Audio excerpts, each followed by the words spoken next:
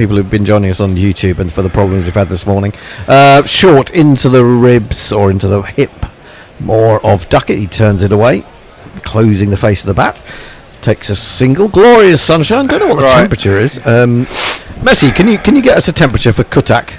Cuttack. I shall find it for you and come back to you in no time. Okay. Right. Everything seems to be fine. Everything seems to be fine. Well done, Bear. Well. So the one thing we didn't do was, I think it was 10 quid that Muttley sent with a message about Griselda, which I was in the middle of reading to myself when YouTube went down, so I'm not entirely sure what it said. Muttley, would you like to tell us a bit more about Griselda, and we'll read that out. Sorry about that. Chamois bowls, good length ball, straight, defended. I mean, hit quite firmly to extra cover by Salt. There is no run. It's the end of the 5th over. We got halfway through the power play, and finally we have a full complement of commentators. So it's good morning to Messi, whose voice you've already heard, and it's good morning to Billy. Hello, Billy. Morning. Well, I mean, to be honest, England haven't lost a wicket, so I reckon we should just put it back to what it was. Actually, yeah, good point. Good point. If England now have a collapse, then it's Messi and my fault. I think it will be, yeah, and of course England will collapse. Yeah, take that for yourself. Must be 33 degrees and about 35% humidity in Cuttack. Oh, that's not bad, is it? Warm, but not too bad. Yeah, I mean it's hot. I mean I wouldn't want to be on that in those top tiers which have no roofs, because that must be quite hot on one's bonds. Hardik Pandya is going to come into the attack. 31-year-old all-rounder. With England going along at 7 and over. The bear is going to go off and do other things today. He's not staying with us. No, I've got to go and do football. He's got to do football, eh? Hardik then in down the leg side. Oh, dropped by Raoul. Not a particularly good piece of wicket keeping, or rather untidy, that particular passage. And England happily accept the wide that is signalled. And Ducket, we're just seeing his shot. He's hit 6 fours already in his 27. 2 of them have sort of flown down to third man off the outside edge, and then 2 or 3 of them have been pretty decent shots. Here comes Hardik, right arm over the wicket, no slip now. In bowls to Ducket, and he just chops this into the offside. Good bit of placement allows him to come through. Oh, I was going to say allows him to come through for a single, but then it's a buzzer. A rather over-enthusiastic throw from backward point, and it means that Jadeja has to tidy it up running in from deep backward square, and England get 2 where they might have only got 1. So another bonus. 38 for no wicket. Can I come back over there now, Bear, or you're going to have to move your big Lenin-like arse? We looked at a studio yesterday, apparently. In Lewisham. That's exciting. Lewisham. Did we like it? I think we liked it. The Bear says very much so as he excellent as he goes off to exterminate some other peasants. Over the wicket, a good straight, good length delivery from Hardik, and it's defended. Okay, Messi, if you can do some tweets while I jump back into the other seat. Indeed. Kieran Roseberg says, good morning, Gorillas. Great to have you all back. Reva60 says, good morning, gents. Jonathan Shorland says, good morning. Mog says, yes, this is definitely the first time I've seen any of you today. And Brian in Brisbane says, yay, you're back. Sorry about all that. Sunday mornings are always a challenge. It's good to be with you. Hardik in bowls, and Ducket is annoyed with himself. He feels like he has missed out on a back foot drive there, and goes a little bit away towards square leg to admonish himself. There was a ring of the doorbell now. I don't know if anyone's going to go and answer it. It may be our special guest, or it could be Jason. Who is a kind of special guest in a way. Anyway, we're just having a look at how England's good start on Thursday degenerated very, very quickly indeed. Hardik then in again to Ducket. Ducket crunches that. That's really given a whack all in the hands, that really. Put away square. 4 more runs. I think I might use this jingle. That went like a tracer bullet. Absolutely. Yeah, wonderful shot from Ducket. If you've got any, you can't give him that much width. I like the around the wicket approach, trying to cramp him for room. But bowling there, he likes width. Now, I have been able to find the post with Muttley's super chat of £10 on it. He said, "Woof, morning primates. Griselda the four-legged horror woke me up to be fed at this ungodly hour. Would have gone back to bed and remembered you lot are on. Love and sausages. Thanks, Mats." Chopped into a similar area by Ducket, backward point on the boundary. It is fielded, 43 for no wicket. Ducket leading the line, as it were, 34 not out. Talking about leading lines. I'm not a big rugby fan, but I watched in a pub the England-France game yesterday. That was thrilling, wasn't it? Wasn't it? Yeah, it was awesome. It was great. It was great. Fantastic result. It's about the first game in probably this millennium that England seem to have won. But it was actually... It's always good to get one over the French. Especially as they're sort of seen as one of the best teams in the world at the moment, aren't they? And it would have been a great game to go to. I was very jealous of anyone that was there. Hardick in bowls. Oh, now lifted up and over by Salt. Just a sort of instinctive reaction, but it's played very well. There was no one down at third man, but it's cleared where third man was by some distance. It's gone all the way for 6, but for some reason doesn't seem to have been... Hang on, what's going on? It hasn't been added to the... I have no idea what happened there. I don't know if anyone can help me out, but that we haven't seen much of Phil Salt, but that was a wonderful shot. It's mostly been the Ducket show so far. Well, I'm hoping that lofted over points. I'm hoping that when it comes back from the advert, that it's going to tell us that the score has moved on to 50, which it should have done, but it was just saying 1 run. Now you only get 1 run for a shot like that. I don't really understand, and maybe there's something I've missed, but we'll come back to that. Yeah, Muttley. Okay, I'm going to do this. Super chat cash, super chat cash, super chat cash. He was dropped on the boundary, Hendo. It was dropped on the boundary. Did they not run?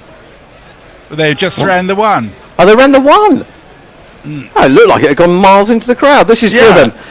Making up for it. Salt has got down the other end. He's faced the first ball from Mohammed Shami, and he's driven it straight all the way along the ground. That is a classy shot from Salt, and it's one of these. 1 and 2 and 3 and 4. Well, strangely, the cameraman... Yeah, Akshar Patel dropped an absolute sitter. Oh, did on he? The third man boundary. Oh, that's what it was. So it wasn't a great shot from Phil Salt. I did wonder. This one is down the leg side. He tries to pull, but it's pace taken off very much so. In fact, surely that was it. Here we go. We're going to see it again. So he went after this instinctively outside off stump. Oh, it was an absolute sitter. Oh no. Oh my goodness me! Is that the bit of luck England need? Well, that's once again. I mentioned this last week, Henry, but that's once again where he's gone with his. It's difficult to. You can't. I'll try and talk him through it, but he's gone with his hands kind of just below his chin, essentially, with his fingers up, which always for me means that you lose sight of the ball for a split second. Whereas the better method there would be go with his hands up, Australian style, and take it almost above his chin, and then even if he did drop it, he'd get a second bite at it. Yeah, the thing about that is, if you're going to take it in the Australian way, this is clipped away through square leg by Salt for a single. You do have to get a little tiny bit ahead of yourself, because it's then hard to kind of invert your hands a little bit. Fine. Then the English way, but just with your fingers pointing to the sky as well. I think that's the wrong technique for a catch like that, because it's difficult to describe it. If you look at his head, he's not actually looking at the ball as it goes into his hands, and therefore he drops it. Well, it reminds me of a catch that Livingston dropped in the first ODI, which almost Shami in, bowls, Ducket defends on the front foot. I just feel like it was a little bit casual, a little bit complacent even, as much as a technical thing, and you may be right about the technical side of things, but also just I don't know, there's an element of complacency. Oh, this is simple, I'm just going to take it. And he didn't really have to move, did he? But I am confused by the cameraman who had taken us about 15 rows back into the crowd, which is why we didn't actually see the drop.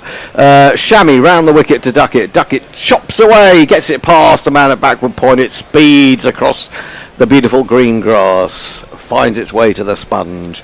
It's one of these. It's Nissan She. It's Nissan She. So, there we go. 53 for no wicket, England. We're into the 7th over.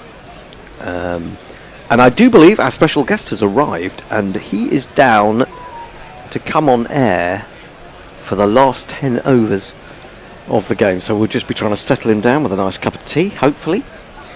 Getting pissed first. Oh yeah, getting pissed. Yeah, go, absolutely. Although I don't know, maybe he's driven. I'm not sure where he's coming from. This is chopped down onto his boot, I think, there by Ducket. It rolls out into the offside, but it gives them a chance to come through for 1. 10 runs from the over. Shammy's bowled 4 for 30. After 7, England are 54 for no wicket. Messi. Jamie Wilson says, Emma. I'm not quite sure why. Diana Patterson says, thank heaven you're back. Yay. Leah says, yeah, YouTube is back. Hello, everyone. Is it too early to ask Billy if he has read Neuromancer? I don't know. Is it? Is it too early for that? That goes over my head. Okay. Muttley says, I'm back. I've blue skied my super chat. I just read your super chat before you got back, actually, Mutts. I found it on the other feed. It's never too early for Neuromancer, says Leah. Will Reynolds loves Neuromancer. What about Johnny Mnemonic, says Mog. He's Hardick in down the leg side, quite full and tickled away by Ducket out to deep square, come through for a single. And, well, Ben Duckett's made a blistering start. England started the last game well and then had a big collapse, so they've got to make sure that they capitalise on this. Because once again, you have to say, Hendo, it looks like a pretty decent pitch. Does indeed, and of course you have to say that that drop, that could have set off a calamitous period for England, and maybe they just got a little bit lucky. Well, they have got very lucky, in fact. Hardick into Salt, and again Salt reacts as he plays that down to short third man. He reacts as if the ball is jumping on him, and it's almost like he feels he's batting against Curtly Ambrose when he's actually batting against Hardik Pandya, taking pace off as well. So I don't know, Salt a little bit out of sorts. He just got slightly into the wrong position there. He slightly cramped himself. He really needed to be front foot driving it rather than trying to late cut it. And as you say, it just, at least he made out that it leapt up slightly and wrapped him on the glove or high on the back. Yeah, that's a kind of thing that batsmen do to make it look like, oh, it's doing all sorts. It wasn't to do with my bad technique. It's a bit of kidology. This is flicked away through the vacant square leg. No real power on the shot, but an easy single nonetheless. What are your thoughts on Phil Salt, Hendo, as an England player? Do you like him in the side for the Champions Trophy and further on after it? I've gone through many different opinions in my relationship with Phil Salt, in the sense that when he first came into the team, T20 level, I feared that although he was capable of playing fantastic shots and getting England off to an absolute flyer, I'll come back to that as Hardick is in down the leg side again, all flicked slightly in the air, but good timing again by Ducket. It's got away down to long leg. He's going to pick up 4 more glorious runs. It's Nissan She. It's Nissan She. He goes to 44, and I was thinking he's not really a like-for-like replacement for either Alec Hales or Jason Roy. More so Jason Roy, I would guess, because Jason Roy is the kind of player who would get you a quick 30 or nothing. This is flapped away through square point by Ducket. They'll take another single. And then he came good, didn't he? He came good on that tour of the West Indies, where was it 300s that he hit? It was and batted. Yeah. And I kind of changed my mind a little bit. and then he came into the ODI side, and well, I particularly recall at the end of last summer, and you might have been on with me, Billy, that he looked completely clueless against Josh Hazlewood. He was basically, he couldn't lay a bat on him, and he knew it, and he was just waiting to get out. So I'm sort of still undecided. Hardick into him, chops that into the offside, takes the single comfortably. That's a good way of playing, keeping the strike rotating, and they've picked up another 8 from that over, and it's 62 for no wicket. Messi. Okie dokie. So we've got Leah saying, I love the Johnny Mnemonic. The movie is underrated as well, and goes on some length about that. What the hell is this, says Komiskia. Reminded me of Pakistan fielding. 150 partnership learning, he says. Almost identical start as the first ODI, says Asim Hans. After 7 overs, first ODI, England were 56 for none. In this one, England were 54 for none. Well, in fact, they went on to be 71 for naught, and then 77 for 3. That was because you got up. That was your fault entirely. Now, India are turning to spin, and I don't blame them, to be honest. Varun Chakravarti, who was a tormentor in chief during the T20 series, is about to come into the attack. They're not afraid to go to spin before the power play is done.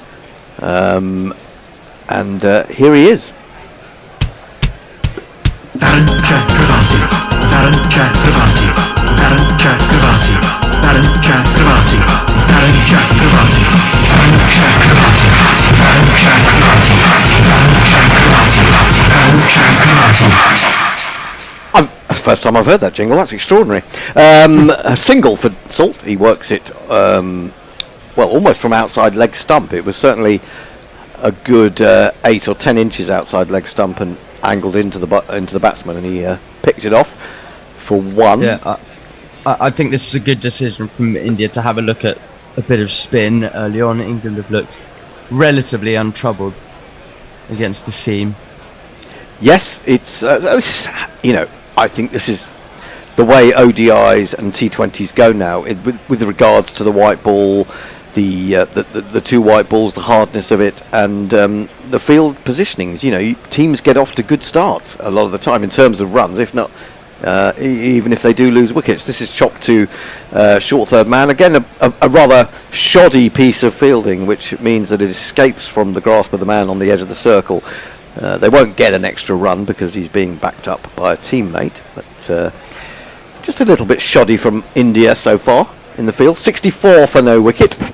Ducket 46 from 31, Salt 15 from 19, and Chakravarti's got a slip, and he bowls, giving this one a lot more flight. It's a bit of a smear from Salt, I'm afraid, down to long on. I say afraid, it brings him a single, but it could have been worse. The head seemed to go a little bit there. In a sort of psychological sense as well as a physical one. 65 for no wicket, and the tweets are coming through thick and fast. Varun in, bowls to Ducket. Ducket.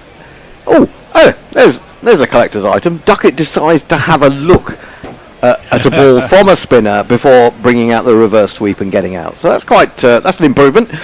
Signs of progression in the England dressing room. 65 for no wicket. Whether he'll be able to do it for more than 1 ball, or whether he will try something silly, we wait to see. Now he goes back to this, and he's going to chop it into the offside against that man on the edge of the circle, moving around to his left, and they take another single. So at least what England are doing is rotating the strike, which is something they've been guilty of not doing when they've been unable to take, when they've been unable to pick up the big shots, I think. Varun in again, making room for himself a little bit, Salt, and then thinking better of trying to loft this over the top. He just plants it up to mid-off, and there is no run. 9 overs bowled, 1 over of the 2 men outside the circle power play remaining. England 66 for none. Messi. Muttley says he's uploaded his food porn to Discord, so only Patreons can see it. It's a very good idea. Oh, yes.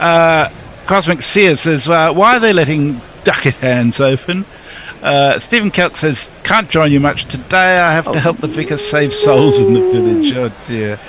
And Cosmic Seer says, without Bumrah, India bowling is nothing. Even they kicked out the highest wicket taker in ODI since 2022. He's just not fit. Just wait and watch the frustration on Rohit's face. Is he going to be fit for the Champions Trophy? Or He's supposed to be, yeah. Okay. Well, that will make a big difference to India. I do just on after this ball. Okay, Hardik is going to bowl the last over of the power play. He's bowling to Ducket, who eases that off his hip for an easy single into the leg side. The bear is coming in and what's he doing? What's the bear doing? Oh, okay. He's just moving the chair, the empty chair, into shot. So I do sometimes find, Hendo, that Phil Salt can quite often lose his shape quite easily. Oh yes, very much so. If you look at the best players in the world, well, let's take Root for an example, but even Ducket doesn't seem to do it nearly as much as Salt. These players are so powerful. He doesn't need to try and nail the ball out of the ground every single time. Just a simple timing that Ducket does so much better than him is necessary, and he has such a high back lift, though, so I think it can sometimes be difficult. Yeah, he just waits for this one. It maybe just cuts into him ever so slightly as a little off spin was put on that one by Hardik, and plays it square on the offside. There is no run. I mean, the world is now full of cricketers who can smash the ball a very long way. It's less populated by people with good techniques, I'm afraid to say. And I really wouldn't want to see Salt in a test team. I don't think it's going to happen, but I really wouldn't want to see it happen. Go on, Billy. Sorry, Hendo. We trialled Roy and Hales briefly in the test series as a kind of trial for that ODI opener, but it never worked out. Mistimed by Salt this time. He's trying to make a little bit of room for himself, stay inside the ball, but it perhaps came back into him ever so slightly, and he could only really force it up to mid-on without any real conviction. Hendo, do you want to check if Kat is in the waiting room, please? Oh, good point. I can see nothing. I can see nothing at the moment. I can see that the Mog. Talking of cats, we're gonna have a cat and a Mog on at the same time. Excellent. Cat, Mog, and Tony will be taking over at the end of this over. Hardik into Salt. Salt's gone for the big one over long on. I think he's got enough on it. Yes, he has. It clears the boundary, not by a huge amount, but it's gone for 6. And I think, apart from the Phantom 6 that we thought we saw earlier, that is possibly the first maximum, as they say, of the day.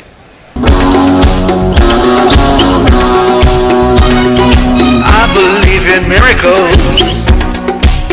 Since you came to bat, you 60 thing, you. I believe in miracles. Since you came out to bat, you 60 thing. And the next ball he chops and times really well.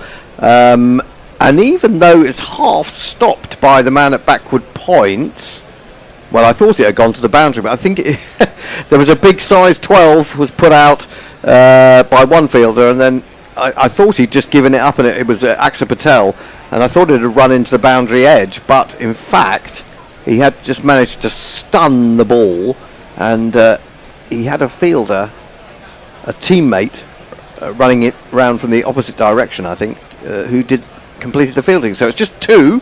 Salt goes to 24 from 25. Ben Ducket has 48. Sorry, go on. update from Cosmic Seer on Bumrah. He says journalists in India are saying he won't be playing in the Champions Trophy. So actually, the Champions Trophy is going to be missing Bumrah and Cummins, which is and Hazelwood. So three big beasts, really. Right, final ball of the power play, and England have got through a power play, I can tell you, without losing a wicket. It's been a remarkable first 10 overs, not just for England, but for us here, where we've been having all sorts of trouble, Tony is going to move into ball by ball. Cat and Mog. Mog has disappeared. Cat is not there, as far as I can see. I'll stay for the time being. I'll do a couple of messages. He is there. Oh, he is here. Okay. I'll just do a couple of messages. England 350 plus score loading, says Cosmic Seer. Mark my words, England are going to win this series. India are losing all the series in which there is a Rohit, Gautam, Virat pattern.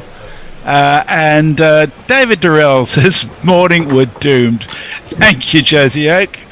Predictable as ever. The next one's from Muttley for you, Mog. Thanks, guys. Danke.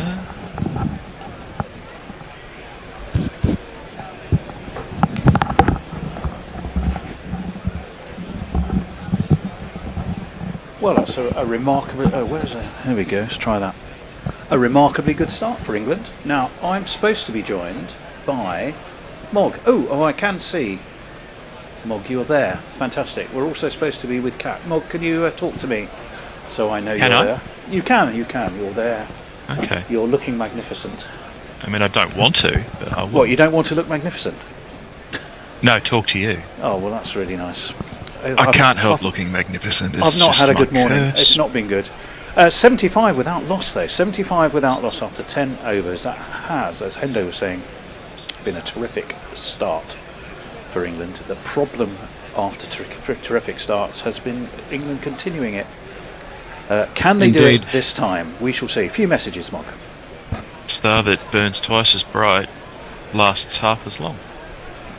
That's not a message. I was about to say that's very profound. But I'll fill in for Cat for the time being, if that's okay. Yeah, why don't you Tony? do that? We are expecting Cat to be summarising. Right. Varun Chakravarti taunted England in the T20s, and his first ball is on the full out towards cover to Salt, and it is a single. Sorry, they managed to take a quick single by Ducket, who was cross that he didn't thread that one through the field. England move on to 76, and it was also a no ball, which will be a free hit. But having taken a single, it means that it will be full Salt. Who's doing what then? Are you staying on socials and Mog then doing chat, or are you just going to be you're going to be the wise man? Oh no, Mog Mog socials. Give me. Quite right too. Yeah. Well, it's a free hit either way. That's fair enough. I don't want to be in the middle of any power struggles. A spinner ball and a no ball though shouldn't be allowed. Yeah. Right, over the wicket comes Chakravarti. A big old heave-ho out towards leg by Phil Salt, and he dribbles rather apologetically towards short mid-wicket, and they will get a single for it, but I have to not what they wanted. Yeah. It's just looking like he's really struggling with everything at the moment, to be honest. Ducket's looking gorgeous. Well, that's for wrong sake. I mean, I'm sure you're right. Right, round the wicket to the left-handed Ducket. Ducket dabs out towards square leg, and they jog a quick single. Those little legs were beavering along the wicket of the Duckster, and he played that very nicely. And most importantly, he's got himself 50, which has been a very good knock and a very fine start for England. Can they keep it going? But in the meantime, we should absolutely celebrate one of these. But we'll let Phil Salt stroke this out towards mid-on. They will take a single. Well done, Ben.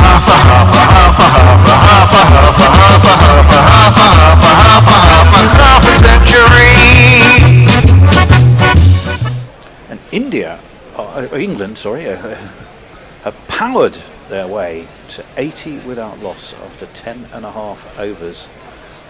Ducket on strike, on 50, waits, clips out towards square leg, will take another single. And I think, Messers, this is interesting to me, because you are actually seeing signs here of England working the ball around the field. Know they've got a good start, and perhaps someone has had a quiet word that said, you know what, if you're well set, take a beat, look for the ones and twos. That said, Salt has launched this straight up in the air. He's going to be caught, and I wish I hadn't opened my mouth. because Like that was clockwork, like clockwork. almost inevitable.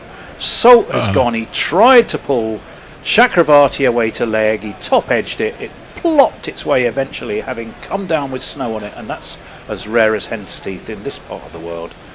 And I'm afraid, once again, that good start that we were lauding has come to a close. Who was that? That was Ravindra Jadeja, wasn't it? Under the sun hat. Round he comes, takes the catch at short mid on, and England's first wicket has gone. It's Phil Salt, who's gone for 26. Caught by Jadeja, bowled. The demon Chakravarti has struck again, and after such a great start, I just wish I hadn't said what a great start it was, boys. There we go. 81. Well, I mean, 4-1. Yeah, he's made some runs in his last few innings. It's just he hasn't looked very good as far as I'm concerned.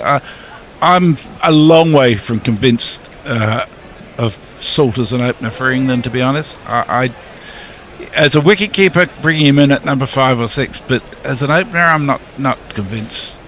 Well, now in the last game, it was a stupid run-out, wasn't it, that that set them off on their way to disaster. Can they avoid that this time around? There is, coming to the crease, the comforting sight of none other than former England Test captain and run machine Joe Root, a man who said, remember, he doesn't want to give up on T20s either. He's been playing in the SA20, making runs, I think, is it for Par Royals. He's been notching up some runs, and to be honest, in ODIs he's an absolute shoo-in, because he can adjust his game, can't he? He can speed up, he can slow down, he can play the innings for the moment.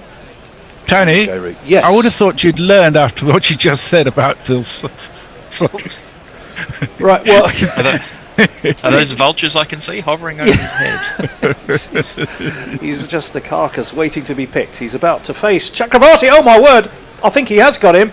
It's a huge shout. No, I think that's missing umpire leg, I think. Chris Brown going down leg, we think. The India think tank is converging immediately, like those vultures you had mentioned, and they are going to review it, so it'll give us a chance to have a closer look. Chris It's like Brown you fucked him, Tony. makes the sign of the TV.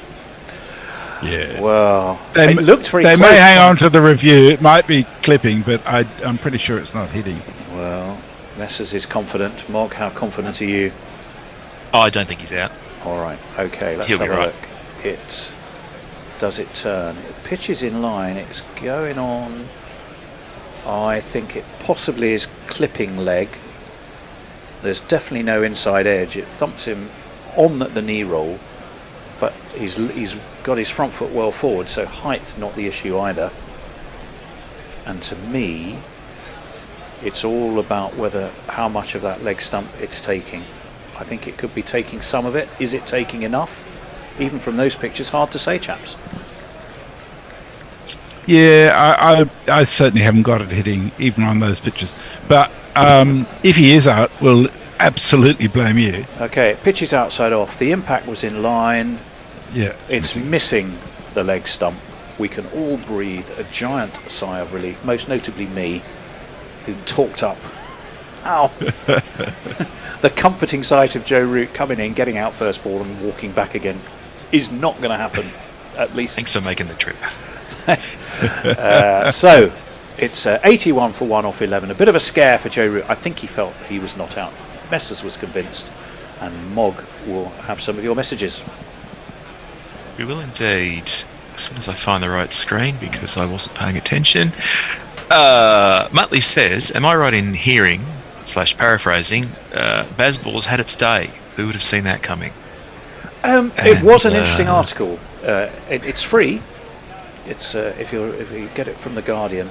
It's by Barney Roney. It was in, I think, yesterday's Guardian, and he discusses Bob Bazball really as a, let me see, how does he use it, as becoming a death cult.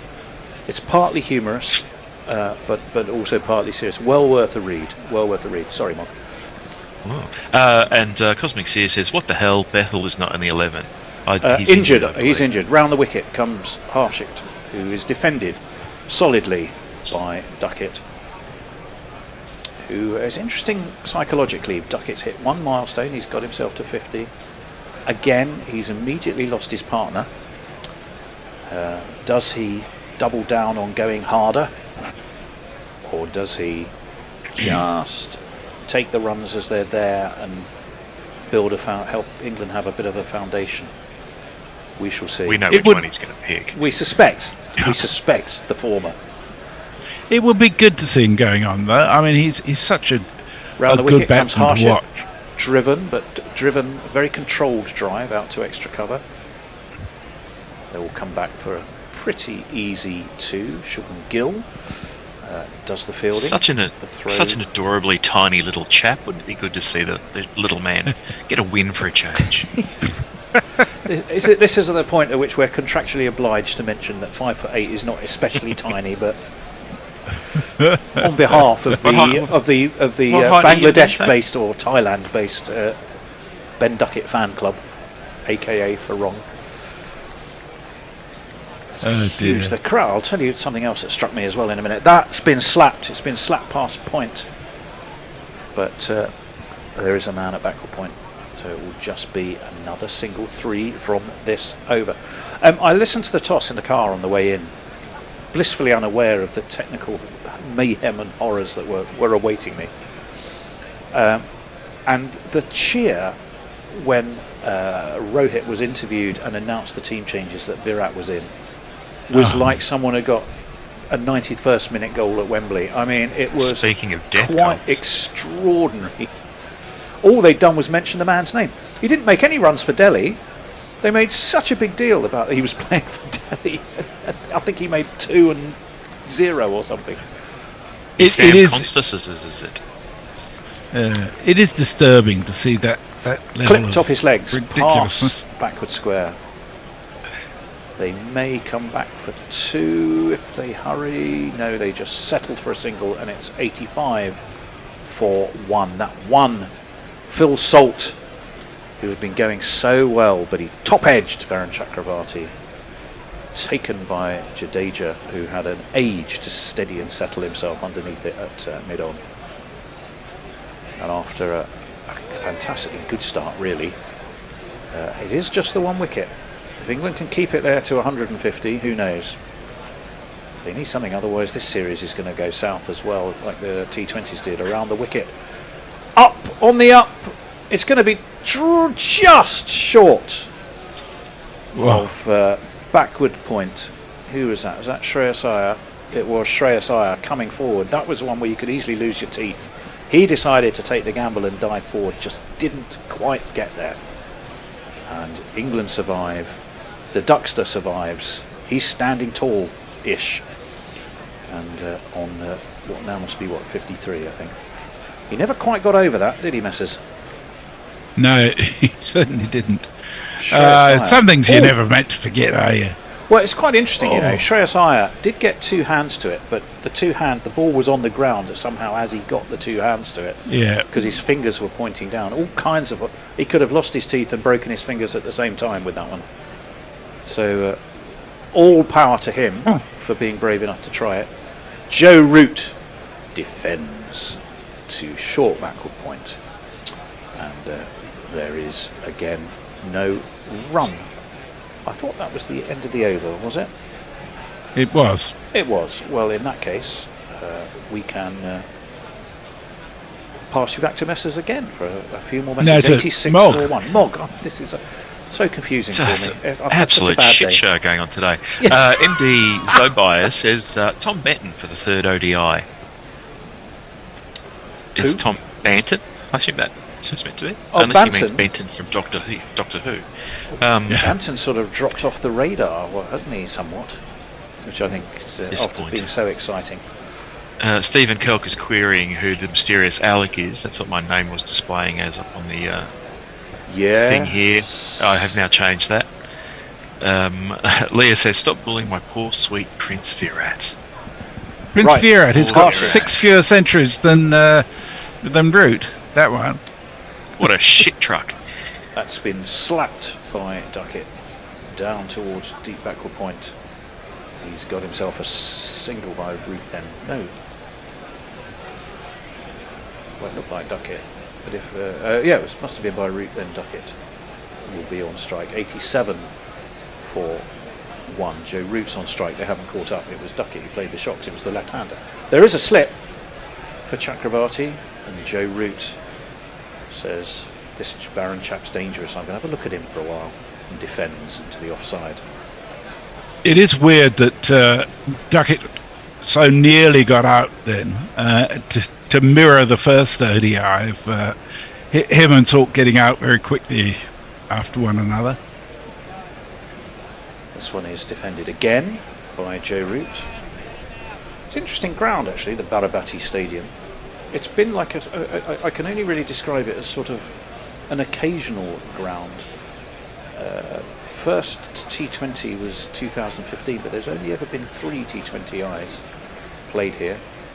This one is driven, doesn't really get hold of it. There'll be a man at long on and they'll just take a single. Two test matches, but 19 ODIs, but the last ODI was back in 2019. The last IPL game was back in 2017. When Mumbai Indians did bang up 212, which was a decent knock back then, and probably still is. They do have some very big stands, notwithstanding that. Yeah, they do. Chakravarti tickles this away, is being tickled away by Ducket. Down to deep square, they again take another single. Yeah, I mean, where are we? We're up on the eastern coast of the Bay of Bengal, sort of just a little south of Mumbai, aren't we? And that's why I think Mumbai have played there, but a whole revolving cast of teams have played there in the IPL. Teams playing at Geelong. That one once again is slapped into the ground by Root, who feels he might have missed out there. The Deccan Chargers played there for a number of years, but only as their second ground, and then there was between sort of 2010 and 2017 a revolving cast of teams using it as their second but not their main ground in the IPL. Do you know the capacity, or shall I look that up? I probably 42,000. but it's quite a lot. Oh, there you go. Is that a guess or I made that up. It sounds. Oh, well done. Possibly in the right ballpark. I think that's the crowd I yesterday think at Sunderland. The last match was played at 45,000. 89 for 1. Last game. Anyway, I can tell you a little bit about average Mata. scores, possibly, which might be of interest. If I can just find the information I'm going to look for. You're right. It is 45,000, Mark, according to Wikipedia. That's Thank you. extraordinary. The power of estimation of the man is It's extraordinary. a game of skill, not of chance, I'm told. Oh, there's a... Well, it's Rana who's coming into the attack around the wicket. I think they've got the graduate trainee caption setter here. Yes, Harshit Rana. Inside edged by Ducket, and he could so easily have lost his leg stump. We'll have another look at this from behind the stump. Or, in fact, it bounces down into the ground, over leg and middle, and somehow Watched it all the way under his pocket bat, and then all colossus the way down has to the ground, survived. and then all the way over the stumps. Round the wicket to the left-hander again. Ducket defends off the back foot this time, out towards short mid-wicket, and again there is no run. Right. So one other thing about this ground is it has actually got very short boundaries, 63 and 64 metres square, and shorter than that lengthwise. Well, we've seen the power England can have, particularly, was it Abhishek Sharma in the T20s now? Is he playing today? I haven't really caught up with the 11s. I'll let you know that in a minute. It's 89 for 1. Anyway, we have seen Axar Patel drop something of a dolly, to be honest. Round the wicket again comes Harshit Rana, slapped wristily by Ducket to backward point, and there is no run. Well, in ODIs, the overall average is 226, but you have to remember that the first one I think was back in the early 80s. Ian that would have been an almost Ian Botham made a unassailable runnable score. 50 odd. Yeah. From recollection in that one. So that doesn't necessarily mean much. The last IPL game, as I said, 212 was a decent score by the Mumbai Indians against the Delhi Daredevils. Right, round the wicket again comes Harshit. That's on the up, clipped beautifully by Ducket. That's going to go out past mid-wicket for 4 runs. It's nuts knowing where your field is. It was uppish, it was safe, and it's got in 4 of these. 1 and 2 and 3 and 4. Well, the pitch looks fairly benign. The boundaries are short. We got another one coming. I would have thought well over 300 would be a power on this. Yeah, I would go along with that. As around the wicket, this is pulled again. It's a bit uppish, but it's bounced 2, 3, 4 times, and it's at Axar Patel again down there at deep square because he juggles it even there. He's having 2 or 3 goes to attempt to pick it up, admittedly on the 2nd, 3rd bounce. And maybe he's got a slight case of the dropsies today. Overall, he had a buttery roll for lunch, and he has wiped his hands. It could be difficult to wipe his hands on a towel before he went out to field. ODIs in the last 10 years split exactly 50-50 in terms of teams winning the toss, batting first or second, and winning. So there's no discernible advantage one way or the other on that front. That one is nicely worked really by Joe Root out towards deep square. They jog an easy single. Bowling wise, fast bowling has had the best average,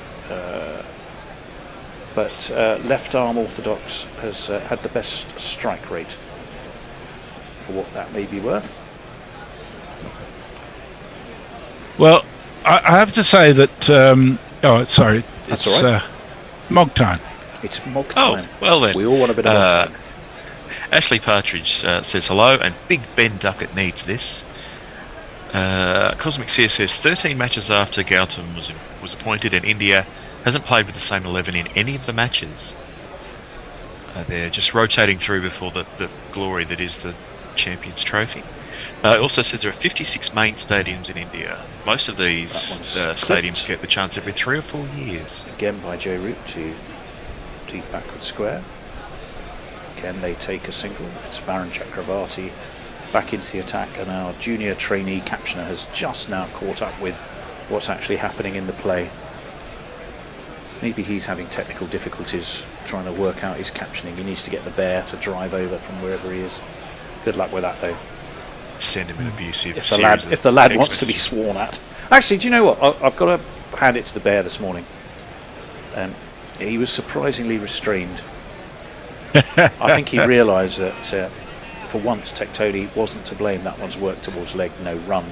Ducket is on 62. Joe Root on 4. England, remember, won the toss, chose to bat again. Very much against the norm, by and large, of their modus operandi. They do tend to prefer to chase, but this is the second time running they've chosen to bat. Worked again towards leg by the left-handed Ducket. Once more, no run. 96 for 1.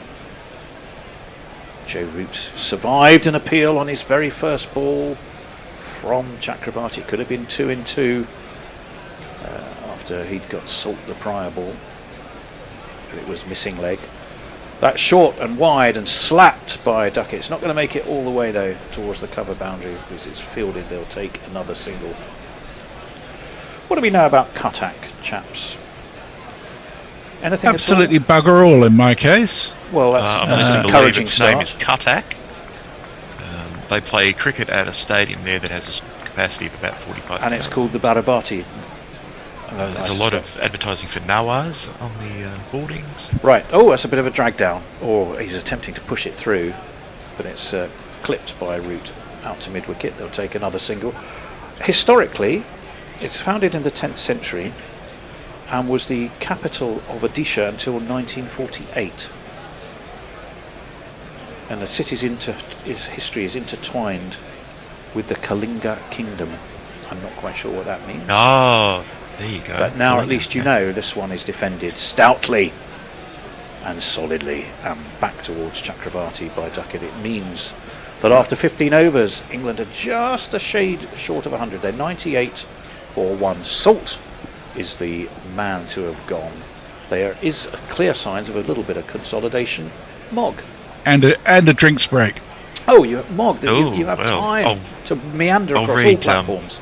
very, very slowly. I'll read these things. Kieran Roseblade says, "What's the pitch like? Is it a road? I think if there's anything good for the bowlers in the pitch, England would be 10 for 5. But I'll try and turn up my positive dial." It's not a road, but it does look to be reasonably easy paced from what we're seeing. Yeah.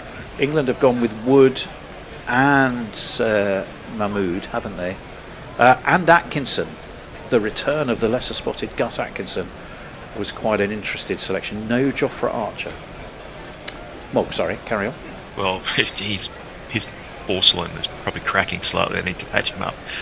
Cosmic Seer says India's building another stadium in which is bigger than Ahmedabad, and it has 132,000 capacity. Where? That's a lot of people. Doesn't say where. Well, Wow. Where are they building it? what I can tell you is just looking at the sort of a longer view of Cuttack is it's a delightful looking cricket stadium. It's not Yeah. a big bowl where you can't tell one stand from another. What you're actually seeing is an array of different stands of sizes, shapes and form that won't looks last. like it's sort of grown organically over time. And those, I always find that rather pleasing. Stephen Kelk says, "Surely Ducket has earned the right to bowl today after this quality batting display." Farong's, I think Stephen and Farong should form a Ducket Must Bowl club and support not it. sure if They're they're probably not the the same only person. two members of it. But nonetheless, they could hold their annual meetings in a phone box. There'd be so few people who'd probably be encouraged to join it. The giant stadium is being built in Andhra Pradesh somewhere. We're watching in the meantime. Kieran the Roseblood dismissal. says, Tectonic gets a bad rap. You don't see anyone else stepping up to shoulder the technological burden off the bear. Oh, He can who be very said that? reliable. That's Kieran Roseblood. Kieran, you are an absolute prince among men. Thank you for that. You've just got to make sure that he's wound up beforehand like a grandfather clock. Give Well, with one it did- hand, to- take it back with the other. This morning, to be fair, I was late. I slightly mistimed leaving home. And I thought, and then Hendo, we had to make 2 pit stops. The first one, the coffee machine wasn't working. And then we had to make another. So I was already slightly ticking with nerves, thinking if anything's remotely wrong on the tech setup, it's going to be that much harder with less time to do it. Did you have to make a second stop because you've reached that age now where your bladder just won't hold on? No. Oh, well, only indirectly. And it was Hendo. The second stop was purely Oh, for well, I was gonna Hendo blame to get you, the that's coffee right. he couldn't get at the first pit stop. Oh, So he was quite blissfully pouring his coffee and ambling out, having paid for it. And I was sitting there going, fucking hell, we've got like 2 minutes before we're supposed to be getting on air. What's going on? Right. Ooh. Kat just hasn't appeared. This is rather worrying. Is she local to you, Bob? Can you go round and find out what she's up to? she's much closer to Faulty than she is to me, but I can send him a message. Geographically or emotionally? Both. Frankly, Right, Ravindra Jadeja into the attack. Had a terrific last game, and he's just been nudged for the easiest of singles. And whilst these are not quite the BMOs, they're resembling them, Messers. They're not looking un-BMO like, are they? They're not actually, and England doesn't look particularly threatened. They're not quite plodding, but they're not going crazy. I think they're getting the hang of playing ODI cricket again, and think maybe it's a good idea to bat the whole 50 overs, which would be unusual for England. madness. I know. Yeah, I think the that's not Bazball gonna way catch 'em. is quietly to have a rethink, and just not tell people you're doing it. That's well defended by Ducket out towards the onside, but again there's no run. So England been close to what seemed to be close to that 3 figures for a while, but they haven't quite passed it yet. And would you believe it, Ducket attempts a reverse ramp. Fortunately, it's a wide, and England will limp to that 100, albeit for just the one, on the back of an extra, rather than what Ben Ducket had in mind, which was a really cleverly executed reverse scoop. those shots look like absolute dribble when they don't come off. That one is cut by Ducket, fielded by Rohit, who doesn't look the sprightliest of fielders when he's chasing backwards from short cover, does he? I mean, he's a big lad. 102 for 1 then. So the 100 is up for England. They got there in 15.2 overs. We've had 4 off this over so far, and it's well defended by Ducket. Jadeja just hops across to field off his own bowling. And there was no run. Oh, it's interesting facts about Cuttack. It's on the Mahanadi River. The banks of the Mahanadi. That's been launched by Ducket. He's going to be caught. He couldn't resist it any longer. Oh, He has lifted Jadeja down to long off. The catch has been taken, and the Duckster on 65 off his 56 balls will have to go. It was thrown up. It was way wide of off. So where does Ben Ducket decide the best place to put it? Obviously out towards somewhere between deep mid wicket and deep square, and he has been caught off the bowling of Jadeja, who struck in his first over. England are 102 for 2. Although, to be fair, he'd done reasonably well, so he deserves a slightly more respectful. Well, first of all, we'll give him this. You silly little boy, what on earth were you playing at? Oh! Well, probably this. You flipping muppet! Yes. But I think I mean, we won't it's give it just a so pass. It's also predictable, isn't it? I mean, he's perfectly set to just keep going steadily to get a century and provide a really strong basis for England, and yet he does again what's happened so frequently for England, of just throwing it away with a stupid shot. I mean, it was, as you say, a couple of feet outside the off stump, and he tried to hit it to the leg when he could have actually gone through the ball, driven it away for a single or a couple quite comfortably without taking any risk whatsoever. Well, it just frustrates me watching that sort of batting. The question has been asked, what is his highest ODI score, and was that it? 5'8". Well, his highest, 5'8" is his highest ODI score. Which Curiously enough, is his highest score in Test matches and T20s. Right, this is interesting. This is interesting because, as a man under some pressure, I think you wouldn't have thought that a while ago. Didn't have a great tour of New Zealand. Has struggled against spin horribly here in India. And just look at the pommel on his bat. It is, of course, Harry Brook, who long term I think will be a superstar for England, but just right now is having a bit of a hard time in India. Do you know what? I can't find his jingle. What is going on? Of all the people, did the bear somehow get rid of Harry Brook's jingle? What bear wouldn't do? Oh, here he is. As he defends his first ball very solidly, and we can jingle. Harry Brook is the future. Unless he passed away, Simon Carrigan bowls. 102 for 2, and may I say, the vocals on that jingle were quite sublime. Mog, over to you. Jesus Christ. Hombre Nuevo says, I'm a card holder of the Ducket Must Bowl Club. Well, he's not going to do any more batting. Another one. So We're going to have to find a bigger phone box. That's 3. Farong says that the tea leaf suggests that he will bowl today. And then something about Jebison scoring. I don't know. Oh, yeah, Daniel Jebison, the man who couldn't buy a goal for Watford, who literally had 3 open goals and fell over his own feet trying to put them in, has gone back to his club Bournemouth and can't stop scoring, the bastard. Yes, all of that stuff means a great deal to me. I know it doesn't. Chakravarti is going to continue. Sorry, Mog. Let's just feel free to jump in after this ball. We're going to let Joe Root focus on facing Chakravarti. But there is still that slip in place. It's worked away towards mid-wicket. They should come back for 2 if they're sharp about their work. It's half fielded by Jadeja, and they will. No, they only took a single. 103 for 2. Mog. Billy Stevens says, why do England refuse to play the game situation? Absolutely disgraceful cricket from Ducket. He goes on to say he should be hung, drawn and quartered, his head on a spike, his guts put into a bucket in York, and just his family name struck in the records. He's very That was a lot between the lines there you managed to interpret, Mark. Well done. Say, also, you've got to tease the nuance out. That's young Billy sounding like a 55-year-old gorilla in his attitude. I'd have thought, go, Go hard. Go. Well, if it's not working, go harder. Well, we weren't able to be heard this morning. We were talking to one another. He is very much an old gorilla in young body. Well, and a very welcome one as well. We're thoroughly enjoying his contributions. That's worked out towards mid-wicket, but there will be no run. It's all Yorkshire in the middle now.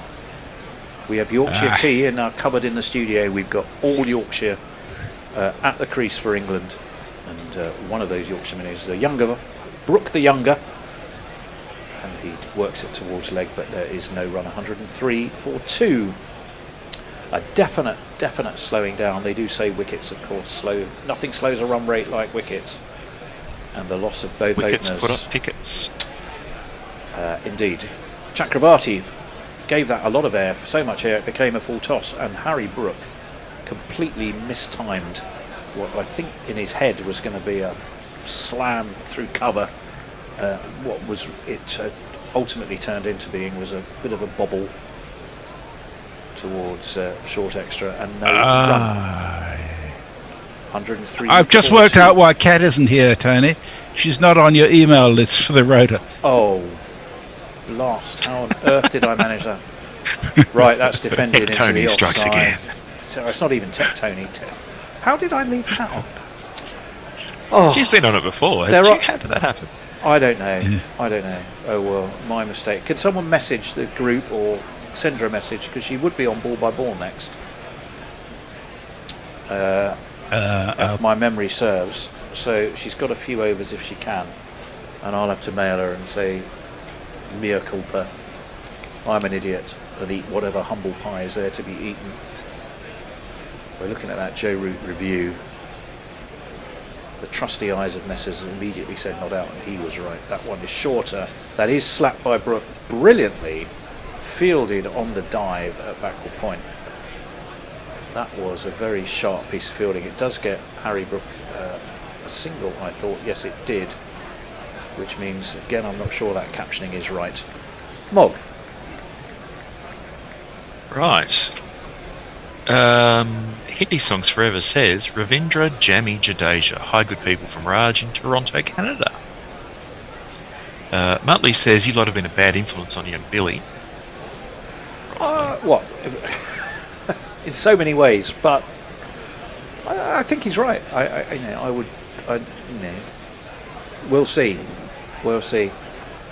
I mean, if England end up at 250 today by just working ones and twos and still end up with 250, then they could probably prove the point that it makes no difference either way.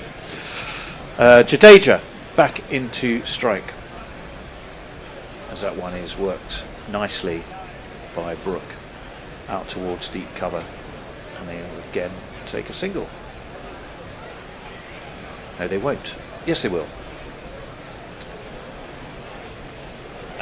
Message, if you could you... I've just sent Kat a WhatsApp message asking if she's available. Perfect. Did you send it to the group, or did you send it to her personally? To her personally. Oh, excellent. Thank you for that. Defended nicely out towards deep extra. Another single jogged. Score moves on to 106 for 2. There is quite a drop in temperature from about 30-ish to about 23, 24, I think.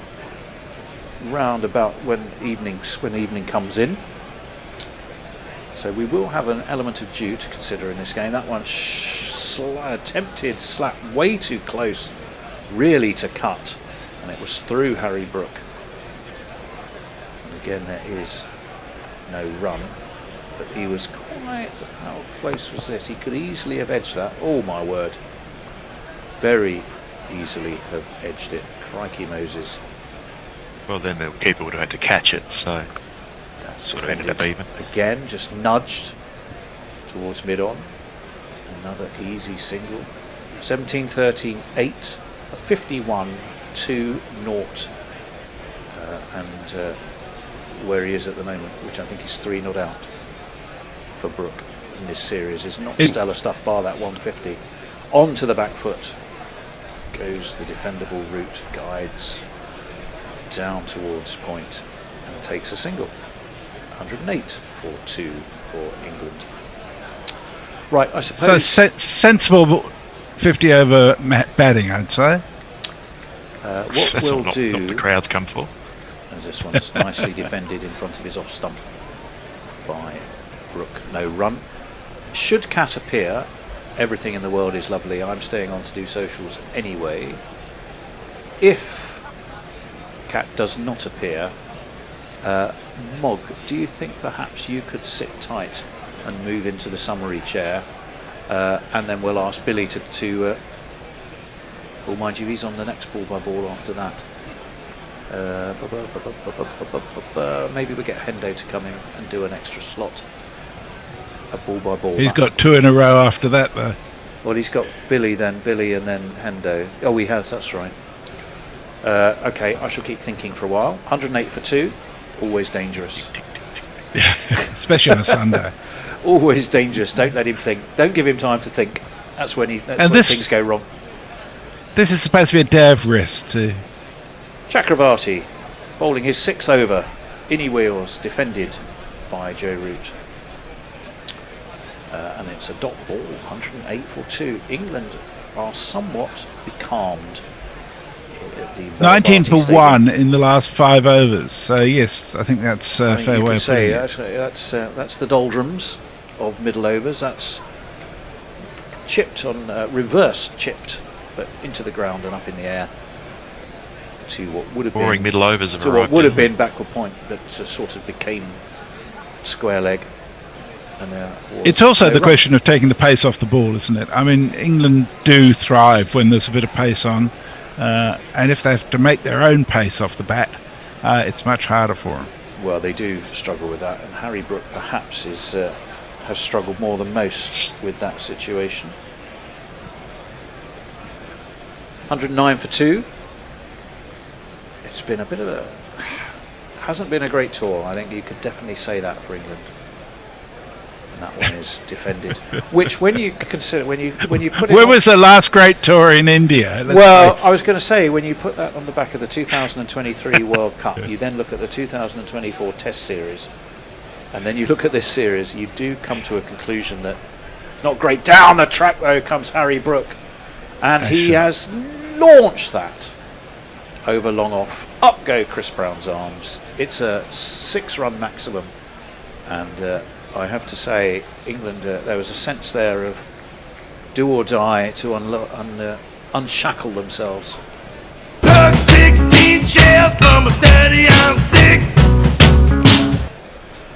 Oh, that's I haven't heard that one before. No, I think there's a whole There's catalogue thousands of the buggers. That's what's of Mog catalogue has appeared that I've just spotted. That one's well defended by Harry Brook. Now that I do like, being old-fashioned and grey-bearded as I am. Hit a 6. Do you try and hit the next one out the ground? No, you play it on its merits, and you just nudge it back to the It's keeper. not the 1990s anymore, Tony. Yeah, and 3 6s in Mog's an over minimum. Yeah, and Mog's written jingles to deal with 3 6s in a row, so Well, give him a we chance. have that one if we need it. Keeper That one standing is slapped by Brook quite wristily out to deep cover. Only worth the 1 though. 116 for 2. It's the end of the over, and we can go back to Jingler Extraordinary. Billy says he's more than happy to do 2 stints of ball by ball, although the listeners might turn off. He's very good at it. There's a technical issue with only being able to see half the cricket on the Zoom call. I think I've got the bottom of the screen cut off on mine as well, but it hasn't damaged me as yet. Through vergreist, as we say in German, says Leah. Apropos of what, I'm not sure. No Name says Root should bat 75 balls minimum. And Muttley hopes that Billy doesn't inherit Hendo's optimism.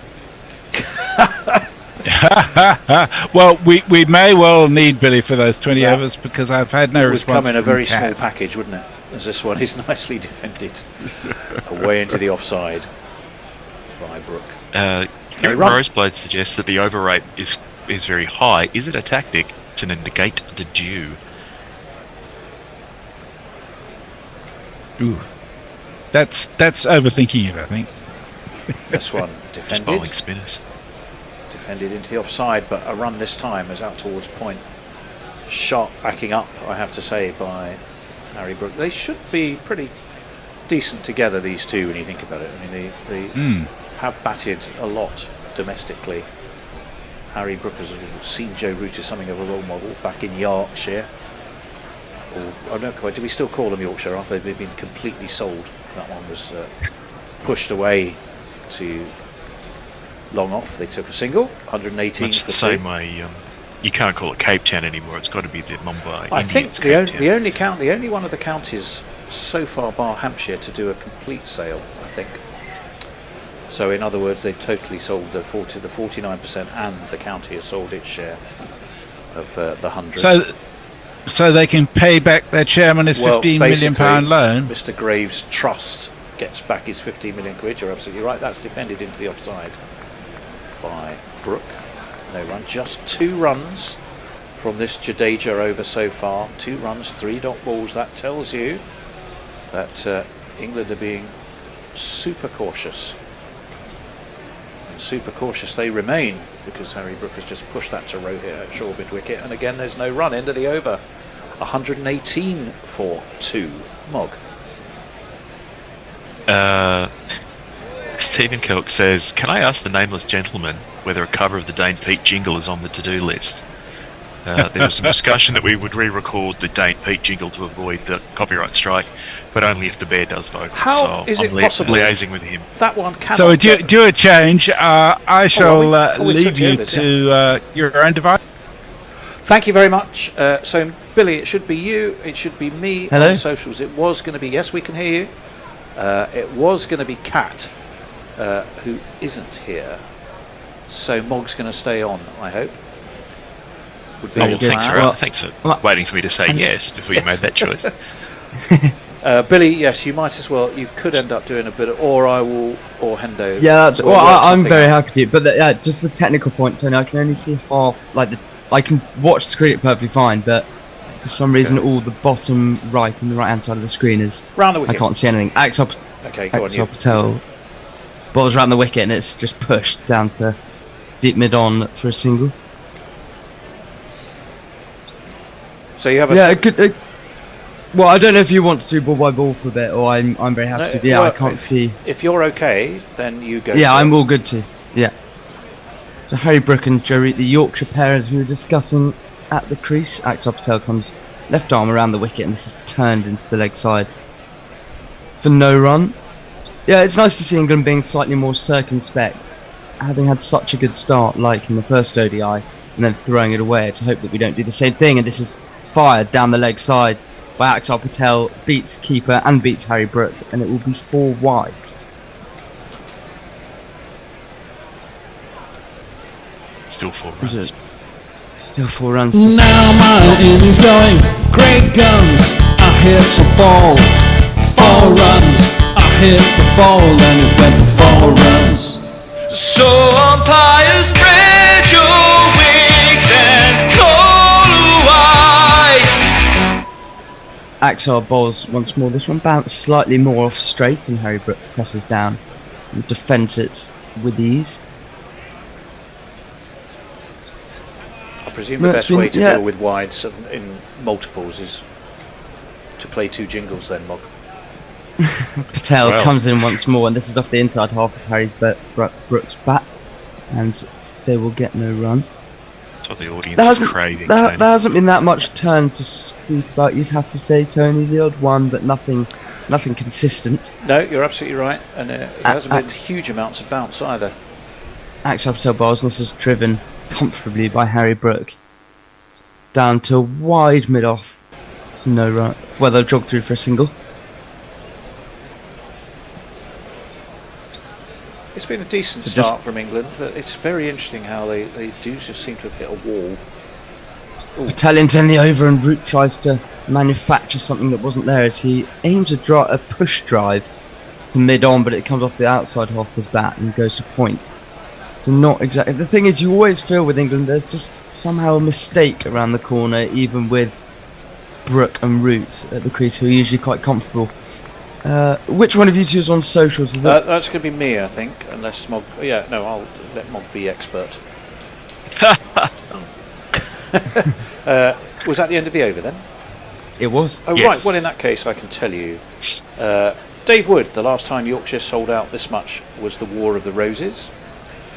Diana Patterson says the jingles are especially loud. Yeah, you can't have too much volume on a good thing. That's all I can say. Which also means I'm not sure I can do anything about that, Diana, at the moment. But yeah, they're certainly quite loud in my headphones. I'll give you that as well.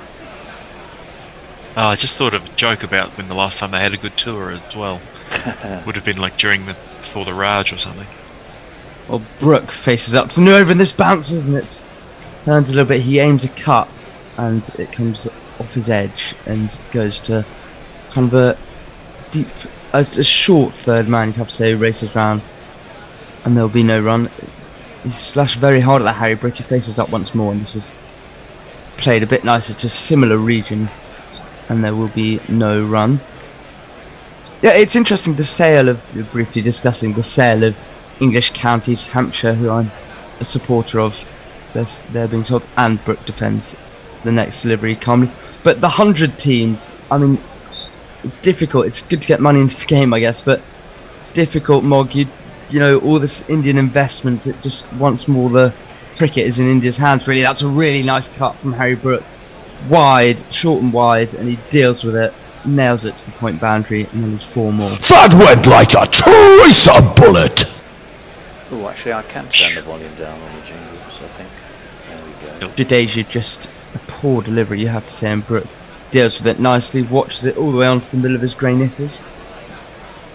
I can't help but think that the IPL is kind of like China's Belt and Road initiative, going around spending money and buying influence. Well, Jadeja was just about to bowl and got to the crease, and Harry Brook said no, there's something distracted him, but he'll bend down and crouches, and Jadeja bowls fuller and wider, and Brook will push it out to the cover boundary. They will get a single, jog through nicely. You know, what do you think a good score is here, Mog? Do you think England's needed 300 plus, really? We mentioned last week, you know, the power of Indians' batting line-up. No amount of runs is really enough. Well, the next delivery, Root got in a pretty cramped, ungainly position and tried to work it into the leg side, but it went one with the arm and went through his gate and luckily missed the stumps. I'm not quite sure how. He's got very lucky there, Mog. Well, he should have just hit it for 6 like a proper batsman would have. Like Virat Kohli will when he gets to bat. Because he's in such quality form that 350 wouldn't be enough. Right, well, 130 for 2. Over on Blue Sky, Dave Emrys. Good morning, gentlemen of the revolution. Nice to see that we've continued with selecting the economic Overton. I didn't think we had we? Maybe we had. Yeah, we have. We've completely revamped our whole bowling lineup, Tony. It's thought. all changed Well, apart from Atkinson Adil Rashid. Yeah. Brook drives back to bowling. There'll be no run. It's Axel Patel to continue in his rather shiny white sunglasses. I reckon that's the kind of thing you would be bowling in, Mog. Brook dances down the pitch and plays a controlled push out to the deep cover fielder, and they'll jog through for a single. I like to baffle the batsman with my abject lack of pace, bounce, drift, spin, turn. Are you a spinner? No, I was more of a medium Axel Patel pace. bowls and Root defends. This one goes on with the arm and defends calmly enough. I'm afraid these days for me, my slower ball's a bit too easy to pick. It's the one that doesn't reach the batsman. Right, okay, let's jingle up Axel Patel.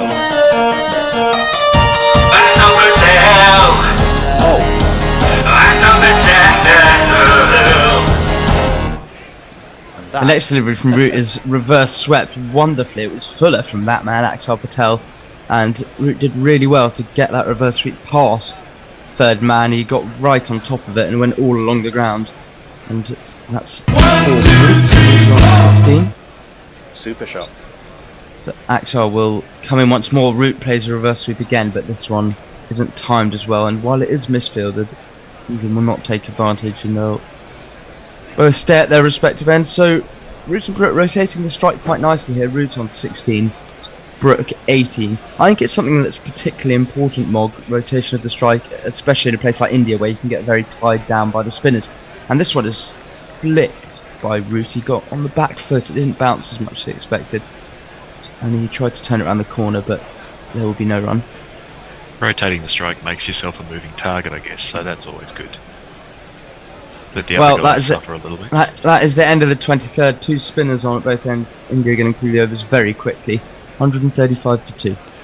Dave Wood says, not the Crusades mog. A bit harsh. Is he suggesting that you're a man of senior years? He might be talking about the last time England had a good tour. Might be the third crusade, potentially. What you define as being a good tour might have slightly different rules if you're discussing the Crusades. Crikey, Judasia will continue. This is fired in quicker and back of a length, and Brook defends it. No run. Well, it's I'm slightly worried about Jacob Bethel, guys. I have to say. Apparently, his injury is quite serious. This is defended again by Harry Brook, pressing forward on the front foot. They're saying he's a major doubt for the Champions Trophy. What has he actually done to himself? I think it's a hammy. Judasia bowls onto Brook's leg stump as he defends calmly for no run. But I don't know if you've got time to look it up. And I think it was some muscle injury in training. But that's not great news because it's a real bright future for Jacob Bethel. Defended the next ball by Brook back down to Judasia. He didn't fall off a golf cart or something. No, he didn't. Although you wouldn't be too surprised if that was the case. Very circumspect this from Brook facing Judasia over. It's bold and he defends very correctly once more straight out of the MCC manual. Harry Brook's playing like a man who knows that he needs a score, even if he doesn't. Yeah, and have to agree. Well, he might be about to play out a maiden here, and he has. Nicely bowled from Judasia. Brook remains on 18. Root 16. England 100 remain on 135 for 2. I mean, he did come down the track and hit that one fantastic 6, didn't he? Ashley Partridge suggests that Root needs 100 today. I don't think. Well, if he builds 100, then England, you'd expect, would be 300 and upwards, with 2 down after 24. So we're edging towards the halfway stage, aren't we? In theory, what do they say? You'd be a third of the way by the halfway stage. Yeah, it's double it at 30 rule, quite often. Double it at 30, yeah. So at the moment, yeah, they're looking at the upper 200s possibly. Although I mean, I have to say, Tony, I don't know about you, but I've never quite agreed with that metric. Double it at 30. I always think it seems that, if you're 2 wickets down, then maybe Akhtar will continue, and this is turned into the leg side by Joe Root, but they will not get a single. So that's 7 dots in a row for England.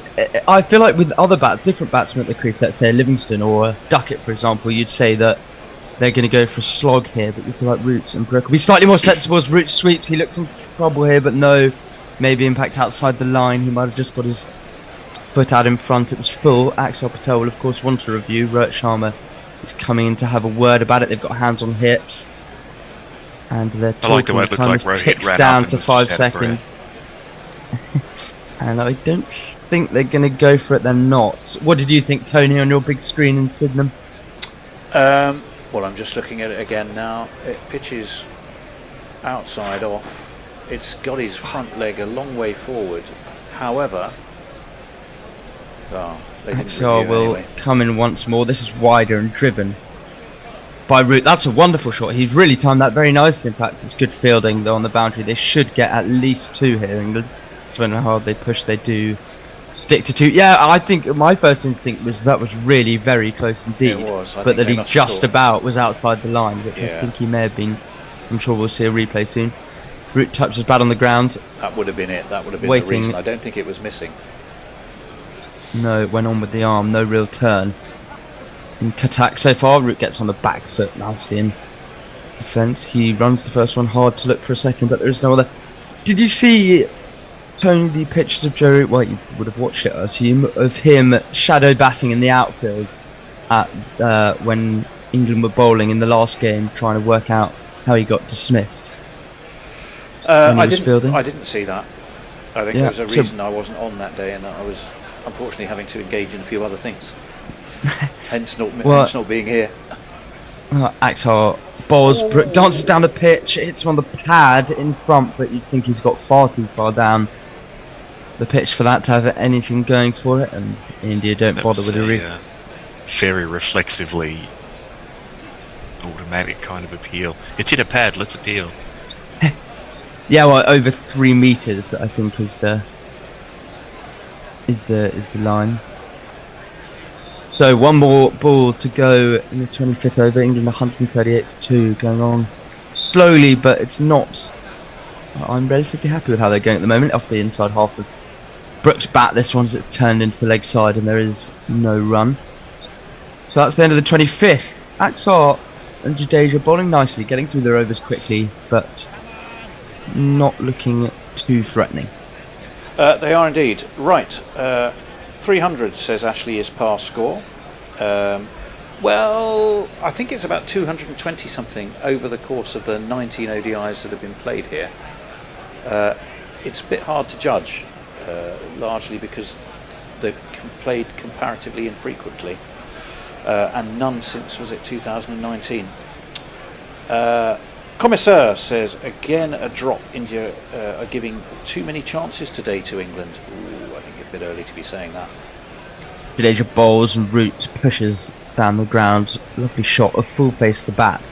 And he jogs to the non-striker's end as England gets to come through for a single. So we're just seeing that replay of the LBW. It's in line. Oh, this is going to be out. Yeah, it would have been out. Oh, well, India will be ruining that. You don't want to give Root a second life necessarily. Jadeja comes in. Brook pushes this into the offside. And there'll be a single. Well, we all thought it was close, but we all kind of thought that he just about managed to get outside the line, and Rohit's shaking his head in the outfield, so you assumed he's been signalled to by someone in the boundary. He's not got just shaking his head, he's giving it the full. What have I Jadeja got bowls to do? and gets on his back foot and turns it into the leg side. For a single, they'll look for 2, but Brook certainly wasn't interested. Remarkably Italian-looking gesture, that. Well, Rohit's not happy at all, so I think you get the impression that Rohit wanted the review, and that he was overruled. You'd have to say, Tony. He wouldn't react like that if he was the one that said. Who's the captain today? Just out of interest. It's Rohit. Rohit. Oh well, why the fuck didn't he make the decision himself? Jadeja bowls, and this is pushed into the offside by Harry Brook. No run. Well, Actually, I think Rahul the keeper may have said he got outside the line. This is turned by Brook into the leg side. They might look for 2 here, England. They've run the first one very hard, but no, they decide to stick it. Just the one. I mean, he'll be in trouble. He'll be in the naughty step. I mean, it's such a. I always think it's the mark of a good side when they get things like this right. Reviews, wouldn't you say, Tony? I feel like it shows that they're in sync. Every so often they can go wrong, and I wouldn't say India have become a bad side because of one dodgy review. No, absolutely or not. lack of review. The next delivery is driven down the ground, and England will get through for a single. We've seen a lot of that today in these last few overs, just England pushing drives down the ground and rotating the strike. I think it shows that there aren't really any demons in the pitch. It's the kind of shot that you can't really play if the ball is spitting. Yeah, I think everywhere. The Yorkshire pair, as we're watching, a rather interesting sign of that man with a hose and a spray and a big tank to carry water on his back. Oh, I hope it's not some sort of subtle way of keeping the population down by I was going to say with it's some sort of sterilising giant agents. insecticide of some kind, but I don't think it is. Let's hope it's water. Right, England need to go for it, says Ashley. Oh, sorry, I'll leave that. Axar, well, you can intertwine them with ball. Axar continues this push down the ground for a single. Root might end up 50 not out in the 30th over, says Lockie 6. Well, yeah, I'm okay with this approach for now. Axar continues slightly wider, and this is pushed into the offside by Harry Brook, and they will drop through for a single. Yeah, so am I. I mean, I just feel like we've got the power to explode more at the end of the innings, but I feel like England so often get the tempo wrong in ODI cricket. Axar comes in once more. This is driven nicely by Root. Really wonderful diving stop by that man Virat. You'd assume the crowd have gone absolutely nuts for anything he does. Is that the first time he's been on today? I feel like I haven't seen nearly enough of him. Probably for the best. The next delivery is Hoyt on the back foot. Wonderful shot over to the cow corner region by Joe Root. That was a poor delivery and got exactly what it deserved. That's 4. Oh, so it is.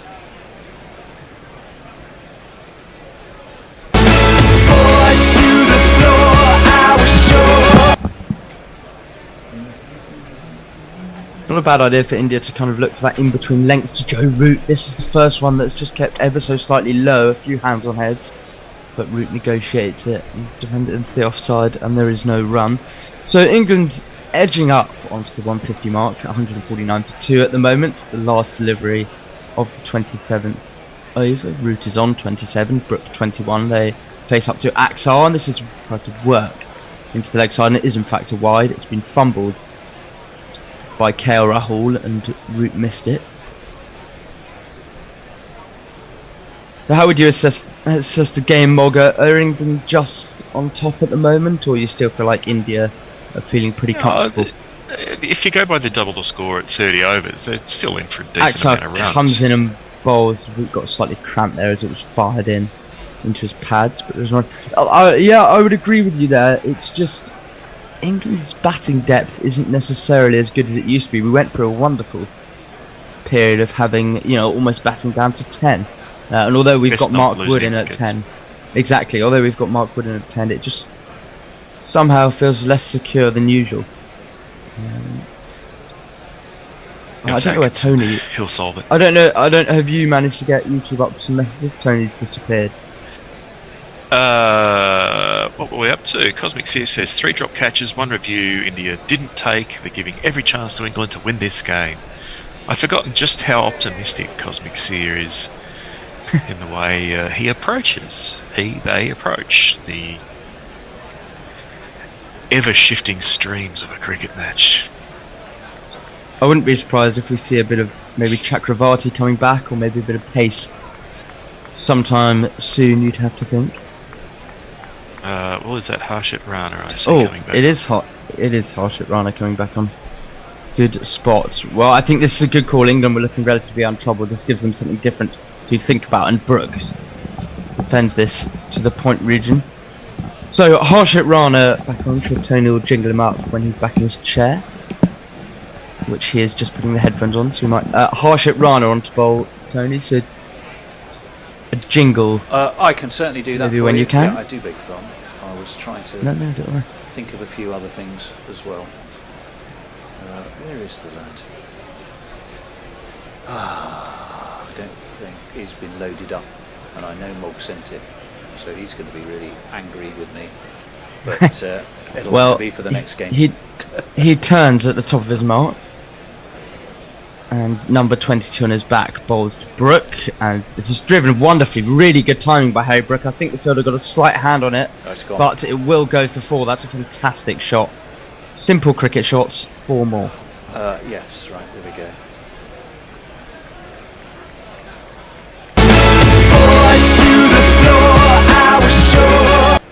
What I can tell you, Harshit's jingle was an amusing reflection on the fact that he's got the word shit in his name. It's very witty. Somehow I'm not surprised. It's maybe not the amusing rumination that you might think, though. Well, he comes in once more, and this is Fuller and driven once more by Brook, but up to mid-off, and there'll be no run. I think it shows how good of a pitch this is that Brook can play that kind of shot with such ease. Absolutely flew off the middle of his bat, and the fielder, maybe he didn't get a hand on it, but it slightly looked like he did. These two have just brought the 50 partnership up, 52 off 72. Oh, it's the Yorkshire pair. It's very boring middle overs kind of performance. But it's exactly what you need, Nog. Still moving precisely forward, what we need. Not trying to get out too much.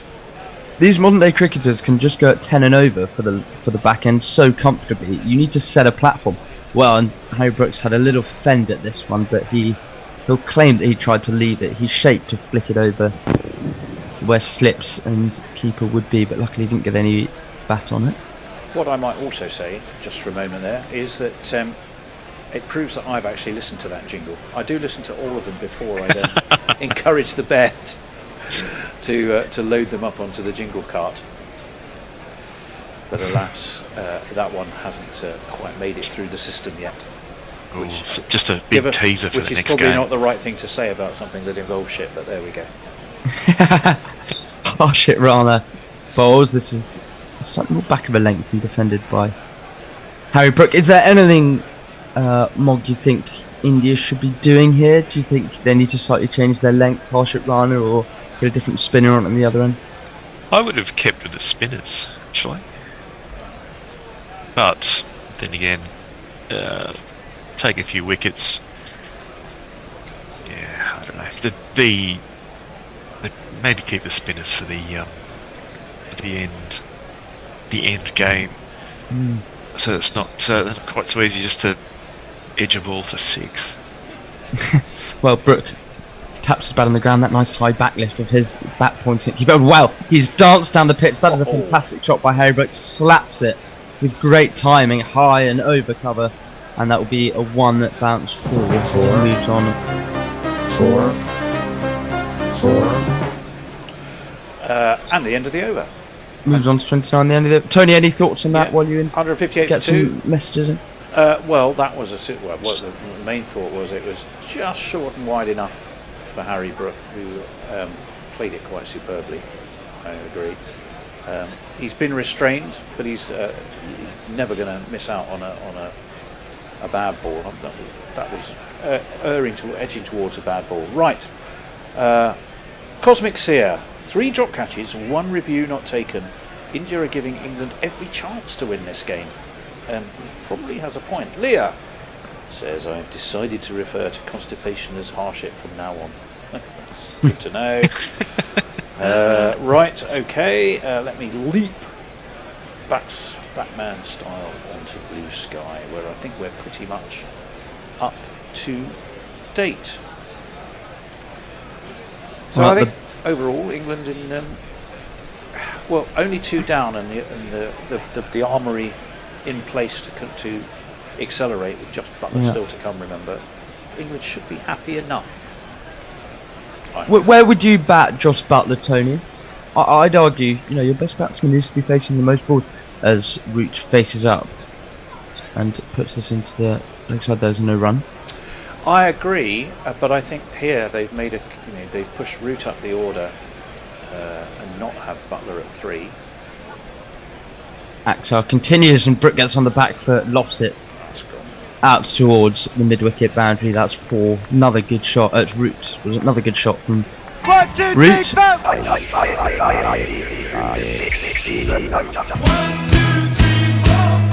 I think England have observed the fact that they've powered their way to decent starts and then collapsed, and I think they see their best insurance of not doing that as Joe Root, and that's why Root's batting at 3.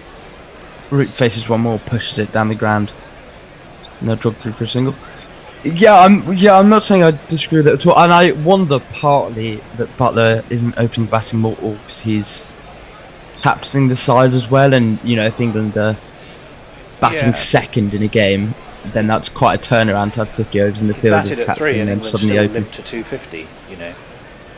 Yeah, Brook comes down the pitch and pushes this one with good timing down the ground, and they'll jog through for a single.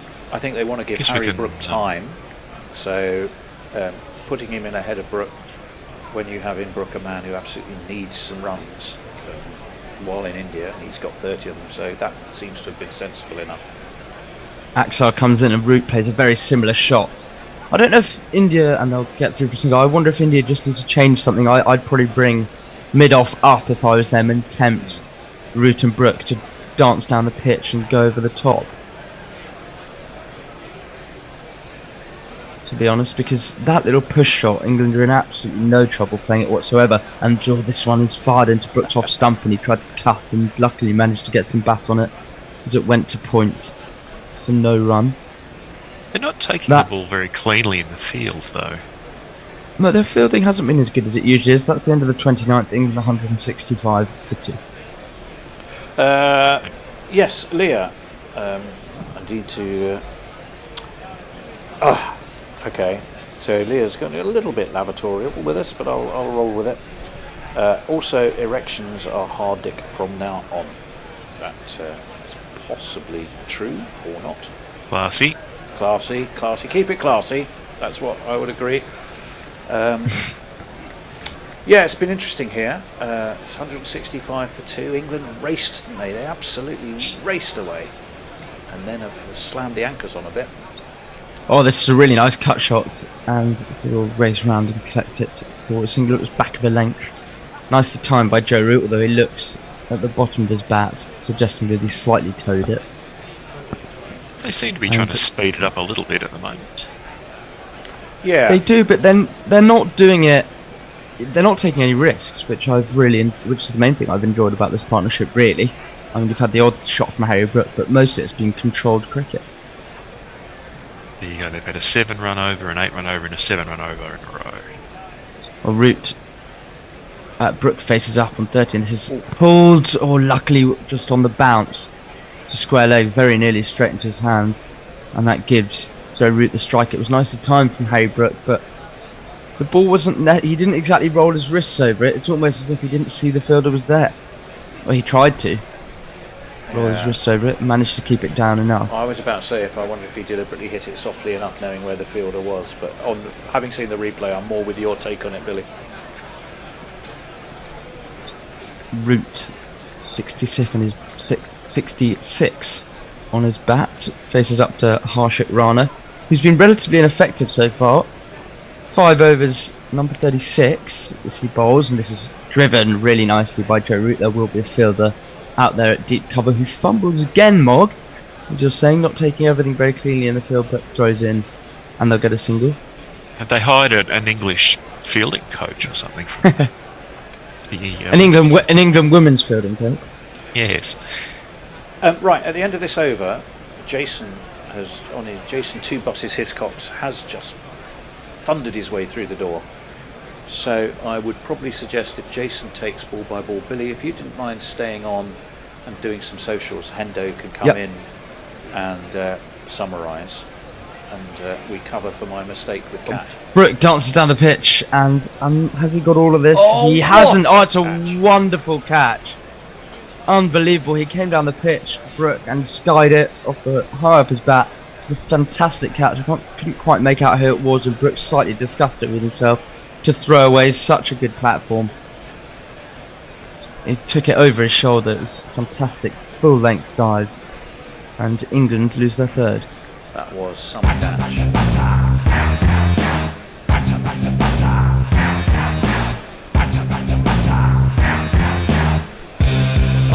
Well, it was a cutter from Harshit Rana, and Shami converged on it. But who has taken that? I can't quite tell from here. Was it Shubman Gill? It's definitely one of the Indian fielders. Yeah, it was Shubman Gill. You're absolutely right. Shubman Gill. Running backwards and diving, that is some combination of a catch. I think Harry Brook could consider himself unlucky. I think he did know where his field was. I think he didn't quite time it. But well, it was a cutter from probably Harshit Rana, which might have foxed him ever so slightly. Well, there we go. Is that the end of the over? No, I think there's 2 more balls. Okay. Well, there's been plenty 1 or of 2 chit-chat So going Root is there on 35, and that will be Butler, you'd assume, to come in next. It's not a bad position for Butler to come out. So often England are in trouble when he does, but this time he dances down the pitch doing some stretching, and he will enter the fray. Well, here is your man. It'll be interesting. Well, scoring at a clip, I think he needs to. 30 odd is not quite proof. It doesn't count as getting yourself right back into form, does it? There was signs. But it's something though.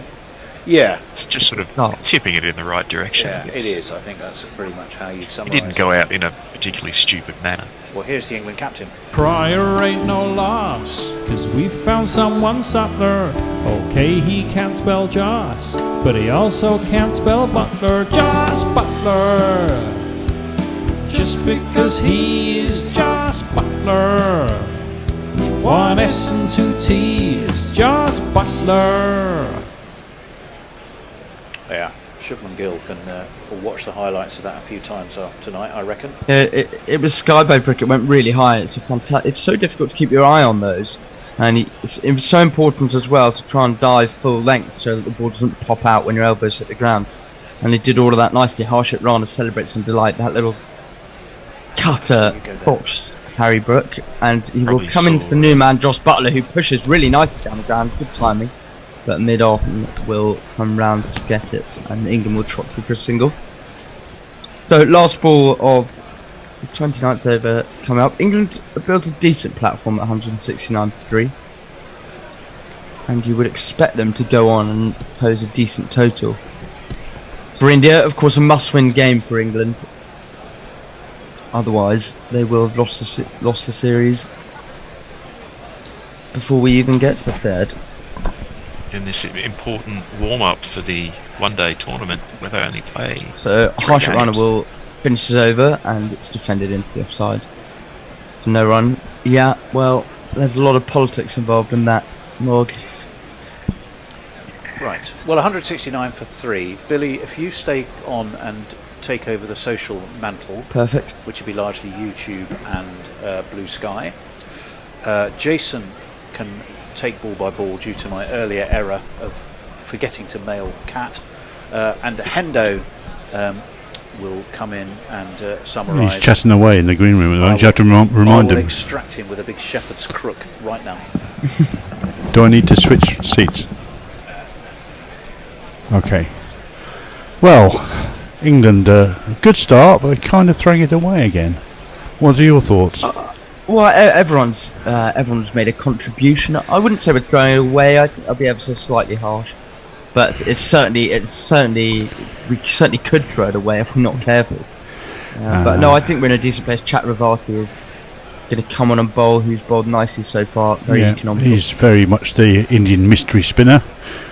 That turns in, chopped into the offside. Think about a run for about 2 steps and then decide the better of it. And returns safely to the crease. You mean me? I'm returning to the crease. You are returning to the crease.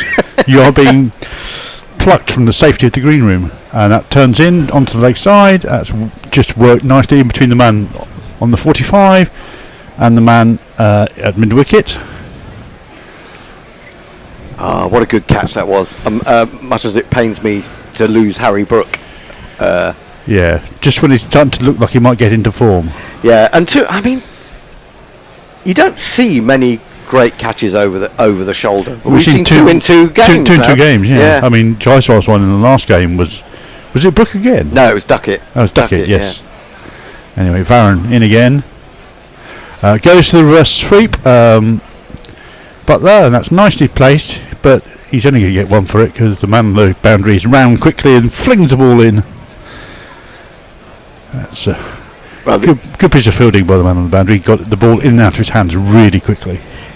I've got to say that these two have got to bat for 10 overs minimum. I think they need to be there at 40. Well, they would. That is. Yeah. That is 40. Sorry, my numbers are going completely wrong. Full and floaty and driven through the offside. There's nobody there, and that's just going to go into the boundary now. Lovely shot by Butler.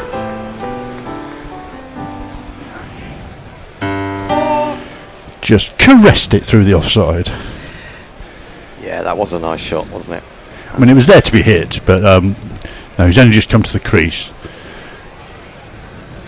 I think I'm looking at stats yesterday, and Butler does seem to, if he's not going to open, he does suit 5 when he gets a chance to get in. That's a good comeback from Varun. He aims at his front pad.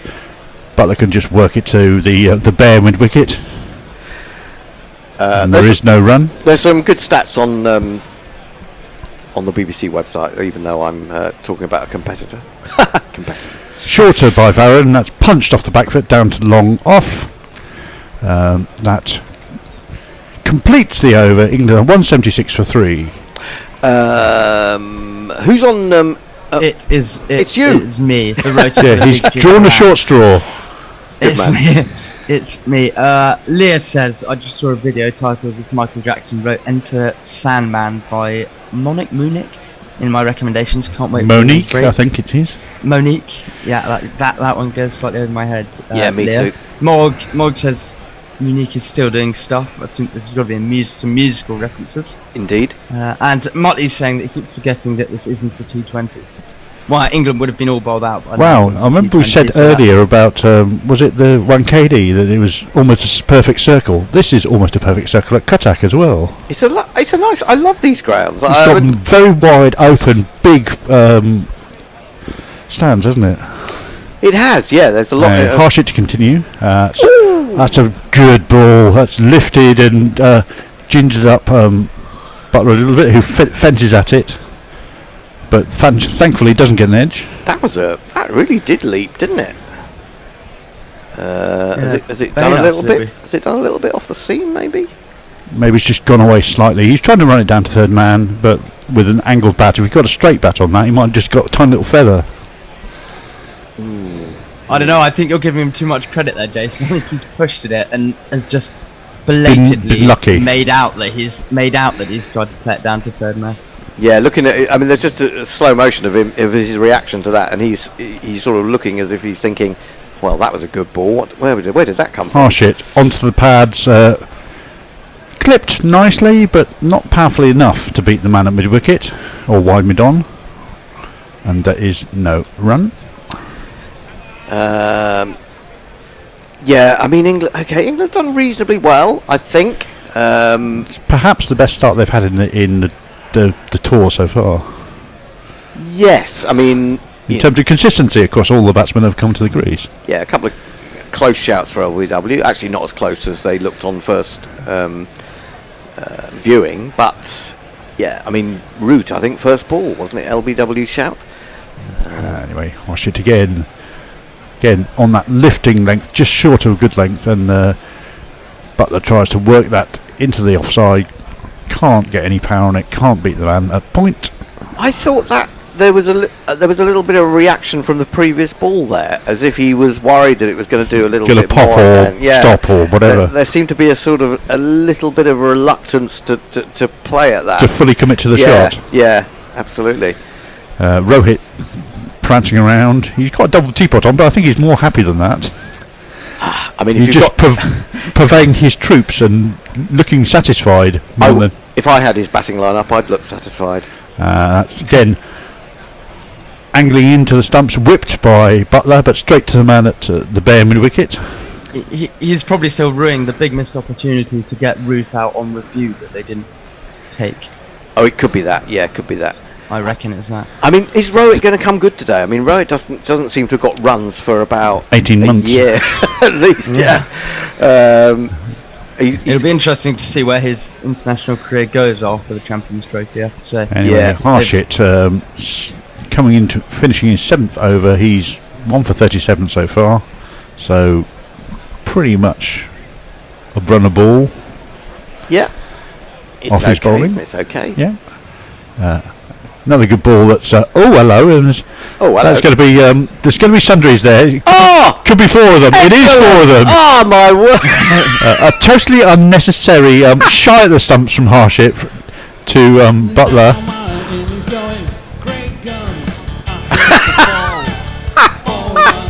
And Rohit is not impressed as the ball beats doesn't hit the stumps. Can't be fielded by the keeper and beats the fine leg, running around desperately trying to catch it. I love it. Rohit walked up to him as it was trying to get in his face. Use your head, mate. Use your head. And Harshit just completely ignored him. Didn't want to make eye contact. I mean, okay, it affects the team, but it's also runs against him, so he's probably a bit sore about it anyway. Anyway, last ball of the over. That's floated up outside off stump, driven nicely by Butler, but yet again he hits a man and can't get it past him. That's the end of the over. England are 180 for 3. Well, Lockie says that these middle overs are pretty boring. I hope that bit of excitement's livened it up for you, Lockie. V-non-name says no Kuldeep and the Indian attack looks blunt. I think, to be honest, that's more the pitch hasn't done. I was going to say, I think this pitch looks quite tasty, quite good for the batsman. Just on Rohit Sharma, there's been some decent speculation about his future over recent times, especially his Test future.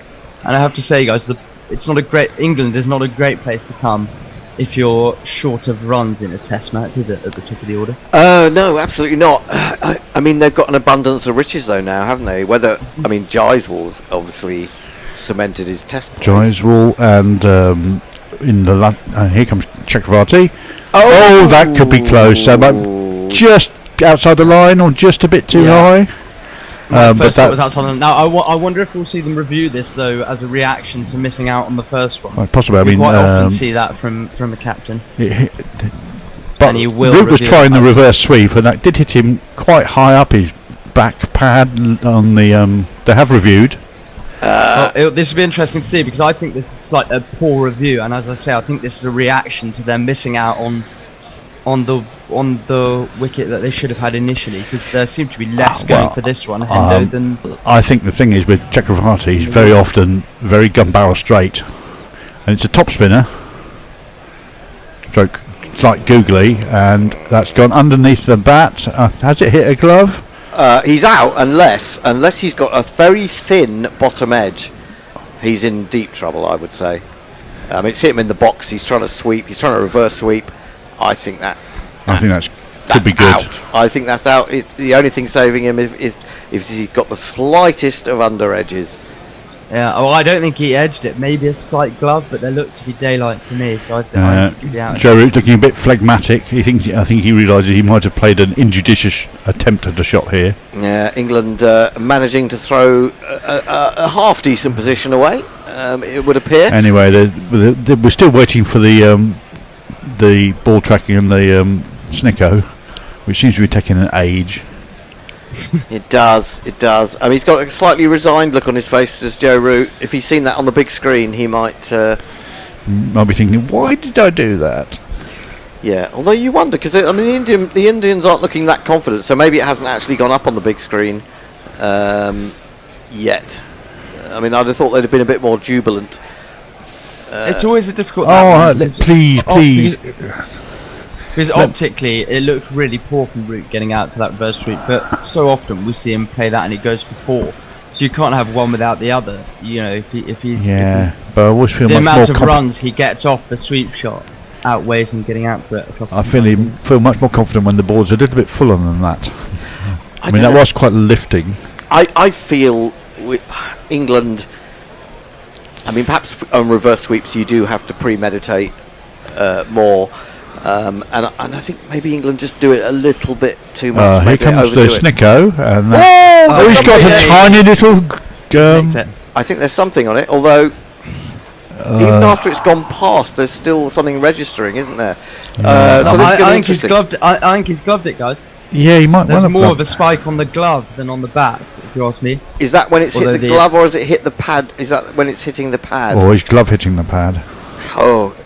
No, well, I can't see the right half of the screen on my Zoom, but I think there's enough doubt to. I think there's enough doubt for it to be given not out. Keep the original. Yeah, because it's effectively like umpire's call. Yeah. Right. Well, they keep on rocking and rolling it, so the umpire's obviously in a quandary as well. The third umpire. Yeah, I mean, but this is the thing. You've got to fall back on the old adage of if there is any doubt. Here we go. He's had a decision, and it's not out. Not out. Decision upheld. And the other thing, of course, is that lose a review. They lose all their reviews now. They have nothing left. So they've had 2 bad reviews and 1 non-review. One of these. It's very quiet. Yep. Root lives to fight another day. Varun. That's sensibly defended by Root immediately with the ball after he's had a bit of a close call. He's got a wonderful action, Varun Chakravarti, I have to say. I always enjoy watching him bowl. He's a bit like the modern Ajantha Mendis. He just bustles through. That's onto the hip slightly and clipped to the short mid on. Can't beat him. The last 2 overs, England have been hitting the fielders quite regularly. Yeah, but you know they don't need to lose their heads. I mean, and these are 2 of the most experienced players we've got. That's a better sweep. Though calling it a sweep is a bit unfair because that's basically he's edged it with the wrong edge of the bat. Well, it was down through the slips for 4. It was a very fine reverse pull, really, wasn't it? In the end. Yeah, I mean, I think you have to say it as a reverse pull. He hasn't gone down on his knees quite. He's actually stood up by the time he's hitting it. He's played for that, though. I think it's a really nice shot. Yeah, that's a good work by Chakravarti to move his length back as the next ball is defended straight back to him. I think he saw him going for the reverse shot and pull the length back to make it bounce more. But then Root adjusted and came back up again, didn't he? From a sort of almost a kneeling position. I think the jingles are a bit quiet. You might need to move that little knob thing in the next to it. That little circular thing. The ball is played away, and they make 2. Yep, they make 2. And that's the end of the over. England 1-8-6-4-3. Billy, point to me, Lockie Sticks says, I know it's not the test side, but I have the image of England Circle that arriving one. at the next Ashes in a like tumbril. Kieran Roseblaze says, excuse my ignorance, but what's to stop the coach or someone in the dressing room quickly watching the replay after an appeal and signalling to the captain or batsman to tell them they don't throw the replay until the DRS timer has run out or they've decided to review or not. In the player area? The coaches won't know. They'll know as much. Well, they can look out the window and see the one on the screen. I think we have had elements of that happening in various games in the past. Cody's been accused of it. No, but the review isn't. The review's already been taken or not taken by that point, isn't it? The coaches will tell them afterwards. Quite often from the boundary. I think it's going to be quite obvious if a captain looks up and it depends where the coach is at that particular moment as well, doesn't it? You've got to move pretty quickly to get out onto the balcony, and sort of unobtrusively suggest to his captain without 70 yards away that it may not be out. Without being so unobtrusive that they don't get the message, or so obtrusive that the ICC also sees as well. Indeed. We are going to have a drinks break at this point. Which makes me think, as you know, people, we need your money. We do. We're moving. We now have had a look at a studio. The Bear likes it. Tony's going to go and have a look at it as well later in the week. But it is a tiny bit beyond our means, which means that Patreon, which is when you give us money on a monthly basis or donate money on a monthly basis. Continuing monthly basis. On a continuing monthly basis. Is very helpful because it means that we know that we're getting a regular amount of money in every month, and we can pay our bills. We can pay the bill to hire the studio. We can pay the bills that we need to pay within the studio as well. So what I will do is during this break, I will play you this and remind you to have a little shakedown of your pockets. There's lots of opportunities to support the Gorillas. Patreon, buy some merch and enter the GPL. We've got the comms, you got the ears. Give us lots of money. No Michael Vaughan and no KP. You can spare us some money. Go to patreon.com/Gorilla Cricket. Choose either $2, $5, or $10 per month to keep us going. You know it's a bargain. A class jingle from a class original song. Yeah, it is. Now, I'm interested to know, I'm hearing the jingles very quietly through my headphones, and I'm worried that having tried to turn it up, that I may have blasted you out of bed if you're still in bed. I think Tony turned them down earlier. Someone in the but I've just turned it up quite a bit, and it still didn't seem to be very loud. We are back with play. Jadeja is bowling, and the first ball is punched into the offside for a single for Butler. So, actually, if you're out there and you either got blasted out of your bed or you could barely hear it, please let us know. Jadeja in again off his very short, quick run-up. That's clipped neatly off his legs through square leg by Root. It's another single. Indeed. Route progressing towards 50, we hope. Butler progressing towards getting annoyed at the man behind the bowler's arm, who seems to be interrupting his sight. It's extraordinary how often that happens. Yeah. And it's nearly always a person who actually works at the place. Yes. Driven nicely just past the man at short extra cover, but there is a wide mid, long off, who fields that, and they still only get a single. No, well, it was the right shot. I mean, he was trying to get it to the left hand of or wide of the long off, but couldn't quite manage it. And that is again pushed down to the men on the boundary by Root. They're taking a singular ball in this over. But this is good bowling by Jadeja. He's got the ball under control. They're hitting it into the areas he wants them to hit it into. That's worked wide of the man at the covers, but again, there's a big guy out there waiting for it. Well, look, I don't mind this. In fact, I prefer this from hitting it up in the air and getting caught. I do. I think six in singles is just as good as a boundary in 3 dots. Exactly. But there is no last ball. He finally gets it right. Jadeja pushes the ball to the man in the ring, and that is the end of the over. England had 91 for 3 off 34. So Kieran Rosebay continue on this review theme. He said that the coach always sits on the boundary with an iPad watching the game, but recording the game as well, rewinds it, and when the appeal happens, makes a decision to review it or not. iPad in right hand to review, left hand is don't. I mean, I think this the captain. There's a question of sportsmanship to be had about it, but the captain isn't necessarily looking up at the balcony at that particular time. He's more having a discussion with his teammates, but I think mostly sportsmanship. Let's stop that kind of thing from being in play, surely. I get the impression that Brendan McCullum is actually normally completely on his back. And we're going to see Hardick back in the attack. He's had 26 taken off his 3 overs so far. That is fired in towards the pads, and that's whipped nicely out by Root. Again, good fielding by the man on the boundary, running in quickly from sort of square leg mid wicket. Hendo Mutley says that jingles were significantly louder than comms. Now they're significantly lower than comms. So take that as you. Well, I'm going to try Hardick Pandya. Let's see how this goes. And in breaking news, Hardik Pandya. And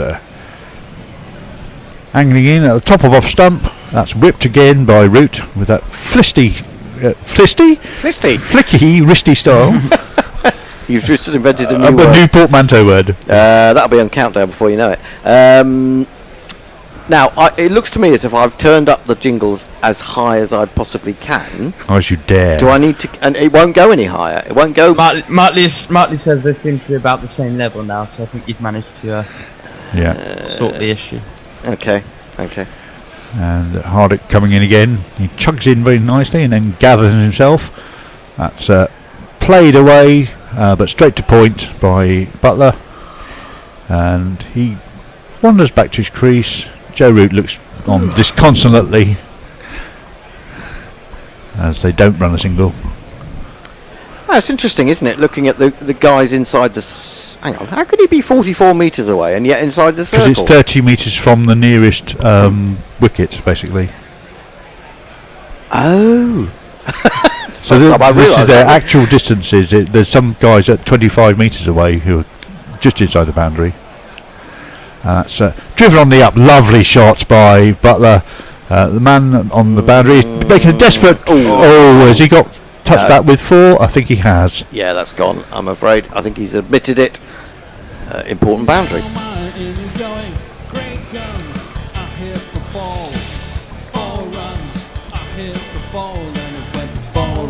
I always had this strange idea that the 30 metres was measured from the middle of the pitch. No, it's measured from the 2 wicket ends, because the two sides are parallel. Right, okay. And you've got... with 2, so you've got rectangle and then 2 semicircles tacked on each end. So it's technically possible to be inside the circle but be 14 metres further away, deeper than the 30 metres. Yes. I didn't know that.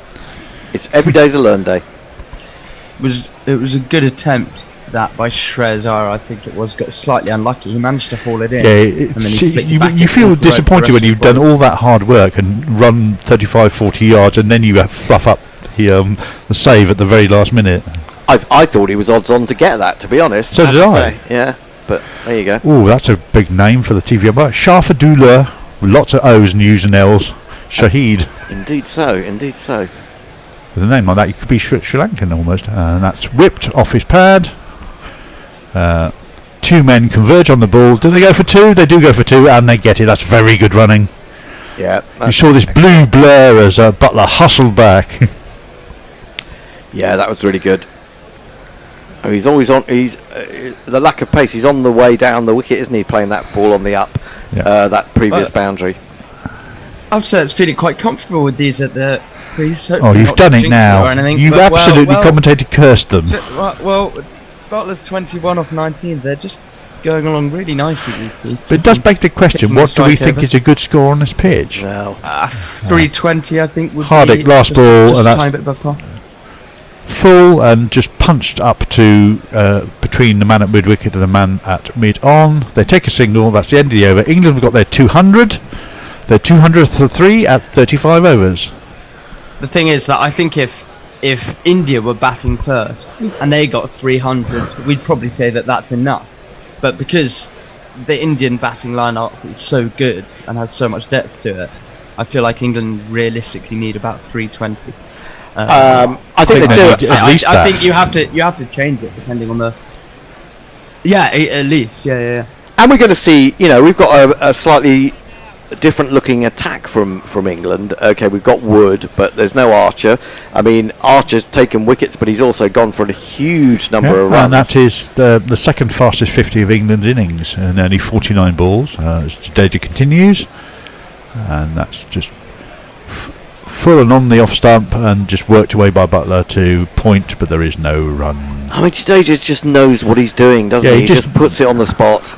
Varies his space, but do slightly. That one's fuller and swished out by Butler to the man at wide long off, and they take a single. Yeah, I mean, Butler doesn't need to go boom boom yet. Not yet. And he's not against this guy either, because the ball's on you a bit quick from Jadeja in general. Jadeja comes in a bit closer to the stumps, and they punch the ball down to long on this time. Yeah, I mean, even if it's not enough, you're hoping that the way that England are going is showing a little bit more cricketing intelligence. It's a phrase I use a lot. And rinse and repeat, driven out to long off again. It's an offside, onside. It's just the same. I know we talk about the boring middle overs, but I mean, there's a reason there's a reason that it's called the boring middle overs, because that's kind of where you have to consolidate, isn't it? It's where you want to set a target. Yeah. I think it's intriguing rather than boring. Yeah. Again, slightly close to the stump of time. This time off the back foot to long off. It's boring in a commentary sense, because you've got to keep trying to find new ways of saying the same thing. But yeah, it's that process of accumulation. Yeah, I mean, Jadeja 1 for 29 off nearly 8 overs now, going very well, and that's yet another ball out to long off to complete the over. You have to pick your bowlers there. Jadeja is not the bowler. It's not the ball to charge, definitely, and nor is Chakravarti. No, and I think you're absolutely right, Billy, because I think that's what we've seen India do.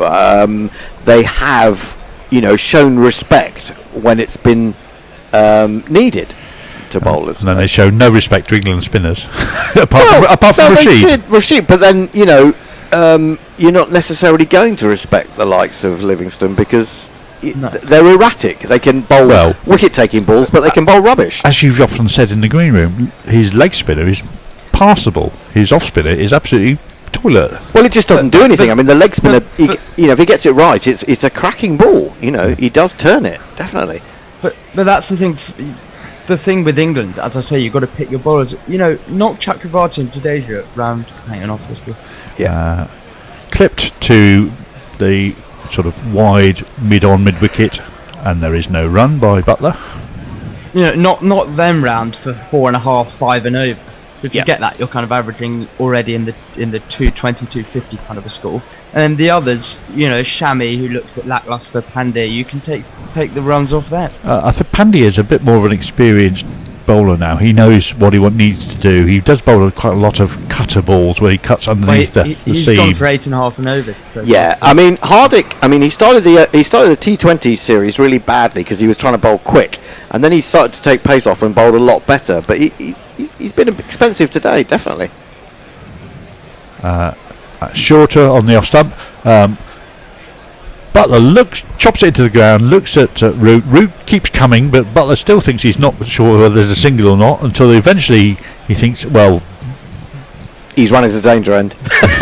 Root's committed now, and I better get my skates on. Absolutely. I mean, obviously there was quite a long single there, really, when you think of how far back keepers stand these days. You know, there's always a single there, really. You can't afford to be not taking those singles. Absolutely not. Absolutely not. Root taps away, ready, waiting for Hardik, who's coming in now.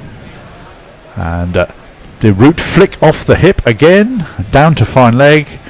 There's only a single. Oh, hang on. No, there's not. Still chance of an overthrow briefly. But we've had at least 5 overthrows in this game so far from India. There was a 4. There was a 4 and there was a 1 very early on that went back out to from square leg out to deep point. So yeah, that was in the power play, I think, as well. So the fielding, apart from that catch that was brilliant, and the fielding has been a bit shoddy from India today. Ground fielding rather than catching. Well, Akshar Patel's drop of Phil Salt was pretty terrible as well. Hardik, and that is not timed when you're driving on the up by Butler. He kind of failed to go through with the shot. He just stopped, didn't he? Well, I think it's again that sort of floaty back ball back of the hand ball. Well, no, I think it was the off. I think it was the off cutter actually. I think on that occasion. But yeah, it just means the ball holds up a little bit. It's a good over for Hardik. He's only gone for 2 so far, and no, he's starting to try and repair his figures, which are not exactly stellar at the moment. He has a long run up for his. Again, straight to the man. This is a very good over by Hardik at extra cover.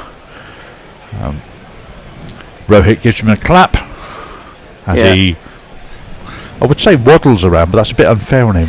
Well, I did think when I looked at Rohit's side on the other day that he's a bit Johnny Bairstow like. The ballast is coming back a little bit, or is beginning to become a more apparent. Actually, I watched Johnny Bairstow in the SA T20 Eliminator the other day, and that's when I suddenly thought to myself, that's what England are missing. Johnny Bairstow. Bit of ginger anger. Absolutely. Last ball of the over. Short ball for a change by Hardik. That's and Butler gets nicely on top of that, but doesn't really get any power into the shot. And they completes the over. They take 3 off it. And England are 208 for 3. We can't be going back to best. Well, no, listen. I'm going to have to disagree with you. No. Well, okay, you can disagree with me, but I'm going to make the point about it. You say you can't go back to Bairstow, but I don't feel like you are going back to Bairstow, because it's not like he's been out of the team for 5 years. I still think he's one of the best. But he was dropped, though. He was dropped, but I don't really understand that, because if you think about it, we have crossed this this line before in talking about is this an England side in transition, and over the last couple of years you've lost Roy, you've lost Hales, now you've lost Bairstow. You've lost Hales for some time. Yeah, but only came back very briefly. Yeah, but you know, I'll come back to it. We've got Shami into the attack again, and that is worked between the man at mid wicket and the man at deep square leg on the boundary, and that's nicely placed, and they get an easy 2. I don't know, and certainly in ODIs, I don't know that Bairstow. I think Bairstow is going to get you more runs at a quicker rate, more consistently than Phil Salt, I have to say, in one-day internationals. I really do. And I think Bairstow's unlucky because it's not just like you're saying we're moving on from him. We're moving on from him in all formats. I think that's a bit premature, personally. But anyway. Punched off the back foot and take a sharp single to the man in the ring, but he has to move 2-3 yards to his left, pick it up and shy. So that gives him just enough time to complete the single, because these two are pretty rapid between the wickets. If they commit immediately. Yep, they're good. I mean, and Billy can come back on that in a minute as well. His viewpoint on that. But that's the way I feel. Because I was trying to.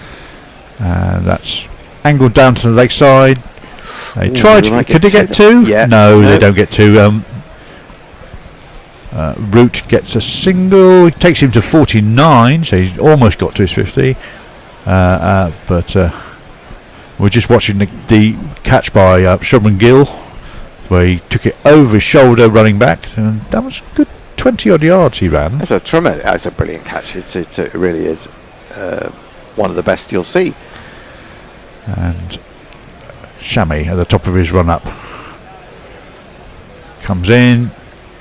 That's on the off stump, but whipped through the leg side by Root in very Root style. I think it's Butler, actually, wasn't it? Actually, that's correct. You're right. It is. And I think he come along and down the wicket, and he flicked it, and he set off as if he was hoping to get two. But he hit it straight to the man. He did, more or less. Yeah. And if you're going to get two, you can't hit it as well as that, can you? You can't time it as well as that. England need to get their skates on a little bit. They are starting to fall behind a little bit of their target of 300. You're going to need to go at 7 or 8 and over to get to 300 now. That's again angled into the leg side. Worked very nicely by Root. He's gone back to 49. What's going on with the score? Was it taken off as a leg bye? It was taken off as a leg bye. Ah, right. Okay.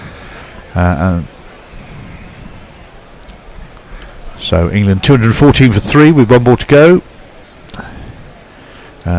Shami's come back over, has gone for 6 so far. But he kept a boundary off the cards, and that's another ball that's hit into the leg side, down to fine leg. Chakravarti runs in, picks it up and gets it out of his hand quickly, but he can't stop the 2. That's good running to finish the over. England are 216 for 3. So this may be slightly misguided, Mehendo. I just feel like it shows weakness is potentially the wrong word. But I feel like England have such a depth of talent in their white ball side. I just feel like it would be a backward step to go back to someone who's had a long stint in an England shirt. And why can't I'm gonna someone like I'm not his biggest fan necessarily, but like a Will Jacks I'd rather see in the side than Bairstow. Just quickly, I'll just get through some messages. Brian in Brisbane says that he's busy today tidying and cleaning out our fanny in readiness for a holiday up north. England seemed to be close to 300 at the end. David Wood says what England need is Ali Brown and Alan Mullally. They don't need Alan Mullally. I think I can go with one of those, not both. Rajesh says England in a great position to go for 350 with this base. Hardick, that's on the line and length. That's on something that's flashed away by Root. That will be his 50 off 60 balls. Very well batted, Joe Root. And now just need to keep on going on. 50 runs. It's gone quiet again. Well done. What is wrong with this? 50 runs. Oh, Hendo's starting to fulminate here in the studio. Just because. I'm going to give you another name potentially to come back into the side, and that is a name that was discussed in the green room with our guest, which we'll be due on in 11 balls time, and that is Tom Banton. Yeah. Well, he's been called up for the squad as a replacement for the injured. After a very good 2024, particularly in that's a good call. red ball cricket. He was very good in red ball cricket. He got something like 800 runs. if I recall my There's stats. been stuff in the media this week about him saying he had lost his love for the game. Yeah, but I he read managed to that. Find it back again. It's off the front pad by Butler, whipped down to fine leg, but not wide enough they can get to. I just want to say, I think not to step on Billy's toes, but just to see that Camillo's asked the question, what happened to Dawid Malan? Well, I saw a story yesterday. He's been playing in the Bangladesh Premier League. He's retired from international cricket. But only since he was dropped. Well, yeah, and you could argue that you have to move on from these people at the best sides. I agree. If we take hang on, after this ball, Hardick. take a football analogy. Quick single taken down to the man on the ring at mid on. Butler moves to 34. Sir Alex Ferguson, when he was at Man U, many people would argue one of the greatest managers of all time. He would sell this isn't quite a comparison, but he would sell them at the prime, yes, before they were gone, before they were past their best. To ship them on. Yeah, no, I feel like it's a similar. Look, I don't think necessarily that you're wrong or I'm wrong. I think you can have different views on this, and what I would say is Dawid Malan is another one, and you say moving on, and I sense that, but I think England have moved on, but I don't think that any of those players have really made their case, and you have to wonder whether they will ever make their case on a consistent basis. That's it's a good catch. I think that is. I think it's out. What a cat! That's a fantastic catch. Butler moves to the leg side, flogs the ball, has to be said. Showed all three stumps and swished the ball away, but low and fast, and a very good catch by. Was that Shreyas again? I think it might well be. It was another off cutter. Yeah. He timed it wonderfully well. He dove forward. He's picked it out very nicely. That's a really good catch. It was Shubman Gill. Shubman Gill. It's always difficult though, when you're diving forward. That he judged it to perfection. Yeah, and I think that that's frustrating. He didn't. I don't think that Gill picked that up initially because he was just coming forward ever so slightly. Well, I think he thought that Butler hit it well enough they didn't need to dive forward for it, and then he just suddenly realised, oh no, it is dipping, I need to dive. But Butler goes for 35 off 34. And that's a big blow. I mean, that's a massive blow at this stage, really. Still with 12 overs to go, it means that Livingston has got to do something special because Jamie Overton. None of these guys, Overton, Atkinson, and Rashid, are poor batters, but they don't get enough exposure in this form of the game or in the T20 form of the game as batsmen to actually get any real confidence that they can control an innings rather than just hit the odd really big shot. And Bryden Cast, the one guy who does hit big shots, of course, is not playing in this game. Yeah. But Livingston comes to the crease. Is he going to show the cricketing intelligence that is required of the situation? That is the question. I am Livingston. I play for the light. My one day dream is blue, but for the test it's white. Well, I don't know about you, but that's coming out loud and clear. Yeah, suddenly. I think it's more to do with the connection in my. These are new headphones, would you believe, with a built-in microphone. So you've got a boom. Did he get them cheaply off eBay or something? I think he must have done. He's not because lip mics are even second-hand lip mics are hellish expensive. Anyway, here comes first ball, and Livingston covers up and punches that with no great timing to mid on. You see, my point, Billy. I mean, would you? I think that Will Jacks is a really good player, but they're obviously not 100% about him, are they? Because he's in and out of this team. I don't think Will Jacks is necessarily the answer, but I just feel like that's the more proactive decision to give someone who potentially has a future in an England side the chance. Whereas Bairstow, let's say we bring back. I mean, he's going to have 2 years tops left. Yeah, but 2 years is 2 years, isn't it? Yeah. I mean, I think. Yeah, I think not 2 years necessarily future planning. Slashed away by Livingston. He's got all of that. It's flown down to wide third man, and Livingston gets off the mark with a boundary. Good stuff. I mean, I understand what you're saying, Billy. I just think, do you are you trying to make too many changes all at once? It would be my argument. You know, Roy, we lost Hales, we've lost Milan, we've lost Bairstow. Is that too many? There's a lot of experience there.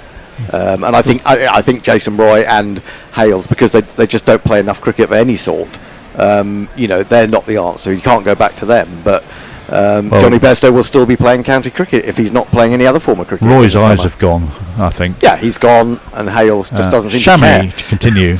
That's picked up. Is that picked up to a man? That's over the man, fortunately. And they will get 2 for that. As Root chips that into the leg side, really.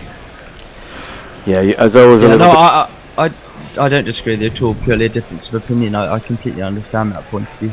You know, I mean, I've been hopeful about Jack's. You know, he hit a couple of good 80s in the ODI series against Australia at the end of last summer, but it just seems to come and go a little bit. And maybe they just need to stick with him. I think the issue is he needs to get better in his footwork. He's a bit too flat-footed, and that's hit high off the bat, but thankfully it's not got enough pace on it to meet the man at square leg, as Root sloughs it really for a single.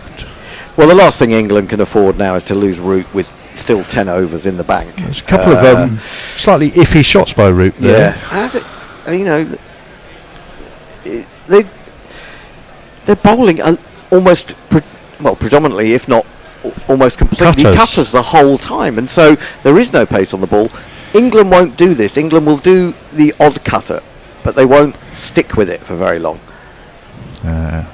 Shamin again. That's guided by Root to wide third man. Sorry, by Livingston to wide third man. I do feel so often that teams, England especially, can slightly rush the last 10 overs of an ODI innings. You know, it's a lot of time to bat.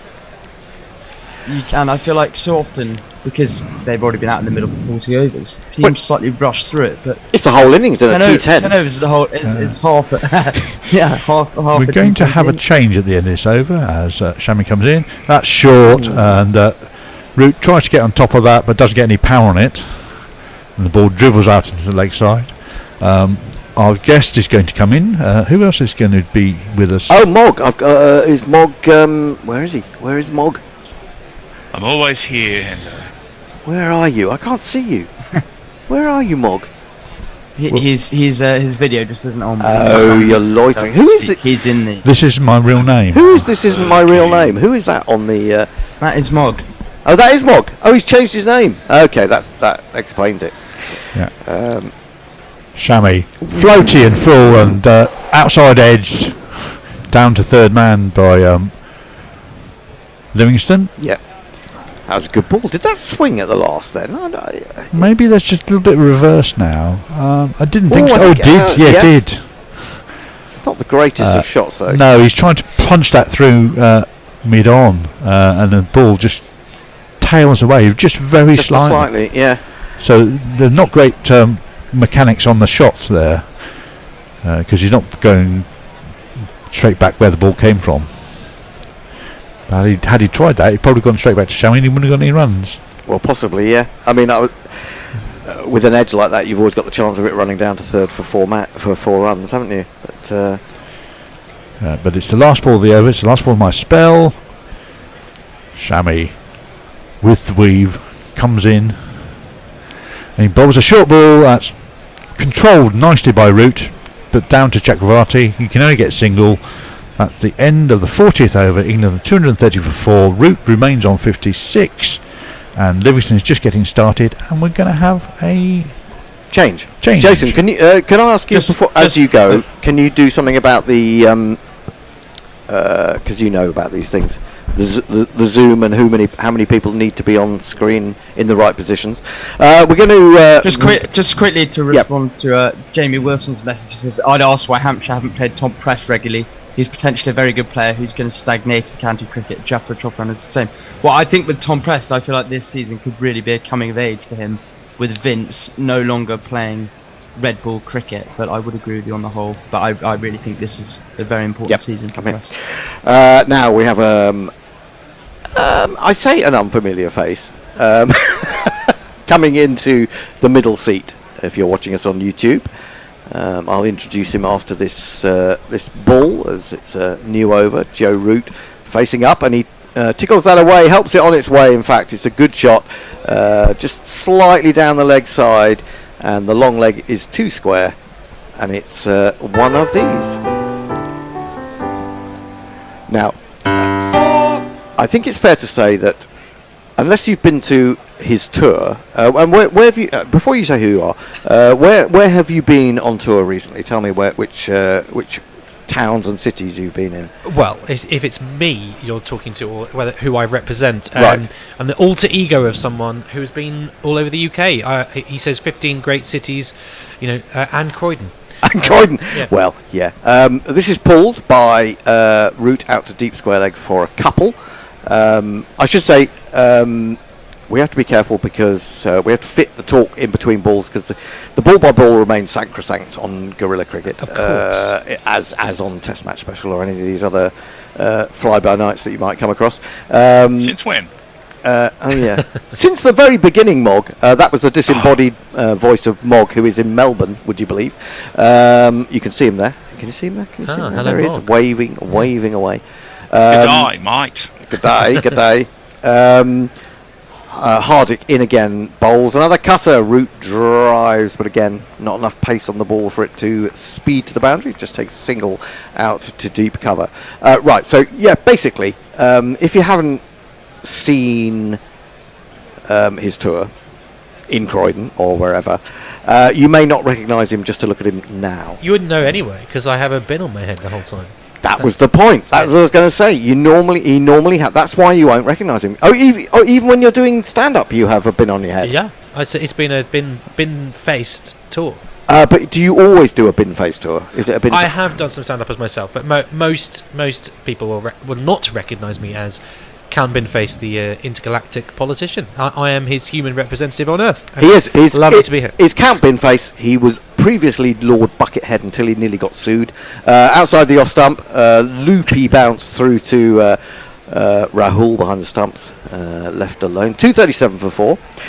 Sued by a prolific guitarist.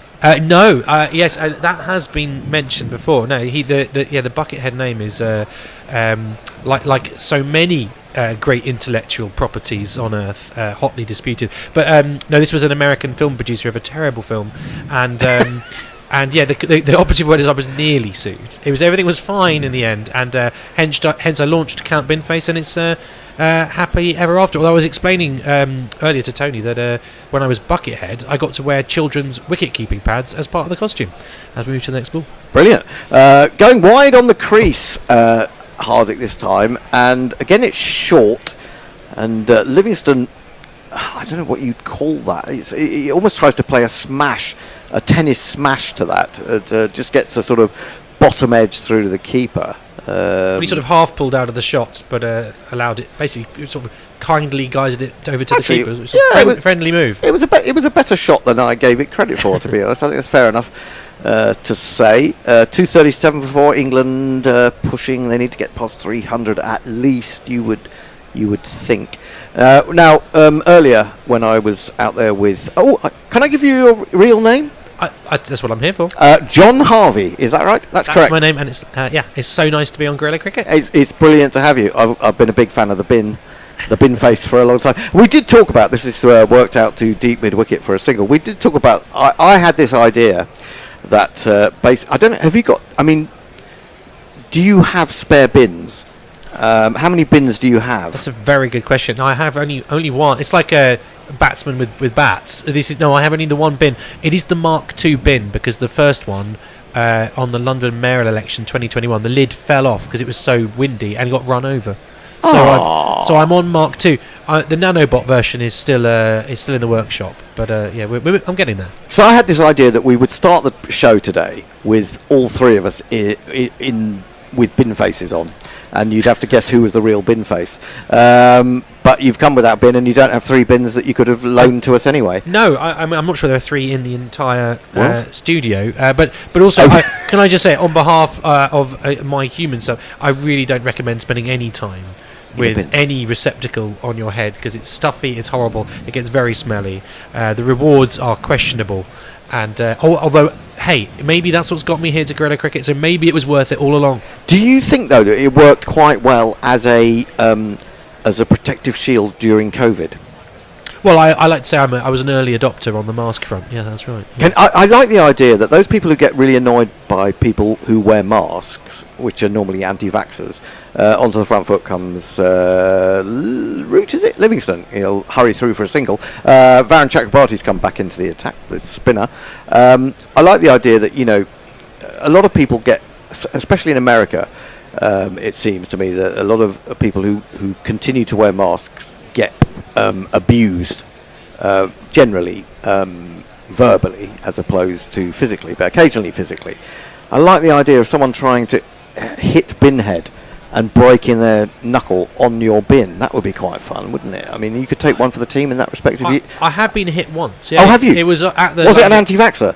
It was probably. It was. Well, it was a young rapscallion during the 2021 election, when, if you remember, London was seemingly only occupied outdoors by sort of 18-year-olds who seemed to be as immune as anyone to the virus, and so it was London was like some kind of horrible sort of sequel to 28 Days Later, only sort of teenagers around, and one of them decided to take a little swing at bin. Really? Yeah, just the one. Did he come off badly hand-wise? I think he probably realised afterwards that it wasn't a great idea. It wasn't much of a target, but generally speaking, humans are friendly.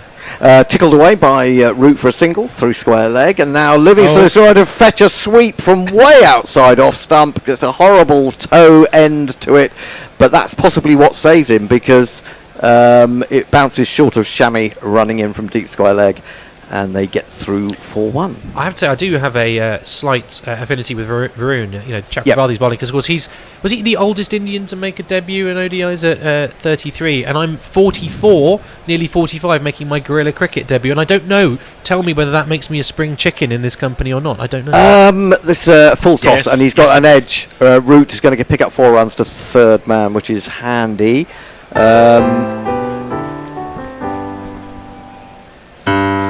Well, I have to say, you're a very youthful-looking 44. Did you say? Yeah. I did mean to ask you how old you were, because I'm so ancient, and I wondered whether I was going to go for about 38. So Oh, okay. I've taken a few. You'll take that, will you? Absolutely. Pulled again by Root for a single. He goes to 69 off 71. 246 for 4. 1 ball remaining in the 42nd over. I'll take 44 any day of the week, to be honest. I mean, I'm an old fogey before my time, and I want to say one thing I've got an issue with, for anyone who's not got the images in front of them of today's game, is the issue of kits, but we'll come on to that in a second. Yes. Chakrabarty in. My goodness me. Livingston goes back almost inside edges onto his stumps. As it is, he'll run through for a single as Rahul chases back from behind the stumps to field. Yes, so my issue is, for anyone who's not watching, is that the England and India strips are virtually identical. And the whole point of what used to be called pyjama cricket was that you could identify what the team, which team was which. Yep. Of course, in football they have second strips, right? And England have been known to play in red. I mean, you might as well play in whites if both teams are going to play in this sort of sky blue sort of Man City strip. It seems pointless to me. Well, I suppose you can't play in whites when you're playing with a white ball, but I do take your point. I do find it slightly disconcerting when two pyjamaed up teams are playing in the same pyjamas. It's weird, isn't it? It is weird. I mean, I hadn't, funnily enough, I hadn't noticed it in this game when you mentioned it in the green room, and I thought to myself, oh yeah, I really feel it when South Africa play Pakistan or Ireland or someone like that. Jadeja, he's gone past the outside edge of Livingston as he was trying to fiddle that off an outside edge, off an opened face. I mean, even the helmets are the same colour. I mean, you know, in Yep. horse racing, they would Yep. differentiate. At least they've got different caps, the jockeys and stuff. Whereas, it seems bizarre to me that the ICC allow teams to basically wear the same. Ooh, he's got an edge to that. Sorry, no, you're right. he's got an edge. It's gone down from Raul. Quite a thick edge, actually. Jadeja in, straightening this from just outside the leg or on the line of leg stump. He'll take a single. Jadeja races over to the edge of the circle to do his own fielding. And there's the confirmation on Ultra. there it is. A big edge. There, I'm afraid. Rahul didn't stay down, did he? Stay down, they say. Now Root has driven that up into the air. And of all the people to play a shot like that, Joe Root has put it down the throat of long off Jadeja. I guess he was trying to get it squarer. He was trying to get it more over extra cover. He seemed to hit it nicely enough. He didn't get much behind it. It was almost a sort of lofted defensive stroke. It was, wasn't it? Yeah. You feel like he could have put a lot more into that. Yeah, you do. I mean, as soon as he played it, he knows he's got it wrong. And it's that man, Virat Kohli, hanging on to it comfortably. And this is where... Well, this is England's frustration, isn't it? Because Yes. they've got themselves into exactly the position they didn't have in the first game. They've worked so hard to get here, and I just feel they were five overs short, and you could see it Yes. in Butler's face as he walked off, that if they'd brought Livingston in round about now that we're talking, around the 43rd over, that he would have had a chance to swing his arms and really go for it. As it is, now you've got the tail coming in. India will be cock-a-hoop here because you were looking at 300 being the absolute minimum for a par score, and England might be lucky to hit it now. They might well be. Because it's so hard for these guys who don't bat a lot. And when they see, if they get a bit of pace on the ball, they can throw the bat at it and it'll fly off in weird directions and they'll get a few runs. But with spin and with pace off the ball, these guys just don't know how to pace it, I don't think. And this is going to be the problem. 248 for 5. So... Jamie, sorry to butt in here, though. But sorry. Play the super chat jingle. Oh God, sorry. I've been so concentrating on the cricket and talking to the bin face. No bins are involved. I've completely forgotten. There are some super chats coming in. I'm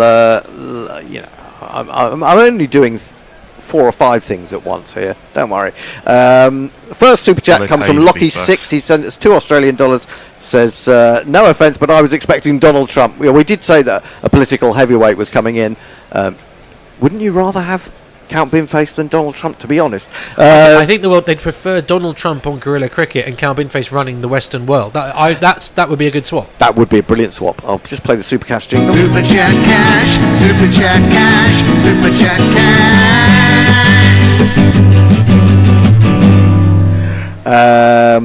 Messages, who is a regular based in Perth, says, welcome to Lord Binface. As Livingston comes forward to another straight one from Jadeja, fired through a little bit quicker, defends to mid-on. He's giving us $10 Australian. He says, welcome to Lord Binface, just in imagining what you wear when you get shit-faced. Well, I mean, Lord Shitface, he's a different character. He is completely different. Well, I'm not Lord anymore. I was Lord Buckethead. Yeah. So much as it's lovely to get any hello, especially from Perth in Australia. He's in Perth. Messi is one of our.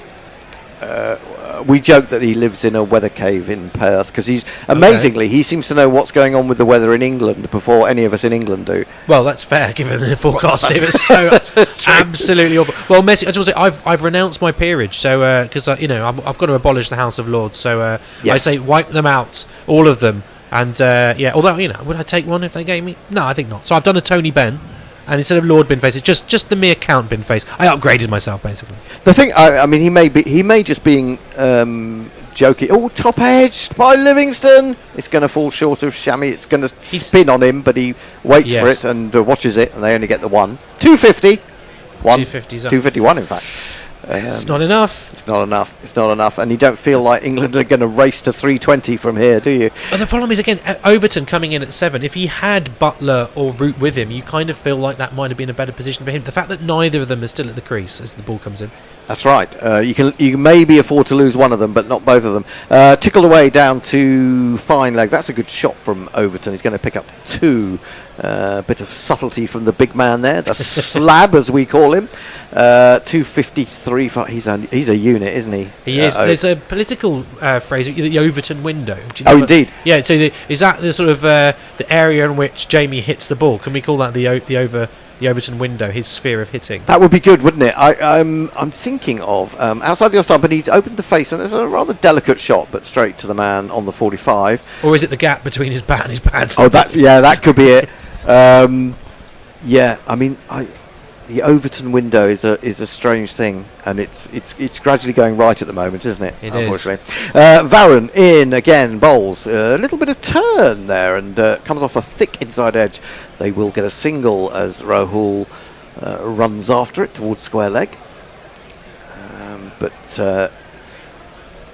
Yes, it's important to note that wearing something on your head is a pain in the ass, as I'm trying to do right now. Oh God, yes, there you are. Is that yes. your tribute? That's your tribute to Count First helmet Binface. I could reach. I feel your pain, Rob. This is well swept. Actually, it was almost hit over it. He got the under edge of the bat on it. It was a risk of an LBW had he not got bat on that in the end, but he did. 255 for 5.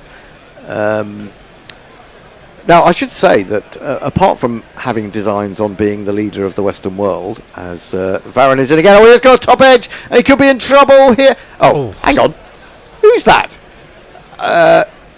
Well, I think he pulled out of a catch there, didn't he? It did feel like it. The ball sort of stopped in the air. I think he misread it, maybe. Maybe he misread it. He was running around to his left, but I felt like he could get there, Gill, and he's already taken good catches today. The sun is very low. That might have affected him if it was in his line of Maybe sight. that's what it is. Or maybe he feared that if he didn't get there, the turn was going to take it away from him and go for 4. But, I think you would have gone for it. Was Livingston, wouldn't you? You'd have taken that wicket if you could. And he's taken 1 brilliant catch and 1 good catch today, Gill, so it's a bit surprising.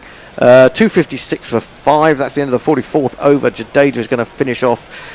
He's been a thorn in England's side in this series already. 3 wickets in the first ODI, 2 now, 2 for 33. Overton's down the wicket, but it's flat, and he has to adjust. And the normally sword-wielding Jadeja has a big grin on his face about that. He completely outfoxed Overton, who goes back to the next one and can't get a run, pushes to extra cover. So apart from world domination, now as I'm a sort of an old person, he's played that sweep shot. He got bowled leg stump by that in one of the T20s first ball, but fortunately it sort of gets wrapped up in his pad. Still doesn't get a run, so 3 dot balls. Yeah, good over so far by Jadeja. And again, as we sort of feared, I think, all the momentum suddenly sort of collapsed out of the innings, hasn't it? Well, this is it. I mean, not only... you've got good strikers of the ball in Josh Butler, especially, and Root does his own thing. But it's hard to time the ball when you're coming in, when you don't get a lot of batting, generally speaking, when bowlers are as skillful as this. They get through a single this time, as this is turned out towards deep square. And I do feel for Jamie Overton in this position, because it shouldn't be on him. And I think everyone would have looked at the team sheet today and think England are a batter short. They've packed the field with bowlers, and there's going to be pressure on the bowlers now because this is pushed into the offside, and Liam Livingstone, he started to run very fast, but didn't seem to be getting very, very far. It was one of those, how when cartoon character runs off a cliff and then suddenly stops and realises and falls to the ground. It was a bit like that. But anyway, 258 for 5. He's getting himself room. He's gone for the big hit down the ground. He's got very much under it. He's got so far under it, it's got no further than mid-off. And there is Gill, and he will take the catch, and Overton goes. I think that sums everything up we were saying, wasn't it? I think you have to say the Overton window has been well and truly slammed shut. Fenestrated. He's gone. Yeah. Oh, toe end. It's a terrible shot.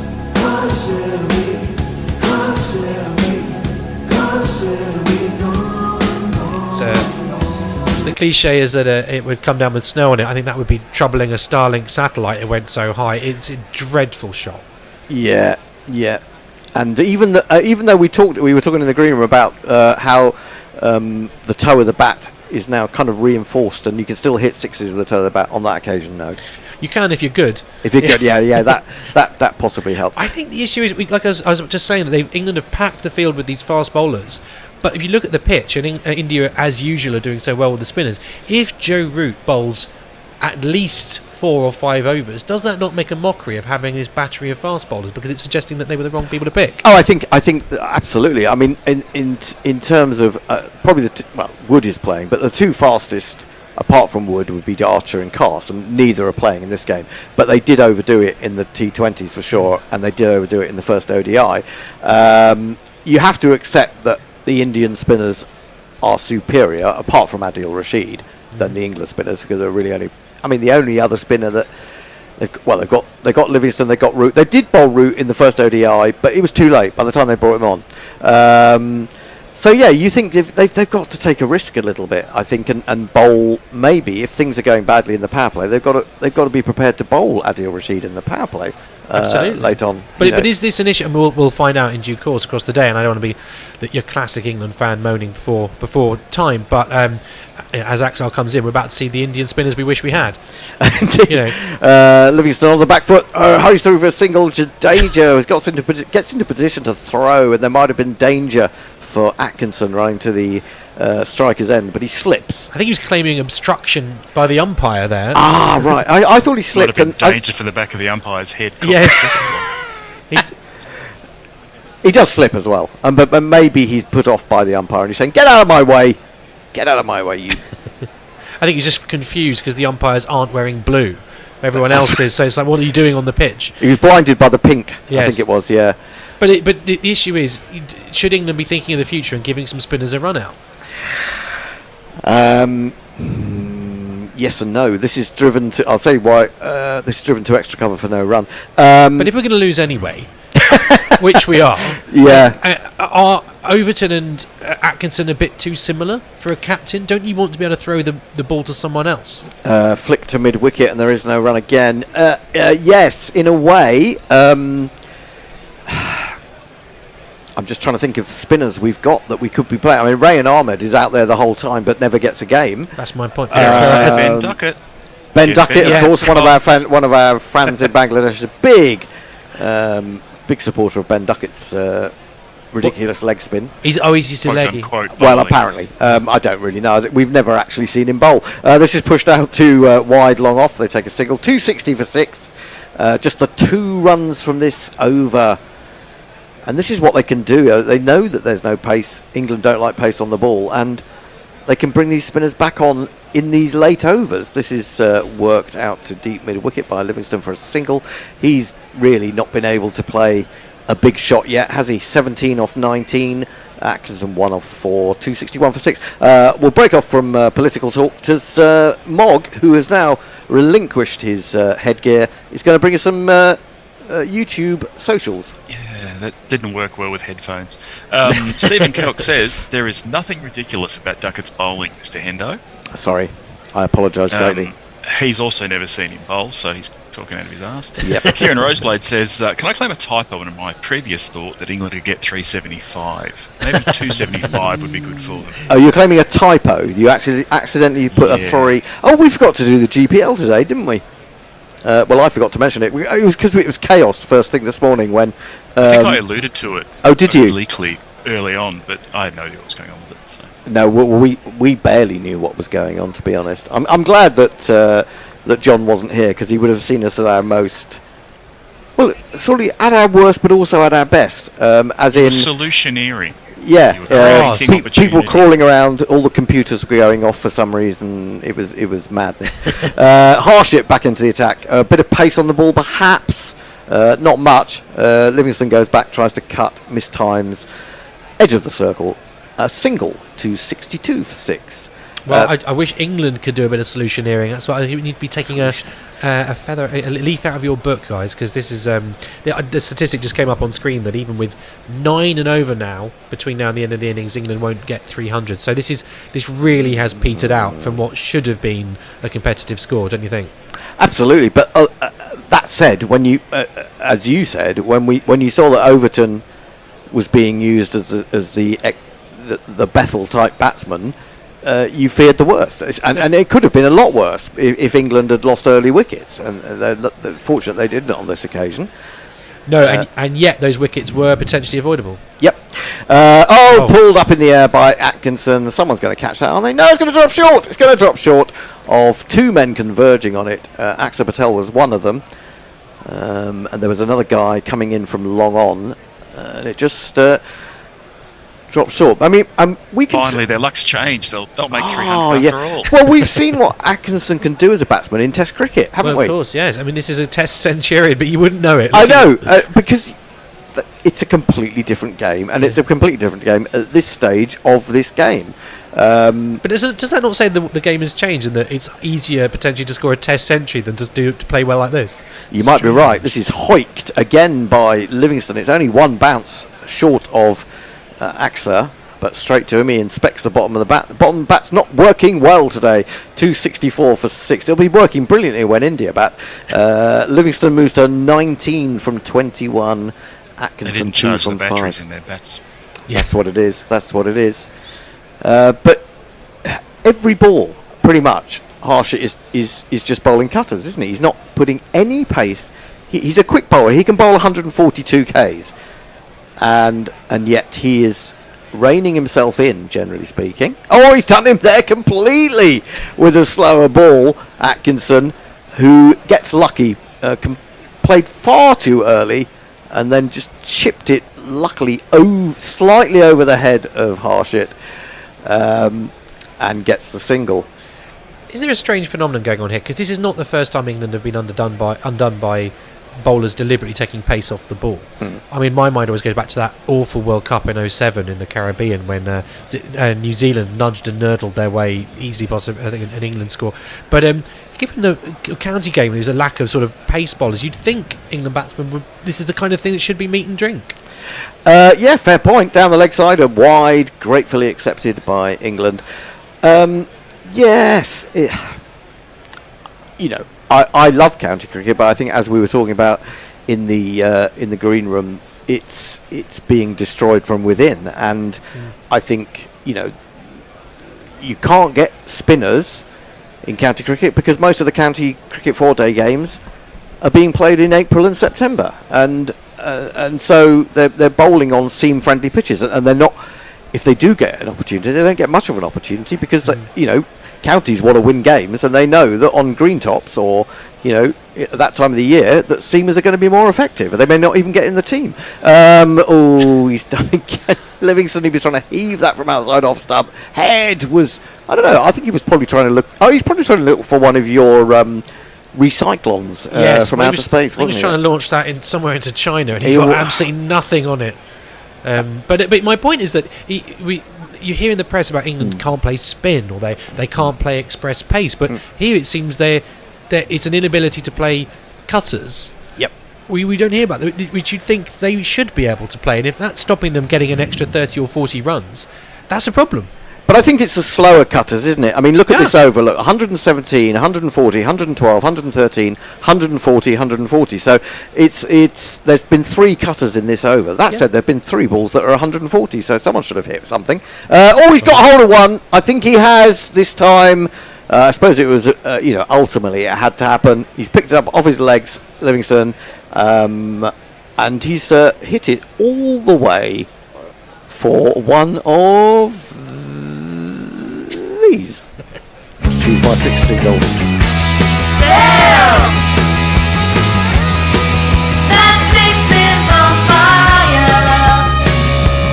And surprise, that wasn't a cutter. No, and I'd say for someone who's been involved in copyright disputes, I'm enjoying your jingles, and also for listeners, I should say that that your 6th jingle is cunningly number 5.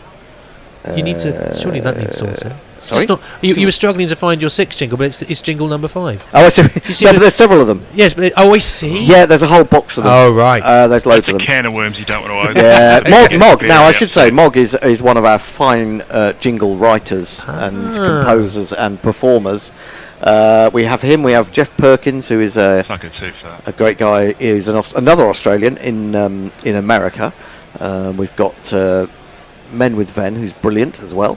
Shami into the attack. Oh, that's got up in the air. Someone's going to be under that. They are indeed. It's Virat Kohli and Ball magnet. Atkinson has gone, and England are doing what England do, I'm afraid to say. Atkinson on his way. Well, this is where I took. Sorry. The crowd says I have to say, I was concerned when, for my first stint on this wonderful programme, I was booked for overs 41 to 50, and I thought, is that you guys are just being very positive about England, or is it like, actually, we'll put him there, but he probably won't have to say very much? Well, do you know, funnily enough, I was when I saw what Tony had done with the rotors, and you weren't on till the last 10 overs, I presumed you were coming in. You know, you didn't want to get up too early, and I understood that, and so you were not coming in till quite late. And then when you arrived so early, I thought we had to get you on, and I was overnight. I was thinking, what if we've got the legend that is Count Binface on, and then he doesn't get to do any commentary because England are terrible. Well, that did worry me. Well, not quite, but obviously Adil's coming in now. Now, it says something, doesn't it? Was it Adil Rashid was batting 11 in the first match, and he's now at 9? That says quite a lot. Well, we have a lot of discussion about Adil Rashid's batting. I think Adil Rashid is a really, really good batsman, and we often mention the fact that he's got plenty of hundreds in county cricket. And he's quite an intelligent batsman, I think, more intelligent than some of the England players. And I think, actually, if you're going to have overs in at 7, have Adil Rashid at 7, because he's good enough. He's good enough to work the ball around. But you know, when you come in so late, you know, he's not a massive hitter of the ball, but he has got incredible wrists, and he does hit the ball into unusual places. He's not going to bang 3 sixes in a row, though. You know, he's not that sort of player. No, but he's a smart cricketer. He's a smart cricketer, absolutely, I agree. He's going to face the first ball, which is a bouncer, also down the leg side slightly, and it's definitely a wide, given by the square leg umpire. 273 for 7. We have a question for go ahead. Mr. Binface. Far away. Is cricket a big thing on Sigma 9? It is, but it's the rules are slightly different because obviously the gravity's different. So it's a lot easier to hit a 6 on Sigma. So the field is massive, you know. It is, I suppose, and this is forced off the back foot towards deep point for a single. I'm just thinking, it's a bit like, you know, I've played a few games at a ground called Sevenoaks Fine. I don't know if you know it, in Kent. No. Lovely ground, but it's on a big slope from one end to the other, and if the ball, massively quick outfield as well, if the ball goes into the road, it could run down to the neighbouring parts of Kent. And, you know, you have this vision, don't you, in old cricket of yore, in which people are chasing after balls, they're trying to get it. But I guess in space, it could just go miles. It could just go into orbit, literally. Exactly, that's the thing. Which we've seen a few balls almost go into orbit in this innings. It doesn't always work. Well, I like the idea that maybe if it's a 6 to go and if it hits the road, is it a 10 if it sort of rolls into East Sussex from Sevenoaks? I think it should be. I think it absolutely should be. I don't think there are any. Crowds aren't that excited on Sigma 9 because there's no atmosphere. Hey, there we go. Very good, Mog. How cheeky. Shami in, bowls short. I should have said there was a single just a moment ago. No, that's good batting from Rashid. They brought the man up into the circle at mid-off, and he goes back, and he cross-bats that over the top of mid-off for 4. Yeah, sort of a baseball slap. It really was. It was a really quite an effective shot. Intelligent shot. I hit the ball, 4 runs. I hit the ball and it went for 4 runs. Shami may not bowl quite as short as that for the next couple of balls. Well, but also Adil picked a cutter, which you can't say that for many of his colleagues. Well done, Adil. Well, he should know when the ball's rotating. He's done it again. Well, not quite. Well, yes, he has. He's pulled it this time onto the leg side and wide of long on. And he's hit another one.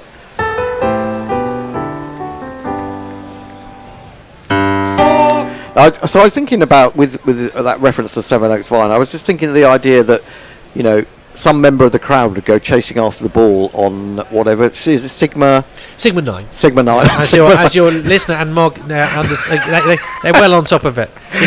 Is he not back with the ball yet? Where is he? Yeah, you know, exactly. And he's floating off into, you know.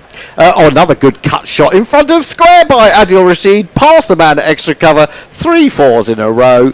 Why wasn't this man in earlier? And now, with 2 overs to go, England could make 300. They could, thanks to the wonders of Adil. A hat trick of 4s. It was. I think you're right. I think they're hiding him at 9. Yep, absolutely. I think it's you're wasting a proper bat. He's a proper batsman. I mean, there was talk at one point about him opening for Yorkshire, I think. Sort of like in a Moeen sense, he's probably a multi-dimensional. He is a multi-dimensional cricketer, absolutely. Not quite in Moeen's class on that level. As a batsman, not quite as in Moeen's elegance. No. You know, Moeen, glorious, but Moeen, glorious, but so frustrating. Well, undone by his utility. We were talking rugby earlier, and in the green room, and I always think of Austin Healey, that sort of utility back. It's like you're very good, but if you can't have a particular spot, it's hard to establish something. Poor Moeen, hasn't he batted every position in the 11? I think he may well have done.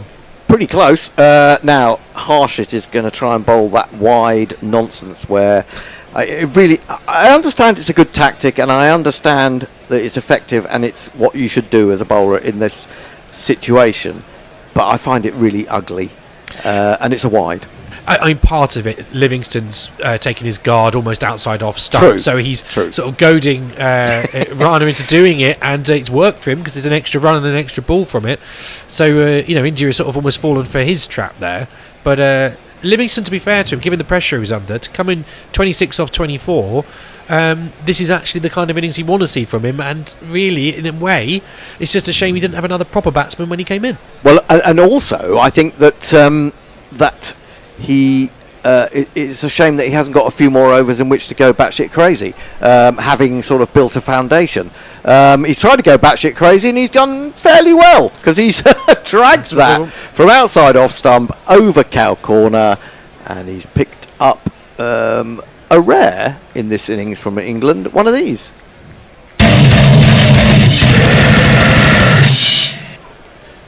It was a cutter, and it was on the line of it was a yard outside off stump. I mean, he really has fetched that, and that's a fantastic shot. And this is the best of Livingston, isn't it? And we know he can do this.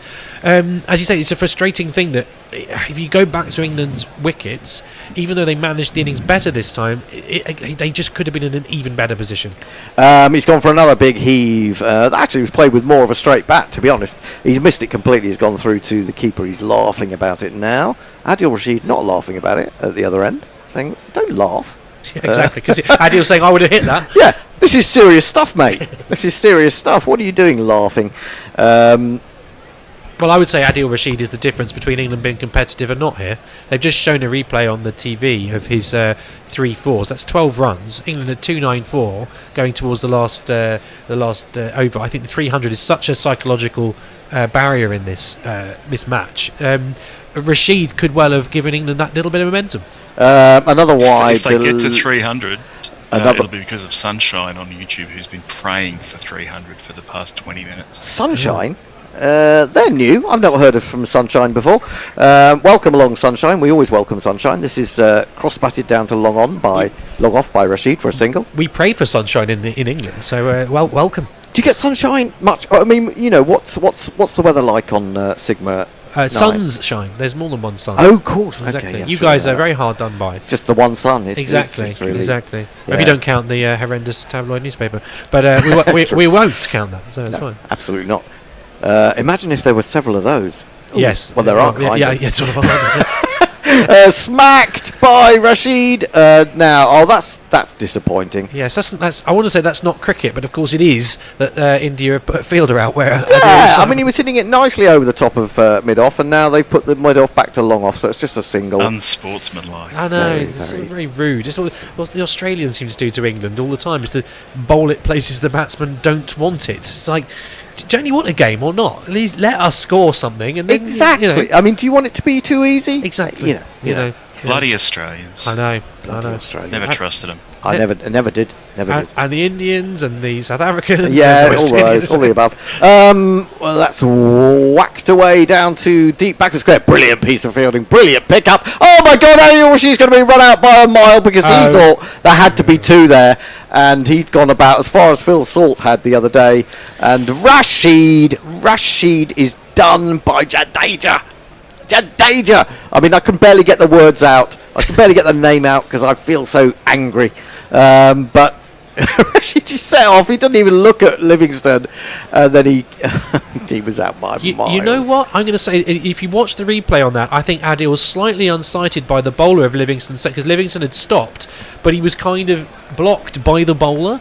And of course, they're wearing the same bloody clothes.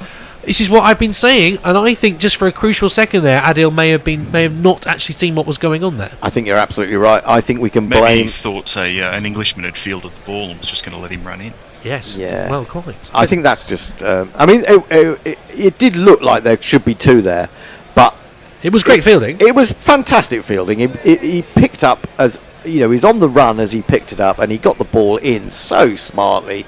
Can we launch a crusade here, though, Hendo and Mog, and get listeners in on this? What possible reasons should there be for both teams wearing the same clothes in a sports match? Are there any other sports where this is allowed to happen, other than Test match cricket for obvious reasons? Because it seems to me this is crazy, and I genuinely think that might have been a small factor in that wicket. Well, it's Wimbledon.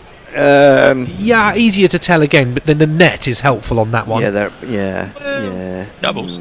Yeah, that's true. Doubles, yeah.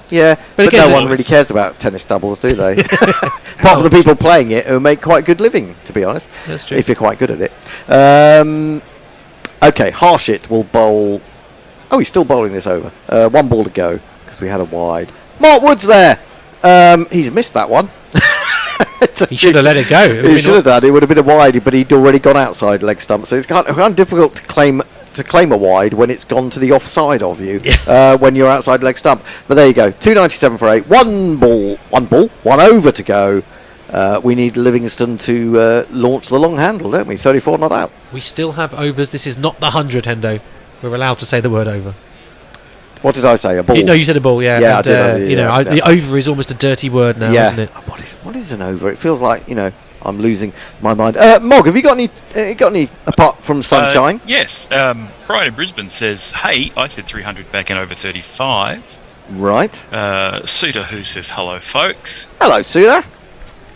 Messi says, "I don't know how people coped with all those white clothes for so long." I know.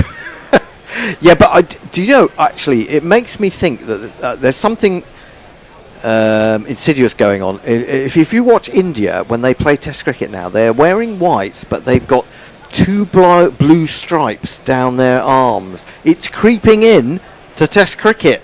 Coloured clothing, believe me. I think England have had England been wearing sort of vaguely blue tinted clothes for a while as well. Have they? Really? Shami bowls. Oh, he smashed that. He's driven it. Hopefully that's going to go for 4. It is. Good shot. That is a good shot.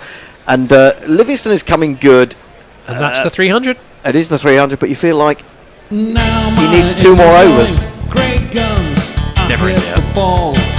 4 runs. I hit the ball and it went for 4 runs. The bowler got a piece of that as well, and it still rocketed to the fence. I was going to say technically that was a catch. Wow. But I'm not sure I would have wanted to get my... it's the fastest 50 of the innings. 37 balls. 301 for 8. 5 balls to go. What can England get? 310, I suppose, if they're lucky. Well, you never know. I mean, this is Livingston's game, isn't it? He's got the chance to really go for it here. Yeah, pace off it, and he's decided, having smacked that down to long on, that he's not going to expose Mark Wood to any of the over. He feels like he's in good enough nick now, 38 off 30, that he's the man to get the big shots away, and so he stays at the striker's end. Again, do you think that might be a 300 thing? If it was 299, he might not have done that. And now they've hit the 300, he's thinking, right, this is my game. I'm going to see what I can cream off the bowling. Well, he's going to cream it up in the air. I don't think he's got enough length on that one. And almost another brilliant catch. But Gill again. It's Gill. He's brilliant over the shoulder. But I say brilliant. He didn't catch that one. Except but that time. he was very close to doing so. They got back for two. So actually, well placed by Livingston. Well, there was another fielder coming at him the other way, so I think there was an extra issue for Gill there. He didn't just have to worry about the ball, but also getting absolutely collared by his teammate. He was so close to hanging on to that, though, wasn't he? Looking at the replay, Gilly's been incredible in the field today in one way or another. 303 for 8. Shami's gone for 65. And he's only going to complete 8 overs. They've used 6 bowlers, a lot of spin, of course. Sometimes I don't want to call it spin. I just want to say slow bowling, because they haven't really been trying to turn it a lot. Here's Shami again. He's dug into the pitch. He tries to overhit it. He's going to run back for a second. He's not going to get there as he's put in the dive. I think he might have made that. Well, Raul thinks he's out. Yeah. He was quite confident. I'm not sure whether he's got back there. That's one that you can't possibly give out at full speed. It would be disappointing because I noticed before that he's been clubbing it where the fielders are, and there's a lot of space behind the bats, and he hasn't been trying anything like a scoop or a ramp to try and get any. Looks like he's gone. It's only an inch. It's only an inch. Also, as the bishop said. I was going to say. Jeez, you're talking about cream and length before, and now it's only an inch. It's 2 inches, to be fair. He's gone. I'm afraid to say he's run out, trying to get back for the second, which means that Mark Wood is not going to face. But who's the remaining batsman England have got? It's Saki Mahmood, isn't it? It's Mahmood, yeah. So Livingston goes for 41 from 32 balls. It's a run out. Let's play this jingle. There must be a run out here. Oh, how you might recognise tragic. That voice. How tragic. It's not quite as tragic as it was when John Arlott was. Do you remember what game that was? I don't know. Which one was it? Was this? It isn't Boycott and was it was Randall? When Boycott ran out Randall at Trent Bridge. Yeah, absolutely. Yeah. Much missed John Arlott. Who was your favourite commentator of all time? Obviously, apart from me. Well, of course, present company accepted. Yeah. Well, I was. You're not going to like this. I was too late for really the John Arlott's heyday. Through to the keeper. Oh, they're going. There's going to be a second run out. It's going to be a second run out from the wicket keeper. I think. Oh, did they? Well, no one's getting very excited. They may have got. I think they may have got back. Or either that, or it's so obvious that they're calling it. They're calling it. They're right. It's 2 run outs. England are all out. They tried to take a single to the wicket keeper, and Wood is run out without facing, isn't he? Effectively, Rahul spot on. He's out by miles. It wasn't even close. That's a ruby duck, is it not? When you'll run out without facing, is that? I think that's what that's called. It could be. It could be a ruby duck. Listeners all know. I think it is. Yeah, we call them diamond ducks down here. I think diamond duck in the UK is first ball of the innings. What's worth more, ruby or a diamond? Oh, a diamond, I think. Is it? I don't know. I've got my own one actually, because on this subject, I was run out for I was given out. Yeah. LBW in my first game ever. Oh, really? I was 11 years old playing at school, and my own teacher gave me out in a match in which my school finished 19 all out. So to be given out on your first ball in your life, I'm calling that a platinum duck. That's a duck-billed platinum. A duck-billed platinum. There you go. There you go. And that gets the Australian bit in as well, doesn't it? So there you go, Mog. Yeah, but back to your favourite commentators. Yes, well, for me it has to be Richie. Yeah, absolutely. I think absolutely. he spans generations, and whether it's the 1981, interconfectionery stall, or it's 2005 in the, that actually he wouldn't be the same without his voice. And I miss him so much. I think he stands apart. I mean, there are one or two good Test cricket commentators. I mean, Athers is pretty good, Nasser's pretty good. But in Mark the Wall. franchise-wise, that I just get so depressed with the commentary. It's just so inane. Yeah. If I hear "take a bow" any more time, I am literally going to explode. I'm just so sick of hearing that, and people going, "No way!" when someone hits a six. Well, that's what they're aiming to do in T20 cricket most of the time. You'd be a big fan of the BBL then. They love their screaming cliches at the top of their lungs. I keep hearing it in tennis as well. No way! I mean, I thought they went out with Wayne. I mean, it was popular for a while during Wayne's World when they used to go and you say no when they go way. But now, surely, or is it having a comeback? Is it having a comeback? Maybe that's what it is. It's all cyclical. So it's exactly. 90s fashion, 90s commentary ticks are coming back. You've obviously you've hit on something there. Where was shit cliches and flares? When was Wayne's World? I can't remember what year it was. Like 1991. Yeah, early 90s. Like that. Something like that. Well, Ben Ducket is being interviewed, and he's someone's asking him, "Why did you get out when you got out, you idiot? And are you going to bowl?" Farong has asked, "Are you going to bowl?" Well, the news is that England have been bowled out yet again.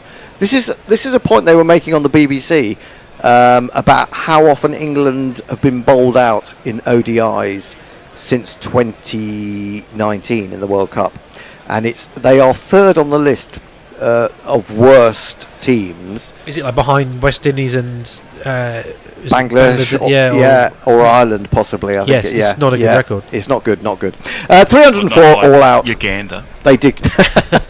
They did get to 300. We should be thankful for small mercies and thankful for small duckets who made a nice 65. Joe Root got a 50 as well. And there was some variable hitting from one or two others.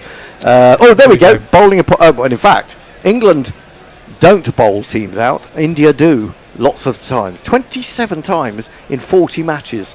They've since January 2023. So that just tells you something. Even the Netherlands have a higher percentage of bowling opponents out. I hope you are fucking embarrassed, England. We are embarrassed. I mean, the only thing that's going to come out of this is that England are going to go into the Champions Trophy at such a low ebb that when they win it, everyone will go, "Ooh, what happened?" Well, I'm being hopeful. Ducket 65, Root 69, Livingston 41, Brook 31. He was just getting going. Butler 34. But again, brilliant from India, I have to say. Jadeja 3 for 35 from 10. Chakrabarti 1 for 54 from 10. Axel 6 overs for 32. The pace bowlers went for the runs, didn't they? Even though they were bowling lots of cutters. Hardik 7 overs, 1 for 53. Harshit 9 overs, 1 for 62. Shami 7.5, 1 for 66. So there you go. And a lovely sunset going on there. And 3 run-outs. We must add that apart from Jadeja, the bowlers got 1 wicket between them. So Jadeja 3 wickets going at 3.5. That is a fantastic performance. You just said that you said about Ducket just getting going. Doesn't that sum up the innings? So many players again just getting going. Root will be unhappy that he couldn't convert that 50 into something big. Livingston did well, but could have eked out another 15 runs. It's just not quite enough, isn't it? It's not quite enough. Yeah, that's the problem. And I suppose when you're at a kind of low ebb, confidence-wise, maybe things do tend to go against you a little bit because you're not playing with that sort of relaxation in a way. Isn't that what Bazball is supposed to be giving them? This is the strange thing. He's supposed to be freeing them up, and we're not seeing it. No, and you've hit on a very good point there. And when you're next on, we must when you do your next session, we must talk about your idea for rejuvenating Test cricket, which is quite incredible. And don't big it up too much. But I think it's a good idea. I mean, it's kind of been we've been there a little bit with Gary Naylor, as the listeners will know. But this has a special twist in it. Stay tuned. So stay tuned for that. Stay tuned anyway for India knocking this off in 25 overs. Are you still there, Mog? Do you want to do some final tweets before we take a break? Sunshine says, thank you for your welcome. I listened to you for the first time in the T20 series. Found your analysis and commentary more interesting than Star Sports. You guys are awesome. Keep going. England gave a real fight. Finally 300 plus. Also, Mog is the best ever. Well, genuinely isn't that strange that you read that one out? It's funny, it's odd, isn't it? He loves the jingles. Sumit Singh Jalandharia says, first ball out is a golden duck. Without facing a delivery is a diamond duck. Run out, obstructing the field, etc. So he thinks it's diamonds as well. Where's he from? Being hopeful. I'm going to stereotype his name and suggest he's of Indian origin. Okay, so maybe England has a different. We need some kind of map of what the ducks are across the world. You'll have to find it for me, Tony. Sorry, we're all at cross purposes here because I'm trying to work out what we're going to play in the break. What we're going to play when we find it is if we find it is the latest Bishop and Bear, which is the Bishop and the Bear talking to Stephen Brankley, who is the former independent cricket correspondent who's written a book about the 1926 Ashes, which on the face of it may not sound fascinating, but it does turn out to be fascinating, and they will tell you why in this particular podcast. Is it episode 88? Is that the one? Right, I'm going to find a way to click onto episode 88. How do I actually make it play though? There's an arrow. I'm going to press the arrow. I can't hear anything. Is it on pause? Do I take it off pause? Resume. I heard something for a second there.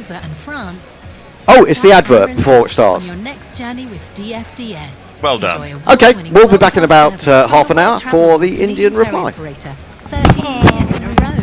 Daily sailings means lots of choice. And with 2 fast frequent routes to Calais and Dunkirk to choose from, we'll have you on your way in no time. DFDS. Now that's a breath of fresh air. Visit dfds.com to find out more. Ready to launch your business? Get started with the commerce platform made for entrepreneurs. Shopify is specially designed to help you start, run, and grow your business with easy customizable themes that let you build your brand, marketing tools that get your products out there, integrated shipping solutions that actually save you time, from startups to scale-ups, online, in person, and on the go. Shopify is made for entrepreneurs like you. Sign up for your $1 a month trial at shopify.com/setup. The Bishop and the Bear, the Bishop and the Bear, and to the delight of everyone, they are here to share jokes and rants and guests and things. Who knows what any fun they'll bring? Not affiliated with the Mad Bishop and Bear pub at Paddington Station. The Bishop and the Bear, bats beyond compare, buckets of savoir-faire. The Bishop and the Bear. Well, hello and welcome back. It seems a while actually, but welcome back to the Bishop and Bear. We're mid white ball series against India. We've just finished the women's Ashes, but we're going to start in a different place today. Our guest in the Bishop and Bear is the president of Barnard Castle Cricket Club. He's the former cricket correspondent of the Independent and Independent on Sunday, and allegedly he once commented that our predecessor Test Match so far were not as funny as they think they are. To be fair, he may have had a point. He's here today though to chat about his book, A Striking Summer, How Cricket United a Divided Nation. A very warm welcome to the Bishop and Bear, Stephen Brankley. Hello, Stephen. Lovely to be here. Never alleged about it. That's what I wrote about. That is what you match for all those years ago. When I said you weren't as funny as you thought you were, it did not mean you weren't funny. You were terribly amusing. Just not as funny as we thought. Well, that's fair enough. We must have thought we were hilarious. Stephen, can we get you a drink? What would you like? We've got anything, literally anything. Well, I think a G&T, don't you? Oh, G&T. I'm not a G&T man, but I'm a bloke of a certain age, and that's well done, a drink of a certain vintage. Allegedly, it's declining in popularity these days. It's a bit like marmalade. Well, I thought they all had a run. Didn't all the young people's bars have a run on speciality gins a while ago? Yeah, they might have. During COVID, there were a lot of people making speciality gins, I seem to remember. Yeah, there was a few articles on the telly, yes. Anyway, we've already bowled a wide and sort of wandered off towards third slip. Indeed. 1926. A post-war Britain riven by a general strike and by class divide. Anything but the land fit for heroes that Lloyd George had promised. England's cricket team had lost three consecutive Ashes series and won just one test in all of them. An Ashes series took place, though, that transfixed and united the strike-riven and divided nation. Stephen, you've just written this fascinating book. I finished reading it last night, quite late, I have to say. I was a bit late with my homework. What first drew you to write about that series and that year? The year my mum was born, by the way. It's been one of interest to me. After I'd got kicked out of the Independent, having had a really nice time for 20-odd years, my first task was to write a history of my cricket club, which I did. Took 4 years, and I was very happy with that. But you need to keep going. And I wrestled in my mind, what do I want? And I alighted on the 26 series. It had always fascinated me because I knew that it had been important to the country because England hadn't held the Ashes for so long, and without issuing a spoiler here, to win them back as they did in 1926 was terribly important. It lifted the nation, and it was the first time, and we've had a few since, when we had one of those series that captivated the nation throughout and went down to the final match in the rubber. A bit of help from weather, as I don't recall. But I thought, yeah, look, we'll tackle 1926. In the back of my mind, I had it also to then do 53 and 2005, but we'll come to that perhaps. Anyway, I thought let's start with 1926, but I didn't know the half of it. I knew, as I think everybody is taught in the crib, that Hobbs and Sutcliffe had this great defining first wicket stand in the 5th test, but that's about all I knew. And boy, when I started to delve into it, I hadn't, and therefore nobody else really knew the half of it. This series gripped the nation. It was important in several ways. One, the cricket itself. England, as you said, Tony, hadn't held the Ashes since 1912, when we won in the triangular series, and in a legitimate series we hadn't held them since that great series in Australia in 1910-11, and then having lost in 21 and then 24-25, winning our only test when the rubber was already over, it assumed, the cricket assumed a huge importance in people's minds. Let's not forget, chaps, that cricket at that time was still, although football was huge and thousands went to matches on Saturday, cricket was still the national game. And when I say that, what I mean is that it was played and watched by absolutely all classes in a way, but that by then perhaps footy wasn't. So that was important. But then when I got to grips with it, it was quite clear that the country, as I say in the very first sentence of the book, was in turmoil. There were still fears of a Bolshevik revolution. Don't forget the Russian Revolution had taken place 9 years earlier. That had led to all sorts of scaremongering that the communist threat was at our door. That in turn had led to the setting up among mainly the middle and upper classes of fascist groups because they were worried about the Red Scare. And then there was the industrial unrest caused primarily but not exclusively by the miners. The price of coal had gone down. The mine owners wanted to not only increase hours but decrease wages. It led to industrial turbulence. Not an hour on the day, not a penny off the pay. It was a great, it all came together, and I thought, my word, this is a great story. And in the middle of this then, the cricket actually provided a balm. It healed wounds as the summer, as the spring turned to summer and the summer turned to autumn. The cricket somehow kept people together, unified people. I mean, it was. Yeah, I was going to ask you whether somehow the cricket would have captured the public imagination anyway, given, as you rightly say, cricket had such a centre stage, not compared to football, but relative to football, way more than it does now. I think I mean, at Victoria Station, weren't there nearly 50,000 people turned up yes, just to catch a glimpse of the Aussie? Depending on which account you read, boys, there were between 30 and 50,000 people when the Aussies arrived in mid-April, led by their estimable captain Herbie Collins and their long-time manager Sidney Smith. They couldn't believe what was happening. They'd been warned. They got on the train at Dover, having taken a ferry across. They'd taken the continental route. In the end, they'd actually stopped off in Paris and laid something on the tune of The Unknown Soldier. And Collins had, and they'd been warned at Herne Hill that they were likely to be greeted by a huge crowd. And there were autograph hunters on the train as well. But when they actually got there, they were absolutely overwhelmed by the reception.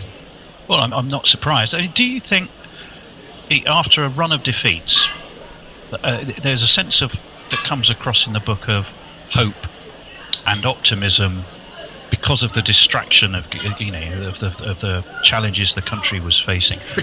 Did the public just want to be optimistic but fear the worst, or did they genuinely believe England could do it?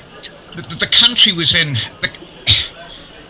The United Kingdom and Great Britain still ruled most of the known world. It still had an empire. It still had a swagger about itself, which was perhaps more justified then in view of what had gone before than it has been in subsequent years, when it's still got an artificial swagger, which it's got no right to have. But then it sensed that things were in decline, and the inequality in the country, which had always been there, of course, was no longer going to be put up with by the working classes, if you like.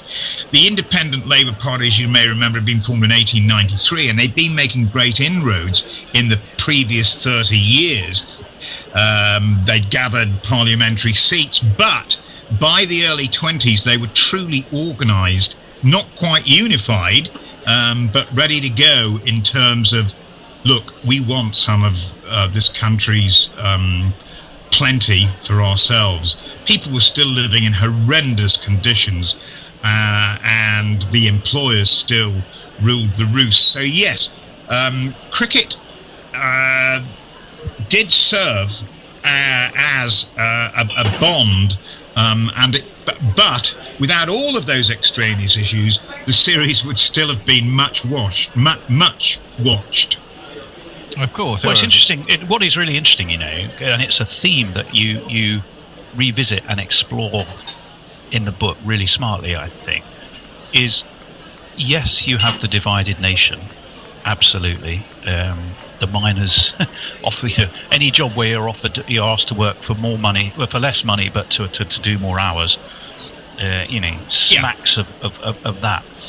But the sport that gripped the country and was watched by those miners. Well, there's a lovely story of two miners who I think cycled down to Lords to watch the game. Yeah, I think it was to Headingley, wasn't it? Headingley cycled down from Newcastle, yeah. Which is still a long old journey. Absolutely. Slept in a doorway. Especially on a bike. But the irony, those days, yeah. Yeah, but the irony is to watch a sport which actually absolutely kind of magnified that class divide. It wasn't until 1962 that they stopped amateurs. To be captain of England, you had to be an amateur. The professionals, which included the likes of Jack Hobbs and Herbert Sutcliffe, don't forget. But you had to be a captain to captain England. You had to be an amateur. The amateurs would travel different class on the train. They'd stay in different hotels. They'd walk down different steps at Lords. The healing of a divided nation riven by issues of class zoomed in on a game that absolutely exemplified the class divide. It did. Cricket exemplified the class difference, but it also, you know, boys, exemplified the deference that by and large still existed, certainly in cricket. The cricket professional, by and large, expected and almost desired to be led by an amateur, assuming that the amateur was a good enough player. And in Arthur Carr, they had one who was just about good enough to bat in the middle order. Can someone explain, did you have to be upper class to be a professional? Or was it just you were good enough to be paid? Good point, Bear. Increasingly by then, and that had been the case for 20 odd years, it was more difficult to be an amateur because amateurs were having to work. We talk about the Edwardian golden age. There was still a crux of amateurs who were in a way rentiers then, who had their own money and lived off property that had been left by their parents or whatever. But by the 1920s, that stock had declined. So the proper amateur was certainly in decline. Arthur Carr, who was captain of England in the first 4 tests of 1926, was only able to play because his dad was a rich stockbroker, and they'd come to an accommodation that Arthur, who was darn good at cricket, Arthur could play cricket as long as he became captain of England, which he did. Percy Chapman as well was. Well, I do have a soft spot for Carr. I'm not saying he gave the world to Harold Lower, but my word, he had much to do with honing him to be ready for Test match cricket. Larwood made his debut in 1926. So there was still a deference among, as I said, among professional cricketers towards the amateurs. Even among Hobbs, who was, I guess, by then, and I try to make this point in the book, the most revered man in England, bar none. Even, I suppose the King might have been an exception, I know not. But because he played cricket, because of the way he disported himself, but even he didn't expect to be captain of England, though he did captain England during a couple of days. It was one day at Old Trafford, wasn't it? And he was the first non-amateur to ever be a captain of England, I think. Well, Arthur Shrewsbury was the first professional captain, but they weren't really England or MCC then. They were tours gotten up by pros. So, in a way, because Jack Hobbs during the fourth test had to captain England when Carr fell with tonsillitis, there was uproar. It was not a scandal quite, but it was a genuine surprising thing because there had been one amateur in the side, one other amateur in the side, Greville Stevens, who's a 25-year-old university college boy, Middlesex man, and a stockbroker at the time, I think. Yeah, but they didn't ask him. They asked Hobbs, but there was no question that Hobbs would then keep the job.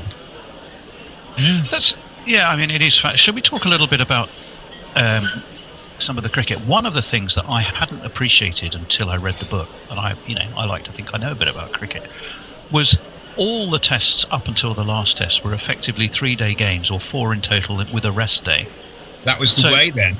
So here we are, bemoaning the fact that games finish early in sort of 2025. Yeah, I mean, there was hell on as well. After the Lord's test, the first test at Nottingham was rained off after 40 minutes. They didn't play on the second and third days. The Lord's test was just a runs feast, and it was after that agitation started, boys, to make tests longer. But what we forget in all that, and there was a case for making tests longer than 3 days, but what we forget in all that is that they were bowling 23 overs an hour. Now, the Lord's test finished in a draw, and forgive me, it's several months. I hear Gary in my ears at the moment. But in the number of overs bowled in that Lord's test, something like 40 other Lord's tests have been finishing in fewer overs. It wasn't the days, it wasn't the overs, it was the fact that the bowling wasn't that good. The pitches were probably too good, and the batting lacked ambition. Whereas today, some of the batting may have too much ambition. It had none. So they were tootling along at about 2 and over. Weren't the Australians slightly more guilty of that than England in playing for a draw all the way through? Well, obviously discount the first one. Were they 8-ball overs in those days as well? Sorry, Bear? Were they 8-ball overs in those days? Or was no, they were 6-ball overs. Oh, they were 6-ball overs. Yeah. The 5-ball overs have been stopped a few years earlier, so there were 6-ball overs by then. The 8-ball contests were in Australia. Okay. Yeah, they were. There's some things in the book which I think, to me, do a fantastic job of putting you in the period, as it were, as well as the. That's what I set out to do. I'm very interested in cricket, as you boys are, but I'm interested also in the society in which cricket is played. I find today fascinating. Well, the one thing I find interesting about that is it seems to be that Winston Churchill's fault that everything went tits up in the country. Because I come from the northeast, people still haven't forgotten Winston Churchill's part in the general strike and in the miners' dispute. He did not cover himself in glory, and that is still mentioned. And of course, he is truly a great man who England, the United Kingdom, wouldn't have got through the Second World War without him. But nonetheless, I was keen to point out that he did have a feat of play as well. Yeah, well, he was the one who said that we got to go back on the gold standard, isn't he? And basically screwed up the economy. Yeah, screwed up the economy. Standard. And that caused all sorts of problems because the sterling just couldn't carry it then. It went back to First World War levels. Well, it just wasn't worth that. Yeah. But the Conservative Party were very keen because it delineated Great Britain as a world power. It was very keen to demonstrate that by returning to the gold standard, which had been judged on up until the First World War. I think Stanley Baldwin comes out of it. I mean, I've always thought of him as mildly ineffectual, but when reading the book, whether you agree with the politics or not, he seems to come across as quite decisive. At least he's a conservative man of his times, and he certainly didn't get everything right. But he went up in my estimation with everything that I read about him. Really, look, he was eager to make sure that there was no crowing after the general strike collapsed, which is just on the cusp of when the Australians arrived and just before the Test series started. The general strike lasted 9 days, and the workers were broken. And Baldwin was keen to try to ensure that victory, while the government was not crowed about, as I said.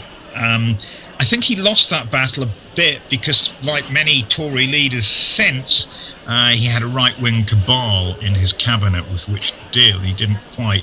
Well, there straight away is a parallel to very recent times. Yeah, Baldwin was a decent man, and there is a bit in the book where I mention the fact that he did give away, I think 20% of his personal fortune he gave back to the government to try and alleviate poverty, asking other millionaires to do the same, which sadly few. And he was a very keen cricket fan, so there's a tradition. He was a huge. I'm thinking John Major and Theresa May for a start. Yeah, huge cricket fan. And his missus, wasn't his missus? Lucy. She played for the famous cricket. White Rose Ladies team, and I refer in the book to a luncheon that was held for the Australians days after their arrival, which, with the country in absolute turbulence, with the general strike round the corner, the Prime Minister found time to attend with his wife, and his wife sat next to Sidney Smith, the Australian manager, and he was absolutely flabbergasted to find that this woman knew so much about cricket. That was a representative of the Times too. But she there's one more of a cricket expert than Stanley. Well, there's somewhere there. I think it's during the Oval Test. You reference a correspondent who was either shocked or horrified. I can't remember the words used that there's so many women here. It's a and I think he describes it as something like it's a characteristic of the new feminism. Yes. Hopefully they could catch back in those days. I did think of Private Eye Suits Corner when I replicated that, but yes, it was astonishing. Women were, because of the suffragette movement, which of course had started in about 1905, I think, the first public protest. Then they'd eventually. You want to let Forthy in, Jason? I will, and as we are just about to start, that's that done. Let me just change the studio background so that people could see us. Come on. Mark Wood's going to open the bowling, by the way. I'll jingle him up in a second once I can get the. There we are. Yes. Hello there. Okay, let me get you on there. That's all done. Right. Okay, I think we're all systems go, aren't we? Hello, Messi. Hello, Jason. Can you hear me? G'day, Forthy. We can indeed. We can hear you in the cheap seats. Yeah, all systems go. Well, this is going to be a closer contest than the one a few nights ago. This second ODI. You optimist. Whether England have got quite enough remains to be seen.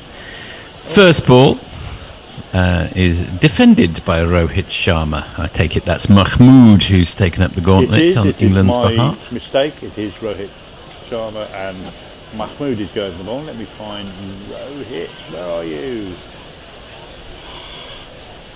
Well, that's a rhetorical question I can't answer, unfortunately, Jason. Anyway, here's the bowler. Nor should you if it's rhetorical. Exactly.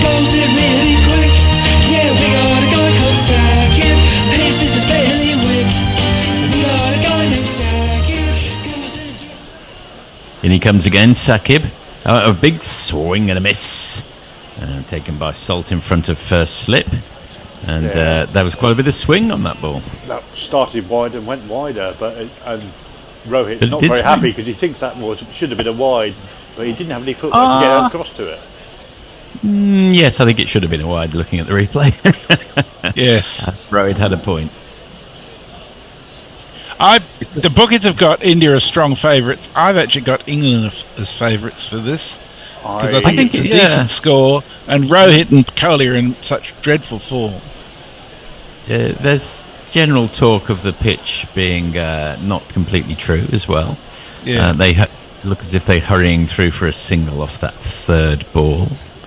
I think the difference is going to come down to the Indian spinners versus the English spinners. I think you may want to put your microphone a little closer to your mouth, Jason. Is that any better? That is much better, thank you. Yeah, that was yes. It was down too low, the boom, because this newfangled microphone is the first time I've used it. It's much easier. You got two hands free now. Have you noticed that? It's great. Yeah, I've got too many of these working during the day. In comes Mahmood again. A little bit of swing in on that one, but completely covered by Shubman Gill all the way along the ground to mid-off. Did you catch any of the first innings? Yes, I did. A couple of really good catches, particularly by Gill. The second half of the first innings. Yes, I was watching Godzilla -1 for the first half of the first innings, which was very good actually, and then caught the whole of the second half of the first innings. Is Godzilla -1 a prequel to a prequel? It is a sort of prequel. It's set in 1945. It's very good, actually. It's got some good thematic elements, much better than a Hollywood version of Godzilla. It's That's very defended much out on the... Oh, yeah, sorry. So it's very much the origin story, isn't it? I guess, although we never really find out where he originates from, of course, Godzilla. That's just tapped out on the offside, no run. So this is a good solid start from Mahmood.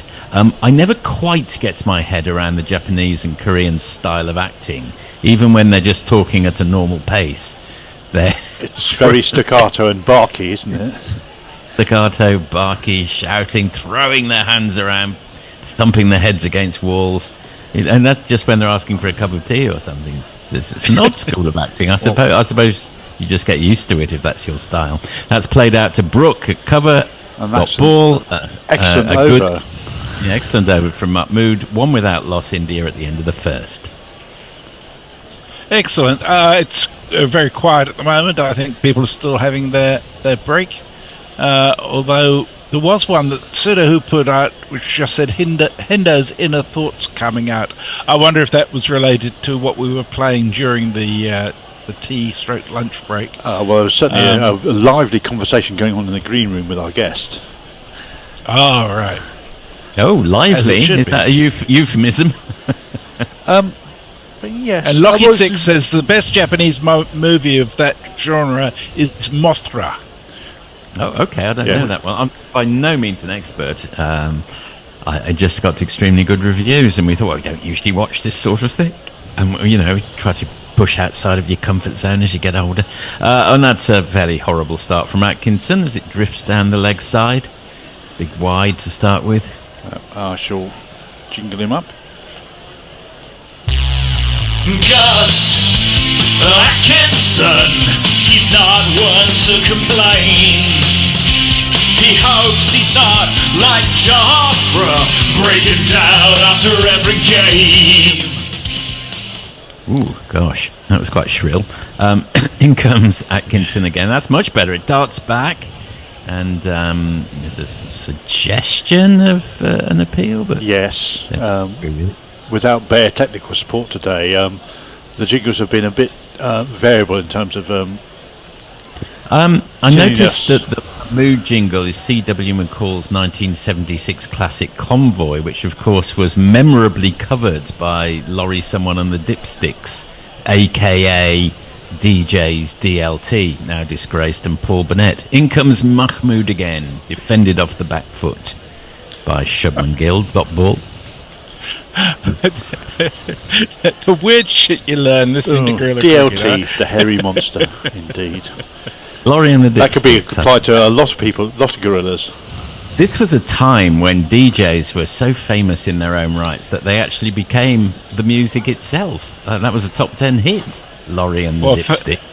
Fat Boy Slim, I suppose, was the apotheosis of this. Yeah, I suppose that is absolutely true. I was thinking of that Radio 1 posse of DJs from the 70s. Alan Fluff Freeman, Tony Blackburn, Ed Stewpot Stewart. That's defended off the back foot again by Shubman Guild, dot ball. Atkinson, after that erroneous first ball, has corrected his line. In fact, it hit him high on the leg, that one, Rohit Sharma, who since his sort of imperial phase 2 or 3 years ago. Oh, he's got feet of clay, definitely, at the moment. Significantly come off the boil. Sometimes he just looks like you can't quite get it off the square, poor chap. Oh, he's got that one. No, that's you got that one. Yeah, it's disappeared for first boundary of the innings.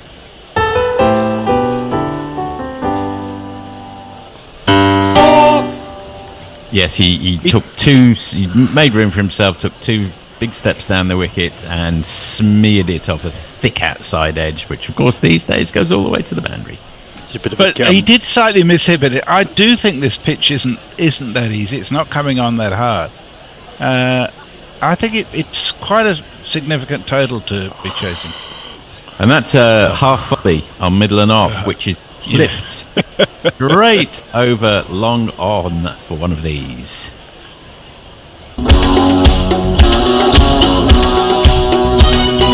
I believe in miracles. Since you came to bat, you 60 thing, you. I believe in miracles. Well, 2 balls have ruined a fairly good over, so. Yes, it's a shame. Minimal input from Rohit there. He just stood and delivered, as it were. Yeah, I could have hit that for 6 with that. Do you think? I think you probably could. I reckon you could, Messi. I reckon you could. When was the last time you had a game of cricket, Messi? Probably about 30 years ago. Okay. Which is very much a beer match. Yeah. Single off the last ball. India 13 without loss after the end of the second over, and back to Messi. Lockie says Bear's tech support intervention was like Alexis Sales in Brazil. Is that the movie Brazil, or It was is. there an incident in Brazil? Yes, the only thing I remember from that game is I got a caught and bowled with my first ball. Did you? Of their star batter. It was a complete fluke, but yeah. Well, it happens. Mahmood in again. This one's pushed wide of the man in the covers, but goes to the man at mid-off. Has to come round, but they decide against the single. It's not often you say that we should get Gill on strike because Rohit's going too well. Well, not these days, no. Just giving himself a little room for that. This is meant to be clip. the period where it switches over under lights from dusk, and it should be moved around a bit. Did move around for the first couple of balls of the innings, but not much since then. Oh, God, that's a terrible ball. Big floaty volley outside off stump, which gets everything it deserves, disappears over mid long off. Dear, this is looking like an assault in the first 10 is on the cards. Well, to be honest, they haven't had to take any risks with the sixes. No, they've been into wide untenanted areas at the moment. Yeah, exactly so. I just do not understand when pace is supposedly the key and the ball only stays hard and shiny for a little while, you would not open with wood. It just seems crazy to me. I think it's by his own choice, to be fair. Well, I'd tell him, that's what you're To there man for. the F up, yes. Why would he not want to open the innings? Yeah. I mean, I could see why you might not want to open the batting because the ball's fresh. But I don't understand why you wouldn't want to open the innings bowling if you're a fast bowler. That's clipped off his legs to square leg. There is no square leg, so the man has to come round and field, and they hurry through for a single. Rohit is 19 off 12. Shubman Gill is none off 3. What a contrast. Yeah, well, Shubman hasn't had any half volleys. That's true. And he's back on strike, and he gets. And that was actually Rohit, I think, back on strike, and he's gets a ball which he defends off back foot for no run. Rohit is closing in on the most sixes in ODIs. He's no surprise for guessing who's the number one ODI six hitter, but he's just gone past Chris Gale. It's well, I can reveal it is indeed Shahid Afridi. I surprised actually he's number one. I'd have put Chris Gale number one. I would have got that one wrong. That's played the game through the vacant square leg area, and it goes all the way this time for one of these.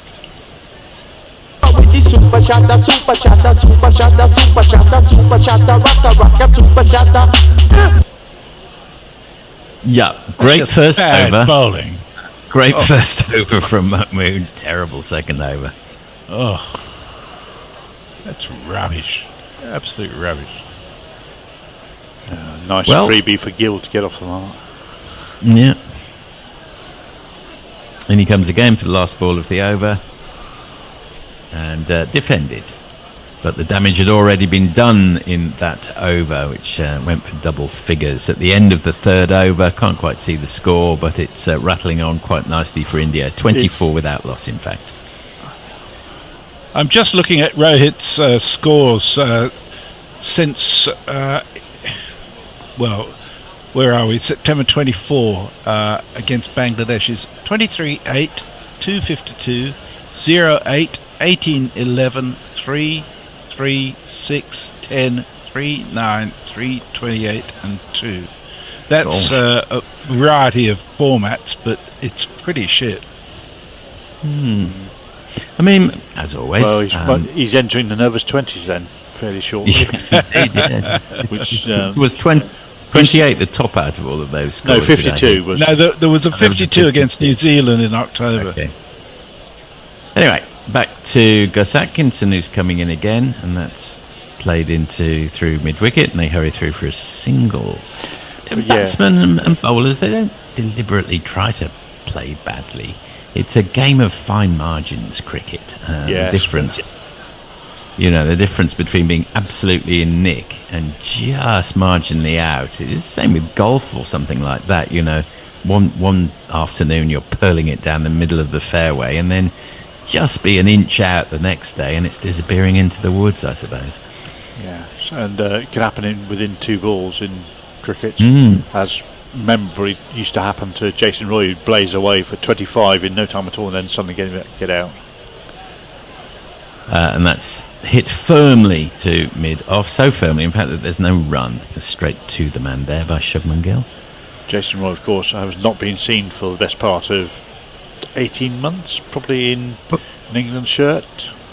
When you say in an England shirt, how's he been doing domestically in well, that time? He's not really played for Surrey either in that time, apart from the Blast, I don't think.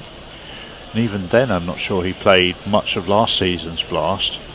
Has he been injured or? No, he's just been playing international tournaments. Yes. Okay, that's defended on the offside. Dot ball from Shubman Gill. Yes, a great talent. And, instrumental in that great march to the 2019 World Cup final. Won the semi-final on one leg, pretty much, for England. Absolutely, yes. He always looked like... And then, of course, he got called up to the test team that summer, and that didn't end well. There's another... No. Yes, he always looked... I don't know... how can one put it? Oh, God, that's a terrible ball. Spewed down the leg side. Almost a run out, as there's a misunderstanding between Rohit and Gill. And Overton has a shot at the stumps, which isn't far off, but some pretty average cricket all round there. Well, I can tell you that his last 10 games have all been in the ILT20. Yeah, he's been playing in the ILT20. Done reasonably well there. He's been playing in he played in the inaugural American League competition. Which one's the ILT? Sorry, excuse me. That's the one in Dubai.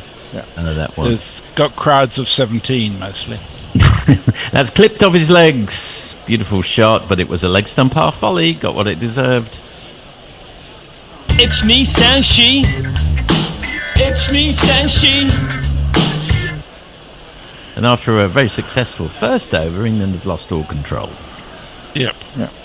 It's all gone a bit pear-shaped. It's all gone a bit Pete Tong. Still, there's an awfully long way to go. Do you know the there is indeed, yes. piece of trivia about Pete Tong? Oh yeah, go ahead. He's related to a very well-known British chef. Do you know? Can you guess who? Well, there's a few. Big appeal. Didn't look out, but Gus Atkinson's not convinced either. Phil Salt seems the most interested. I think that's going down. Yeah, it just didn't look Josh right. Butler doesn't look convinced either. Not interested. I don't know. It probably was going down. It wasn't too high, I don't think, which is probably why they thought about it a bit longer than normal. Do you just see a tiny little inside edge on that? It might have been. Razor eyesight from Sydenham. You're in Sydenham, are you? I am. Yes. I much prefer being in the studio. And that's a slower, floaty, but so slow that it actually slightly deceives Gill, I think, who hits it straight back at Atkinson on the bounce, who ricochets it to the man at mid-on. There's no run. I think that's the end of the over, yeah. It is. 4, 5, 6 off the over, so not disastrous. Sunshine, which is a handle I don't recall seeing before, so if it is your first outing with us, welcome. Says Butler getting Rohit's form back by not giving the ball to Wood. Also says bring Wood in and he will get out Rohit in short ball for sure. Farong says, now I understand why Messers loves Shite Gets Wickets, his trademark ball. Actually, the one where I got that wicket was a very good ball. It was just short of a length. He whacked it back at me. I put my hand down and it stuck. That was it. Extra cover K says, chased down with a few to go, I expect. And Lockie says, Brazil is bizarre 1985 film based on 1984. Alexei plays a crazed rebel repair guy who arrives on a wire like Batman in SAS. Tell me I'm not alone. No, that's right. Mark Mood bowls first ball of the over there, which keeps a bit low, in fact, and Rohit has to dig it out and looks suspiciously at the pitch at his feet. Yeah, at it the did back. do like he grubbed just a little bit, and Rohit looked suspiciously at it. Indeed. As the camera is following Wood, with the inevitable question of being, why isn't he bowling? Immediately Brazil's following, got Brazil's got Jonathan Price, Robert De Niro, and Ian Holm, and it's directed by Terry Gilliam from memory. Oh, and that's an extravagant launch, way into the sky, straight 6. Super shatter, super shatter, super shatter, super shatter, super shatter, rocka, super shatter. Well, Rohit looks as if he's trying to recapture his form in. Yeah. And who better to capture it against than this English attack at the moment? It's not looking great. Yeah. Get them before they get the spinners on. Get Rashid on. He's not going to come on before the 11th over. He's going to be. Yeah, I know. I mean, what can you do? It's just another, effectively a half volley, because he'd come a step down. England don't really have a spinner that can bowl in the power play. That's the issue. Whereas India do. No, I don't know who that would be. And that's played out to deep square leg, where Livingston does the honours, and they saunter through for a single. The score moves on to 37 and Rohit to 27. Is about to break that 28 mark. I mean, the only one I can think of who could possibly bowl in the... Well, it depends. If they get a left-hander, then it would be Joe Root. But if they've got two right-handers, as they do now, then you'd have... The only one they could bowl would be Livingston, probably. I'm not so sure about that. You wouldn't feel safe putting Livingston on in the power play. Too much of a risk. That's played out to mid-on for a dot ball. He's certainly a better leg spin bowler than he is an off-break bowler. With his take it away from the batsman, whichever side he's playing.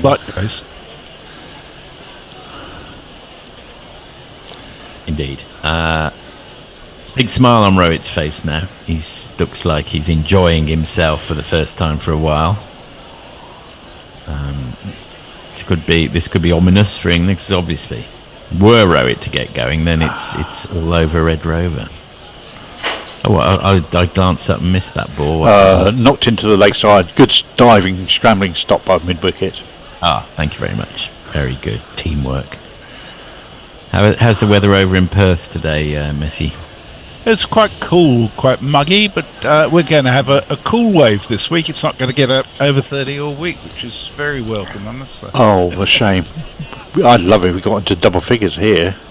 I don't think it's going to happen somehow. It's been about 5 degrees for the last 3 or 4 days. Mood again, and that's played wide of the man at mid-wicket, the man at deep square. Livingston comes scurrying round, and they come back for 2. There was a very good genre of music, not called cool wave, but cold wave, which some of our younger listeners might be familiar with. A lot of Eastern European bands, people like Mulchat Doma. I digress. Which is, should be on a t-shirt for Guerrilla Cricket, really, shouldn't be? Cold wave. Cold wave, yes. Not Coldplay, let me hasten. Yeah, that's a genre all by itself, which... That's absolutely diabolical group. Corporate rock. So on Blue Sky, Harry Manabe says, "Good day, gents. Great to watch the match and listen to the Guerrillas. Apparently quite a few number of Indian commentators and pundits are represented by companies that are partly owned by players themselves. Asha Bhogle called it out recently with respect to punditry integrity." Yeah, it's nothing new. No, ask Michael Vaughan. Shane Warne used to, and Michael Clarke used to share the same agent, and Shane Warne, it didn't matter what Michael Clarke did on the pitch, he would be described favourably by Warney. Yes. And that's played round the corner by Rohit, deep square. I remember once he dropped an absolute sitter. There was quite a long pause in the commentary box, and it was a time when Michael Clarke was captain, and Warney could only say, because he was thinking of the next bowling change, of course. Come on. And that's chopped down to third man, where Mahmood does the fielding. And Gill moves on to 11, the score to 41. This is going very much the same way as the first innings for It is, isn't it? England, Yes, where they blazed away for the first 10 overs. Then as soon as Chakravarti and Jadeja came on, the wheels came off somewhat. See, I'm tempted to say yes and no. I'm tempted to say deja vu, but it's not actually deja vu, which is, of course, a very technical term. But people always do say deja vu at that stage. In comes Atkinson again, and that closes the face of the bat on it. Gill, they hurry through for a single. Root, throw the bowls end. Root behind the stumps. Hatfields. Speaking of Michael Clarke and Australian captains, I have to say that I was very impressed with Stephen Smith's captaincy in Sri Lanka.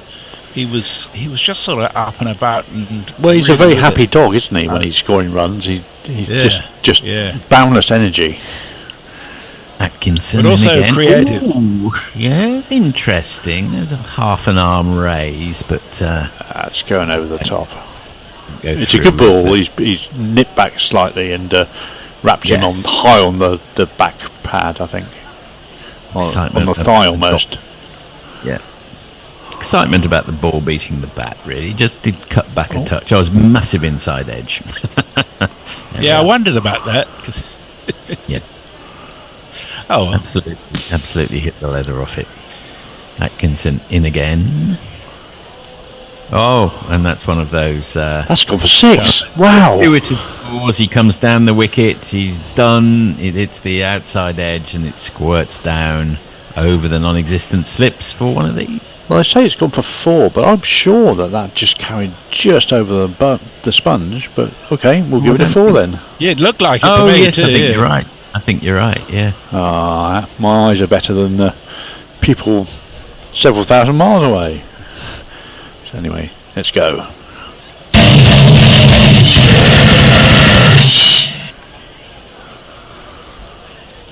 And that's a sort of prod defence. Oh, Down to weird.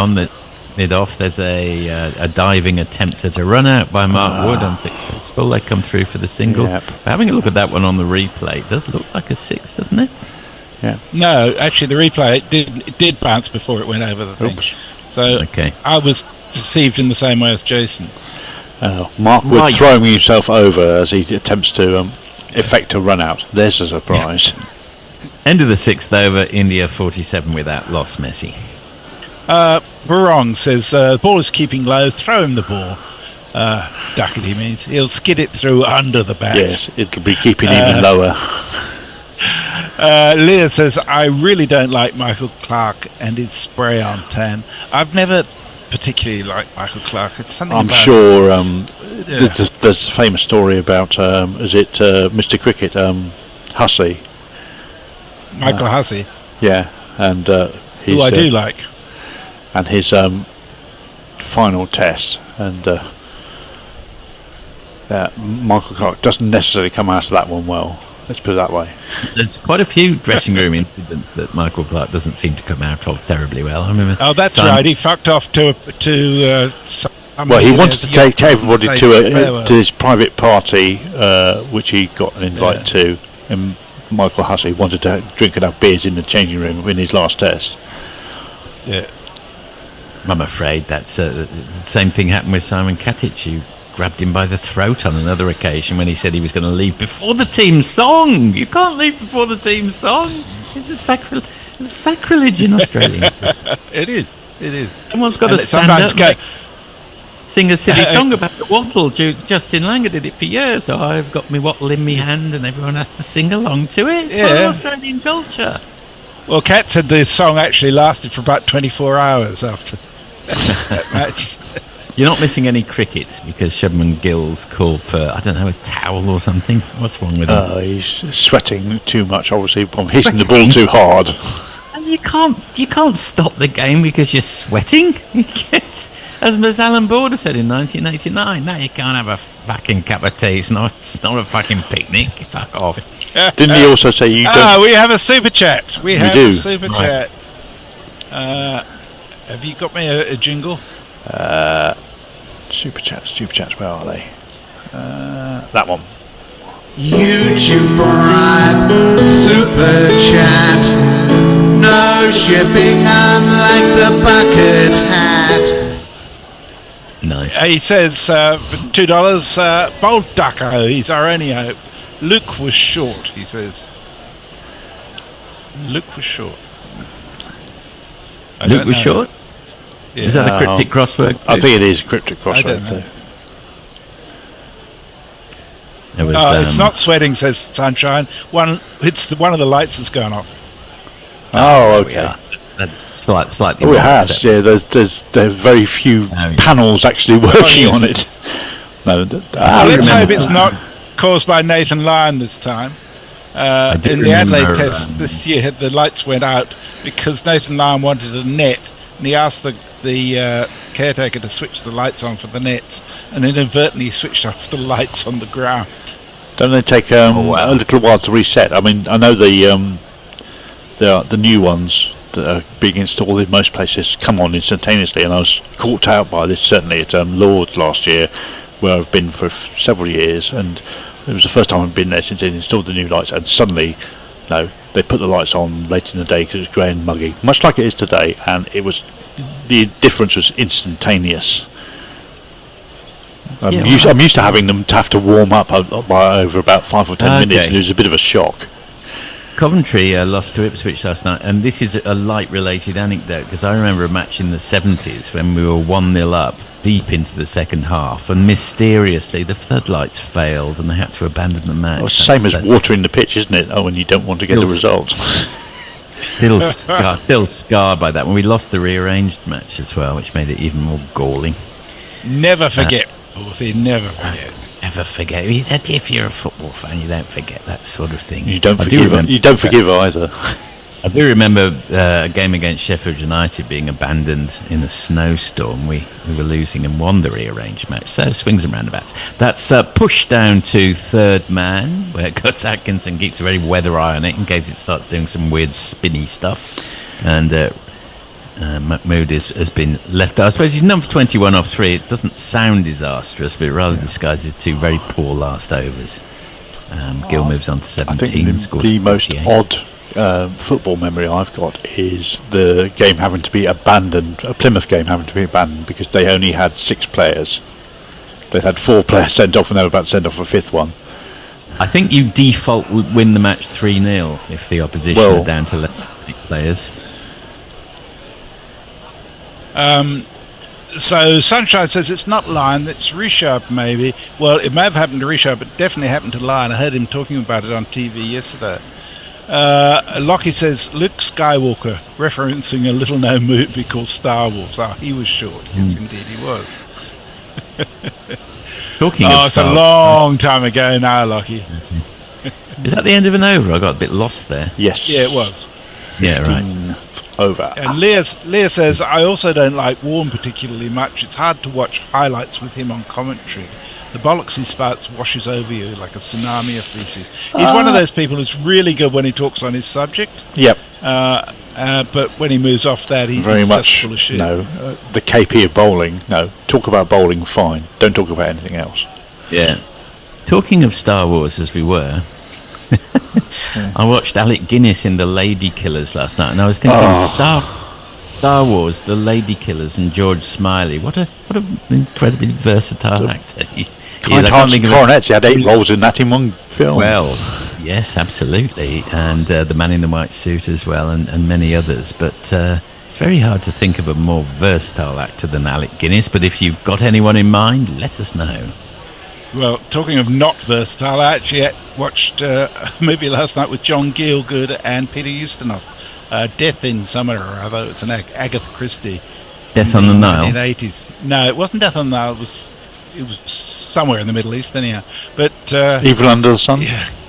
Perhaps? No, it wasn't that either. It's older than that. But Okay. John Gielgud's very one-dimensional in movies, in my opinion. John Gielgud, yes. Yes, he's one of those actors who lauded endlessly, and then you actually see him perform. You think, well, yeah, he's very good in Brideshead Revisited as Jeremy Irons' father. Actually, he's very funny in that. Okay, are we off again? No, are these? No, we're getting lots of replays of run-outs in the Wickets. England innings. Obviously, the lights are still a problem. Oh, the lights. Okay. Yeah. you've just Sunshine been. says it's again lights off for the second time now.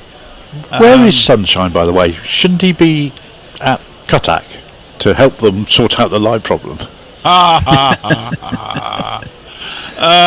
He also says Butler must bring wood in for Overton now. Atkinson in the white ball is easy to pick. Yeah, I think so.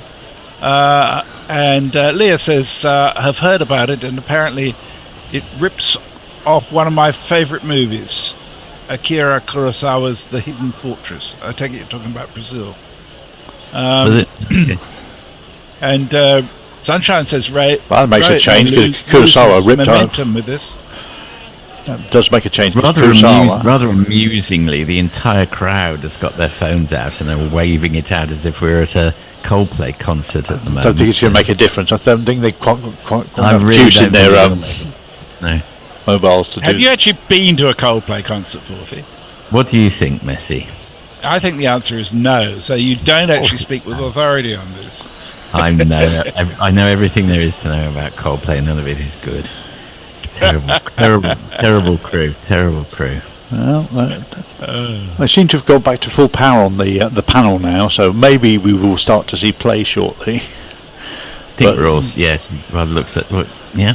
Just needed to turn it off and turn it on again in computing terms. It's been IT crowded. Indeed. Well, it does actually, the funny thing about that is it works. As you reset, 9 times out of 10 it actually does work. Yeah, that's why it's always the first answer that any IT support system will give you. Oh, no, here we go again. Is that a replay of it going off? Might That be would be a very replay. strange No. replay. But No, I think it's just gone off yet again. They're having a real problem with the it's tripping. That light tower is tripping. It seems to me. Yeah. It's a bit like the bear on a good day. Sorry. So everyone's coming together to complain at the umpires now. Rohit's not happy. This is fairly straightforward. You can't play without lights at night. I guess the point being made is, we've got 3 lights. There's only one not working. Yes, and they're saying, the problem is, the if you point keep probably Rohit is making is, but that would be unfair because we'd be batting under different conditions. I'm trying to imagine how the conversation is going, and then someone else is saying, but we've got all these people here, we've got to abandon the game. I think the other point I think he's making. Both teams want to play, and the umpires are saying no, we can't. I think you might be right there. Yes. The other thing that's also potentially complaining about is if he's got 4 lights going on, and then suddenly one goes out just as he's about to bowl. It's very distracting. Yeah, that's very true. Certainly true. Comes back on again just as about to bowl as well.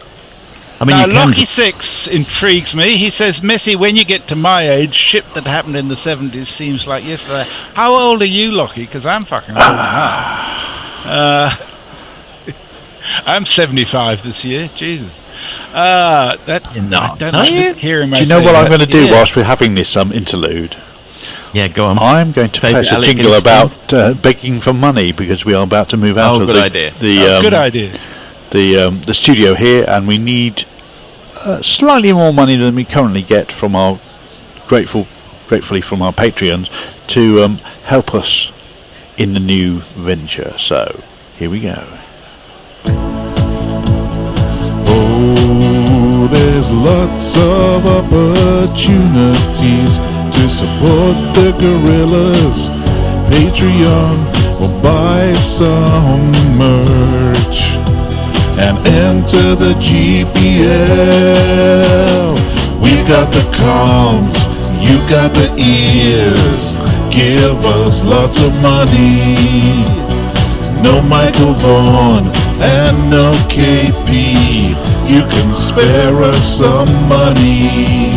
Go to patreon.com/Gorilla Cricket. Choose either $2, $5, or $10 per month to keep us going. You know it's a bargain. Well, the players have gone off. I don't know when they're going to be back. Well, maybe I'll catch up on a few messages before we've got super chats as well, haven't we? We got super chats as well. Yeah, Richard Milgate sends us €2 and says us oldies need to stick together. Ain't that the truth, Richard? And Camilla Caccia sends us €5. Have slightly more money than you usually get. Thank you very much, both of you. That's wonderful. Brown in Brisbane says Northampton's county ground has lights, but only for a limited amount of cricket days. The formula used to determine those days is a well-guarded secret. That's the same for Lord as well. Sunshine says, hey, just a question. What if Root being captain failed in test as continuously as Rohit? Does the ECB sack Root? Root's not the captain. He's not been the captain for a while now. Joss Butler is the captain in the white ball team, and Stokes is the captain of the test team. Yeah, but you know the rule about losing is you always sacrifice a bowler. Well, or the coach. Kieran Roseblade says, yet again, when the opposition bat, they make a mockery of the England batting performance. Baz still hiding behind, I'm just a new guy excuse, not good enough from Baz. I think it's fair to say that England had a fairly good start like this. So there's a long way to go yet, but I do think it's been silly not to bowl Wood. Sunshine says, what's the fuck's wrong with the lights? After 4 months, Rohit got a start and momentum, and the umpire can cancel the game, can they? Well, who knows? Kieran says, if the umpires insist that we can only play if England don't bowl pace, is that not aiding England, finally forcing them to have good strategy? I always think that's rubbish. You're either playing or you're not. He also says, get the best electrician man. Richard Spord can't manage one stadium lights, that's shameful. To be fair, Sunshine, I think this has happened everywhere around the world at some stage. It's just embarrassing when it does. I remember the load shedding incident in South Africa where they went out, and where even the ground authorities weren't under control of the power supply because it was a regional thing. Yeah. Varung says, in the BPL that just finished, we, the Bangladesh Rickshaw Drivers Union, were responsible for electricity contingency plans. 20 rickshaws per light tower, always have electricity. And Hombre Nuevo, hello Hombre, says, well, I didn't accommodate for a lighting failure in my GPL, bastardwoods. Maybe we should take a break and come back when they come back. We've got no idea how long this might take. We can witter a tiny bit more, but I will. We could witter. I tell you what, is Count Binface available? Maybe he'd like to come and do something. I think he's just stepped out to go and get some lunch, but. Oh, nice one. The other thing you could do is play the bad light jingle, which goes for quite a while. If I can find it. Kieran Roseblade says they've taken a light lunch. Looking at let me find this one. This might be the one you're talking about. Just while you're looking for that, Jason, I think the observation would probably be, look, we can play in this. Should we play in this? Even though, I think the umpires have concluded, well, it's a significant disadvantage to India because the light is probably playable but distinctly imperfect. Yeah. And other people will be saying, well, we've got a big crowd in, should we just plough on? But I think they made they had to go by the rule book and say, well, it's just unfair, you're playing in different conditions. Right, let's see if this is, this one may apply. It's incredibly dark out here today. It is very, very dark indeed. There's a there's a chill terror of evil all over the ground as this dark pall of darkness and misery descends here at the ground. It's quite unnerving in actual fact. I, for one, am really quite scared. I've not been this scared, I wouldn't have said, since sort of train from Taunton to Chelmsford back in 1953. And I felt the shivery terrors of darkness then in a way that I hope never to feel again. I'm feeling it now, though. Here lay at the ground. Very, very dark indeed. Daphne, can you hear me? It's very dark, and I'm really quite scared. Bill? Where's Bill gone? Tony? Max? Ian? They've all gone. We've been taken away by the darkness. It's me next, Daphne. I love you, Daphne. I always have done. I may not have said it enough, but I do. I really, really do. And that's it from me. Good night. That's an almost perfect segue into the Star Wars chat that we were having earlier. I love that jingle. Yeah. We don't often get a chance to play it No. in its entirety. Whenever you go to, we used to go and visit my mother-in-law in Kenya, and we had Christmas over there. Every bloody Christmas day without fail, about 11 o'clock in the morning, just when everyone around Kenya had got their turkeys in the oven. Power goes out. Yeah. But yeah, I've got to say to you, I never really thought of Kenya as a place where people were having the full roast turkey on Christmas Day. Well, I mean, certainly Well, roast something. The 10,000 remaining white people were. I don't know to what degree it was common amongst the several million non-white the people. vast majority of the population. I think they would have carried on the old traditions, I think. They would have had something in the oven, even if it wasn't a turkey on Christmas Day. Oh, well. So, we've got a Champions Trophy coming up in just over less than 2 weeks' time, I think, the Champions Trophy. It starts on the 19th of February, so it's 10 days' time. So just to remind everybody that we are hoping to cover every single game of that. It's very well timed from an English point of view, because every single game starts at the same time, which I think is... it's about 9 a.m. UK time, so they are all pretty much day-night games in India and Pakistan and UAE. Well, that suits what time was? Yeah, 8 p.m. That'll suit quite well in Melbourne. And every day there is a game for the first 2 weeks, 12 days or so. Yeah. Then you've got the semi-finals and the final spread out over the next week. Yeah. So it's something to look forward to, which should be quite fun. And it'll actually be ODIs that mean something for once. This is an important game today, of course, but... Can you remember who won the last Champions Trophy? I mean, it'll mean something. Sorry, I don't want to be critical. I actually think Pakistan are the holders, are they not? They are, I think, as well. Yes. There we are. Yes, I think they probably are, but it's not quite the World Cup, is it? But it's cricket, and it's more meaningful than another bilateral tournament. Yes. Yep. And England have a battery of 6 fast bowlers. Are they going to stay that way for Pakistan, do you think? I think there's an argument for bringing some slow bowlers in who've been to Pakistan, because they were playing all the games at Lahore, I think, England. Aren't they still building the stadium there? Did I hear this afternoon from my Pakistani friend? Apparently it's going to be ready 2 days before the tournament. Oh, sure, yeah. So no chance for even a warm-up event on it. Well, they were certainly doing the works on Rawalpindi before on the tour that England did before Christmas, weren't they? Because they didn't know until pretty close to the tour actually happening whether they were going to play in Rawalpindi or not. No, that's right. Yes, they end up playing two tests at Multan and 1 test at Rawalpindi. Multan, yeah. Yeah. On the same bloody pitch as well in Multan. Bizarre. Yeah. Once they got the fans on it and dragged up and down a few times with a rake. And ended up with a day 9 pitch in the end, didn't we? Yeah, it didn't serve them too well in their most recent adventure, did it? No, they got duffed up a bit by someone who bowled spin better than Pakistan did. I'm trying to remember who it was. South Africa? No. I think it might have been. Oh, that's really bad, Jeremy.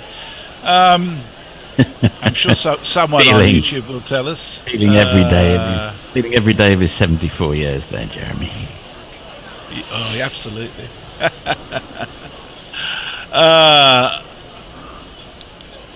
No, it's West Indies. That's who it was. That's right. It was too. Yes. Because I watched one game in the pub when they had what's he called? The guy came back into the side bowling with Guttake Moti and another spinner. That's right. Yeah, they did really well. Lockie says, I live for the day when Richie, Darth and Billy Connolly chat on Guerrilla Cricket. That'd be interesting. You still haven't told us how old you really are, Lockie. Kieran says, is playing Lubin any closer? Haha. No, they've gone to... no sign of anything. I think we might need to call it a day and go back to the podcast until such time as they do come back. Righty-ho. Let's do that. We got one more from Harriman Abe on Blue Sky. Says, apparently Ed Sheeran's impromptu street performance in the streets of Bangalore had a police officer literally pull the plug to prevent public nuisance. Maybe the officer has made his way to Cuttack. I think it's to save people's ears. Did you see that picture, that image that was put up of Bono and the Edge from U2, and it was a caption saying, and they've appeared in a Ukraine station to playing a medley of U2 hits at the weekend. Someone put underneath, have they not suffered enough? Yes, I was going to say, what have the Ukrainians done to deserve that? Yeah. Very good, very good, very good. Okay, you're going to put something on. I am going to go back to the podcast that we were having before with the Bishop and Bear, issue 88, which is talking to Stephen Brinkley, I do believe, about the 1926 Ashes series. So will we come back when we have more news? I'll stay awake. Okay. Okay, we'll be back with you hopefully soon. Yep. Years of protest managed to get something of a vote for women. Recognised anyway. So women were only beginning to come into their own. But believe me, there was not a willingness on the part of the male sex to permit that. Well, you still had the sort of Harris and Hawks presence looming a little bit. You know, a sense that it wasn't, you know, the norm would not be to have them in a lot of places, and that was still the sort of the way things were. So, as I say, I think what you've done is sort of capture the surprise. I've tried to capture society. I've tried to capture a moment in time of which cricket was a fundamental part, because I still probably naively believe that cricket is a fundamental part of the way we live our lives. I think it is important. Certainly is for us. To remember, yes, to remember, boys, that the number of great cricketers who appeared in that series is utterly astonishing. Go down the England team for the final test. Hobbs, Jack Hobbs, Herbert Sutcliffe, Frank Woolley at number 3, Percy Hendren at number 4, 3 of the highest 4-run scorers of all time in that. Wilfred Rhodes, you've got number 5, Bash Chapman, a blonde god. Number 6, Greville Stevens, an amateur who didn't achieve all he could have done, but nevertheless an accomplished cricketer. Number 7, Wilfred Rhodes. Number 8, Maurice Tate. What a bowler he was then. Number 9, George Geary. Boy, I wish we had 10 seamers like him today who could hit the top of off. Number 10, Harold Larwood. Well, can I stop you on that one? Because number 11, Herbert Strudwick with a wicket-keeper. Larwood is fascinating in this story because, you know, you're talking about a strike which was a general strike and supported by the dockers and the train drivers, and it became that to the general strike. But it was fundamentally about the mines. You had a miner who'd been pulled out the mines to play cricket. So what surprised me a little bit is that he didn't become more of a central focus of the series, perhaps because it was earlier in his career. Well, it was. But you had the ultimate kind of poster child for the working man playing. Yeah, he only in the played test 2 matches. test matches. He was picked for the Lord's match and acquitted himself pretty well. He did. And then Pallam Warner, the chairman of selectors, decided that the series could better be won with other types of bowling. He was wrong, but by the time of the Oval Test, England were desperate and they needed Larwood. He was clearly the quickest bowler in the world at that time, and they needed him. I looking back, and obviously I've done a lot of research into this particular summer now, I think that they got it wrong, and Larwood should certainly have played throughout. Well, I think it was in this series that Percy Fender spotted Larwood's potential with a future thought on bodyline and how much it might have discovered. Oh no, it was when Bradman's first tour, wasn't it? But Yeah. We did all this. We did all this in a past podcast, Tony. Well, we did. But the other thing that I love in the book is, and the sort of ways that you recall the past. There's a couple of techniques which I think are great fun. One is you use cigarette cards as the illustration of the players, which to me just feels so 20s. You've got literally the players' cigarette cards as the portrait. Yeah, I must admit, I gave myself a little pat on the back when I thought of that idea. Actually, well, I'm giving you another having one. thought about it, I then got lucky because it turned out it was one particular collection issued in 1926, which of the 30 players that played in the series, I think this collection of 50 had 24 of them, and I was able to get singles of the other 6 from other collections. Yeah, are they worth lots of money these days? Well, I bet they are. They should be. Yeah. I just a question. It's one. It's like baseball cards and all that kind of stuff. That's why I'm talking to you from a mansion in Barnard Castle. Yes, I went played from mansion, but yeah, look, I managed to get. Look, boys, I'll let you into a secret. I was lucky. I managed to get a facsimile set of cards, which are absolutely like the originals. So that was a real boon, because while there are some of the originals still knocking about, they're into 4 figures now, and I really want to. So anyway, yes, I was fortunate, really, and Tony, I think you're right. I do think they add some atmosphere to the book. I really do, and it's a trick that I might play again if I've got another book that I'm toying with at the moment. I might use that again, actually. Well, the other one is use of nicknames and the names of the day, which I think again seems to work. I mean, Plum of course is one that always comes to mind with Warner, but there's other players who you constantly use their nickname, so the names they were really named. Yeah, and I refuse to put them in inverted commas. I do explain that in the brief introduction at the start of the book. This is what they were known as, so why put them in inverted commas? Pelham Warner was Plum Warner to everybody. Henry Lawson Gore was Shrimp to everybody.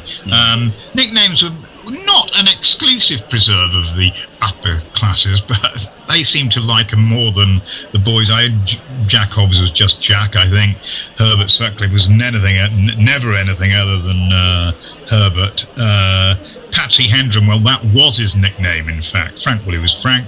And that was I think Frank was known as Stork, maybe something like that. He was Stork. I think it was Stork, and you do refer to him Stork Hendry, wasn't it? Yeah, I do. Yeah. So you've talked about some of the characters on the England side. I mean, the one that, apart from Harold Larwood, leaps out at me was obviously Jack Hobbs for my Surrey friends, and the Hobbs and Sutcliffe partnership. Didn't strike its highest chords in 26, but obviously it went on to do. Oh yes, it did. They averaged. Well, the oval, they did. They batted magnificently, didn't they? Yeah, they never put on less than 50 after Nottingham, where they were interrupted. So yeah, they were at their peak then. They really were. It's because the matches were actually unalluring matches because of the weather and the Australian desire for draws. The nature of the fear with which Australia played. Australia played almost as though they wanted to get to the final match when they knew it was likely to be timeless, and that they put all their eggs in.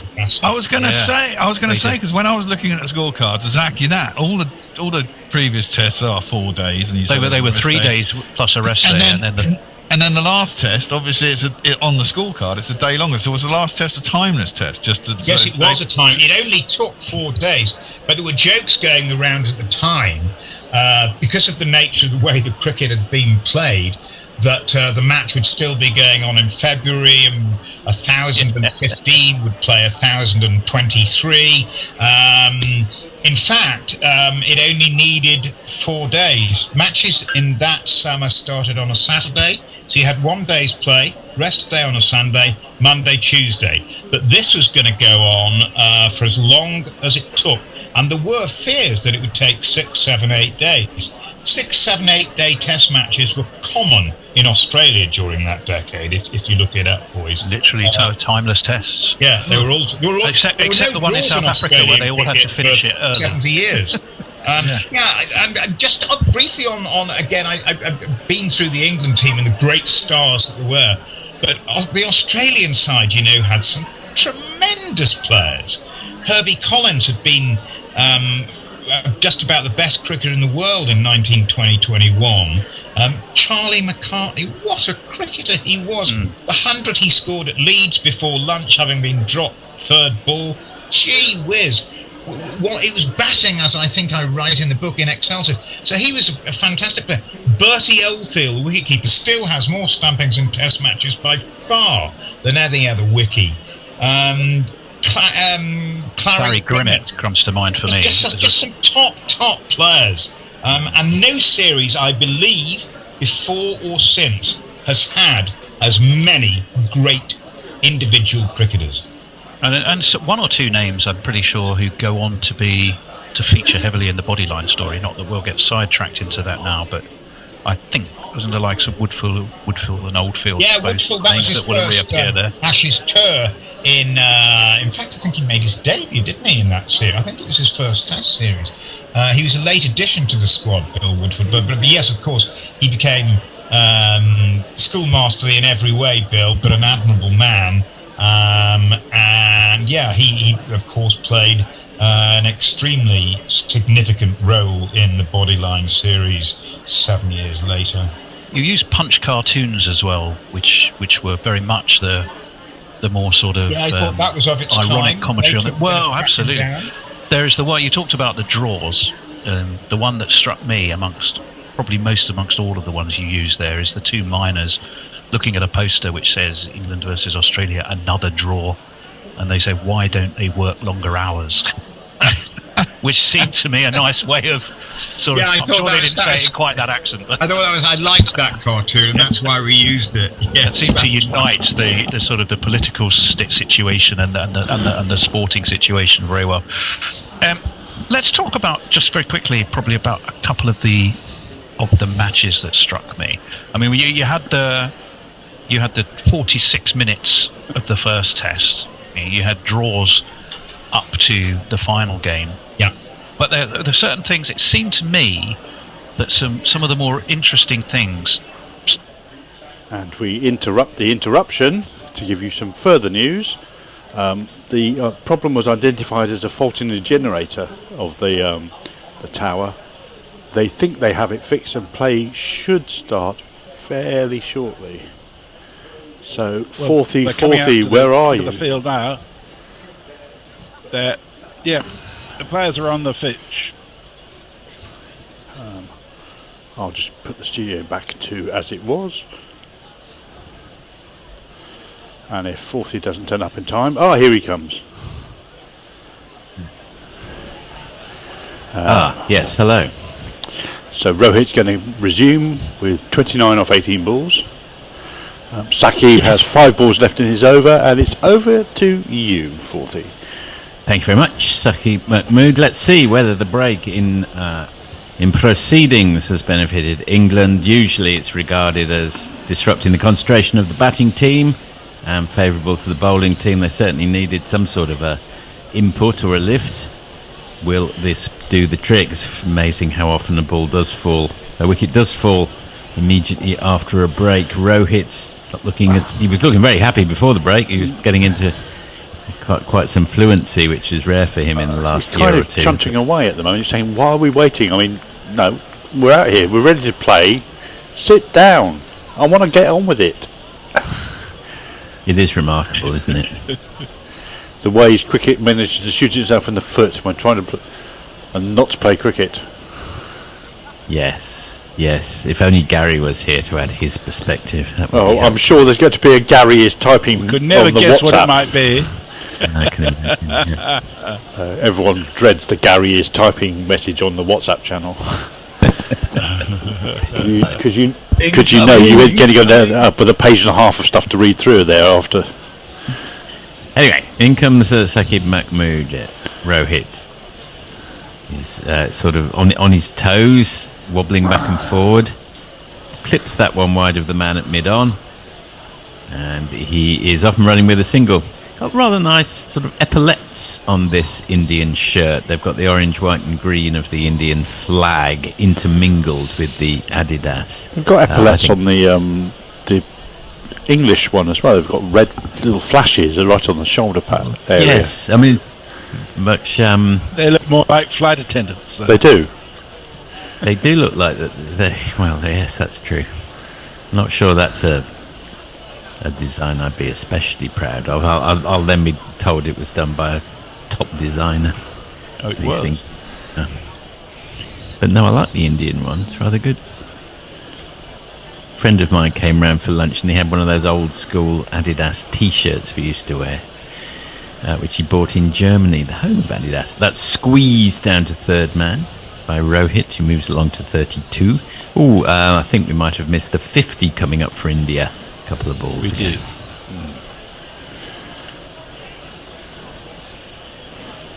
Yes, I really like that old school Adidas. Do you know the one I mean? It's a bit hard to describe apart from an Adidas T-shirt. They always have the three stripes along the, don't they? Oh, always. Absolutely, yes.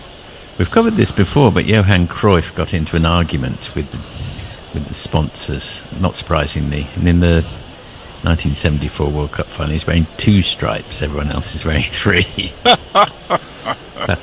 Classic Cruyff.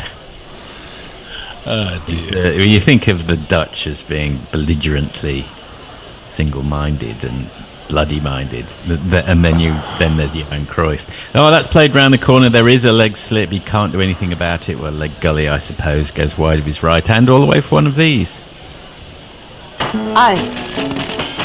3, 4. If only we had that in Dutch. That would have been a nice little segue, yes. It would. I mean, it wouldn't be very different in Dutch, I imagine, if we've got any Dutch listeners. Perhaps you can tell us what 1, 2, 3, 4 is. Obviously, we can look it up. The internet's taken the fun out of everything. In comes McMood again, and that's sort of defended out into the covers. There's no run. I mean, I'm no linguist, but I don't think... Is Dutch a Germanic language? It probably is.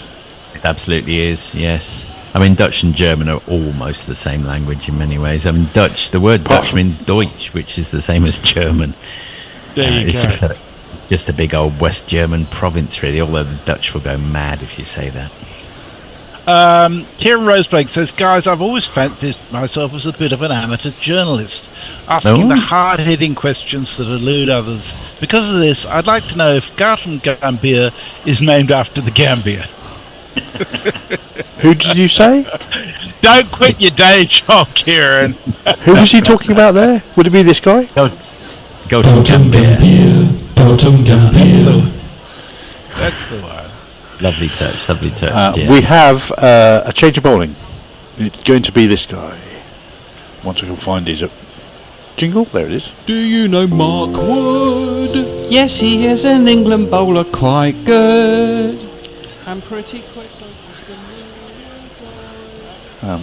Talk over it.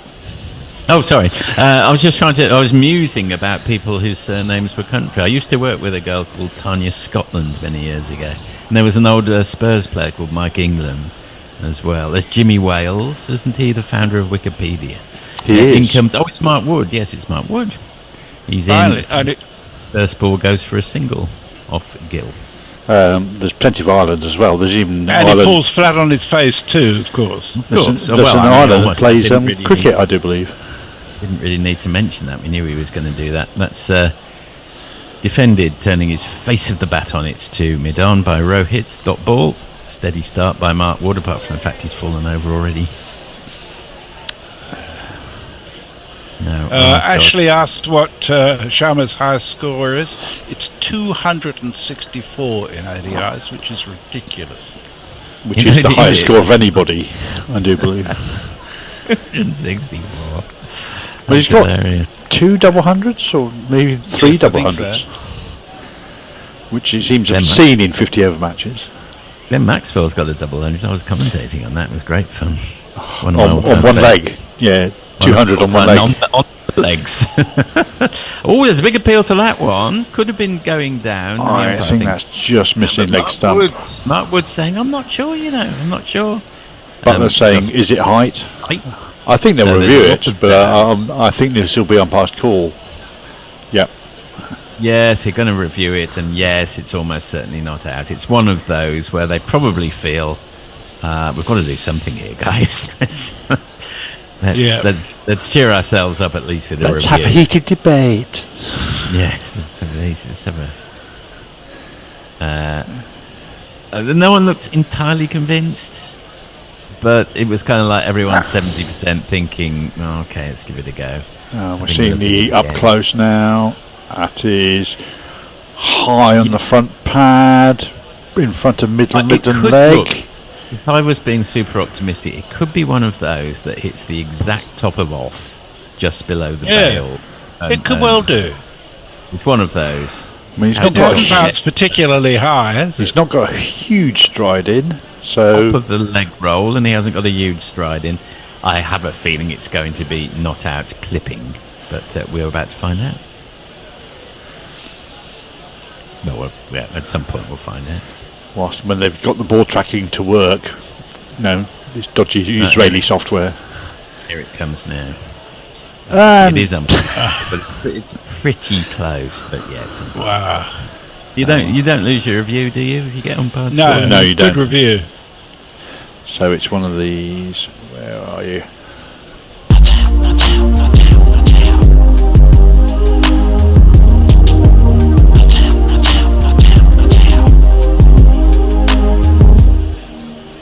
I think everyone would agree worth reviewing. Still not Absolutely. out. Yeah, Mark would breathe a sigh of relief that he hasn't thrown away a review unnecessarily. Remember that big argument we had with Gary that time, a short while ago? Which time? There have been so many arguments with Gary. Oh, that's my words. That's a off-stump half volley which is flagellated over long on for one of these.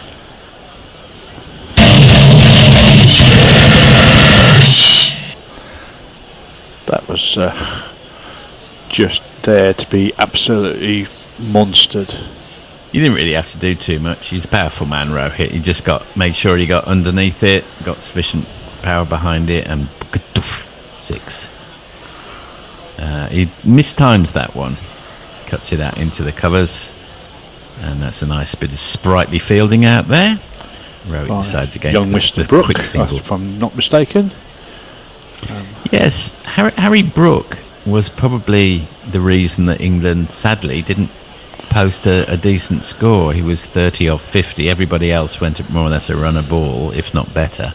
And if Harry Brook had gone, at 60 off 50, still 30, which is probably about 15 more than he's gotten most of the other innings he's played in this tour.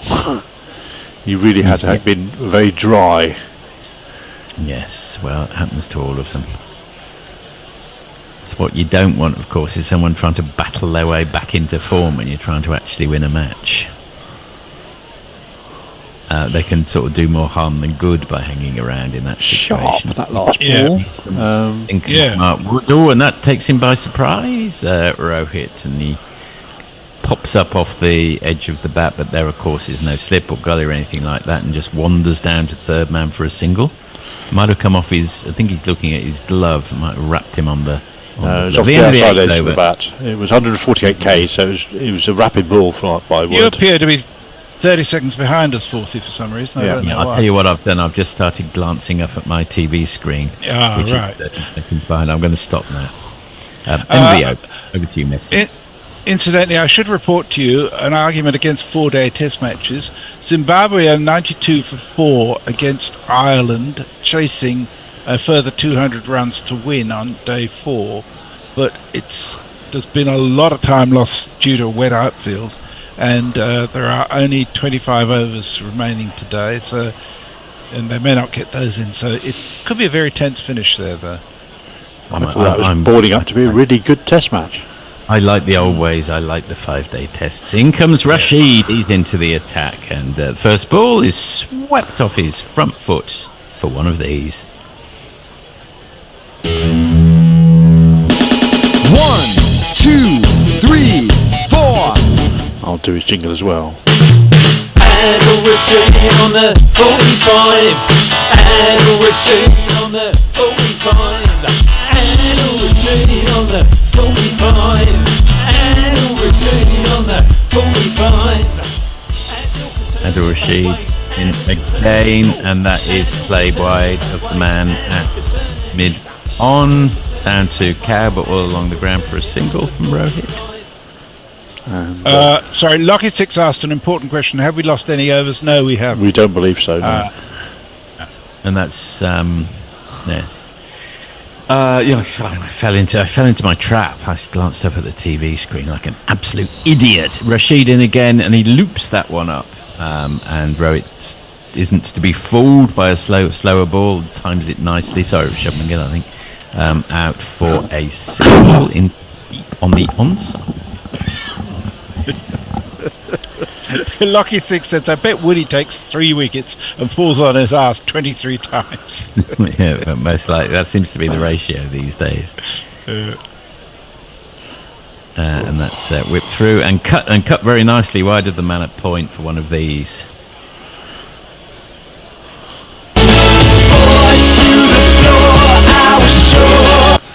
Lovely shot. Got over the top of that. Swished it away. Despairing dive by the man at point. I mean, if Rohit is on 48 after his throw, and I think England can kiss goodbye to this one as well. In fact, that is Rohit's 50. Well done. He's got there in no time at all. 30 balls. You have to say that England have helped him a good deal. Yes, indeed. Rohit defends that one back down to Rashid. And well done to Rohit. Nice to see him back in form, I guess. Acknowledges the crowd. And there's a big sweep, and there's quite a big appeal as well. I think that's just bouncing and turning just outside off. No great interest from either Rashid, and none at all from Phil Salt. End of the over, end of the night. India 74 without. Stephen Kelk has joined us. Says, hello. Hello, Stephen. Welcome back from your duties saving the world along with the vicar. Lucky Six says, bring back timeless tests and boycott. Oh, thinking back to the days of your youth, are you, Lockie? And Ashley Partridge says, Sharmara just got 6 again. We need our mystery bowler. We need ... says Stephen Kelk. We do. That can Mahmood's the mystery is why he bowled such a brilliant first over and has been a bit rubbish since then. He's in again, and that's defended. It was quite nippy from. Oh no, it's Mark Wood, isn't it? Yeah, it is Mark Wood. My apologies. It's late. It's late in the evening. It's midnight here in Melbourne. In my defence.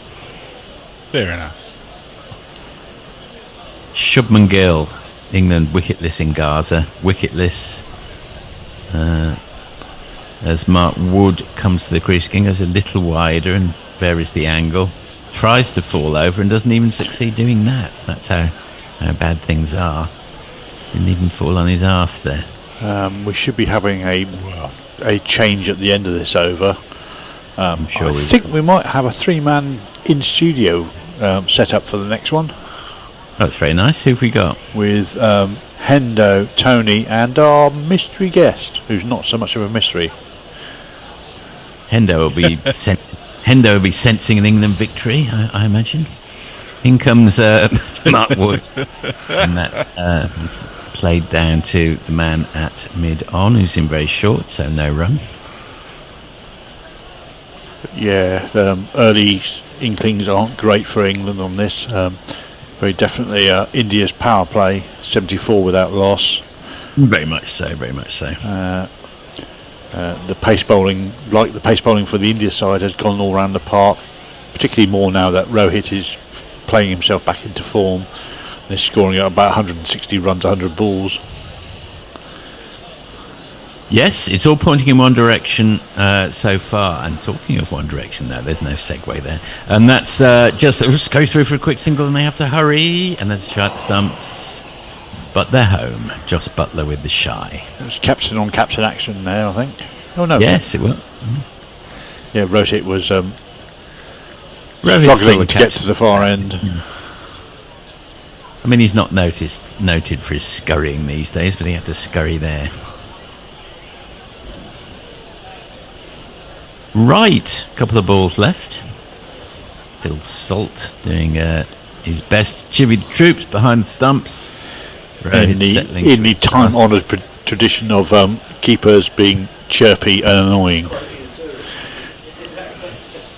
Well, who would be the most annoying of all keepers? Let's hear it for that keeper Nixon. He was quite annoying. Yes, the Badger. The Badger. He was very annoying behind the stumps. And they take a quick single. Well, it's not that quick actually. There's plenty of time. It's wide of the man at mid wicket, who's Livingston. Rohit moves on to 53. Always in your ear. He was. He actually was part of a winning ODI team against Australia, bizarrely, at the end of that 06-07 series, wasn't he? Badger Nixon. It was his only outing, I think. Well, more or less his only outing as an England wicketkeeper. Right, last ball of our time together. The hourglass of time, the sands have trickled through. Mark Wood comes in again, and that's played down to. That was an okay shot. Played down to mid-on for a single.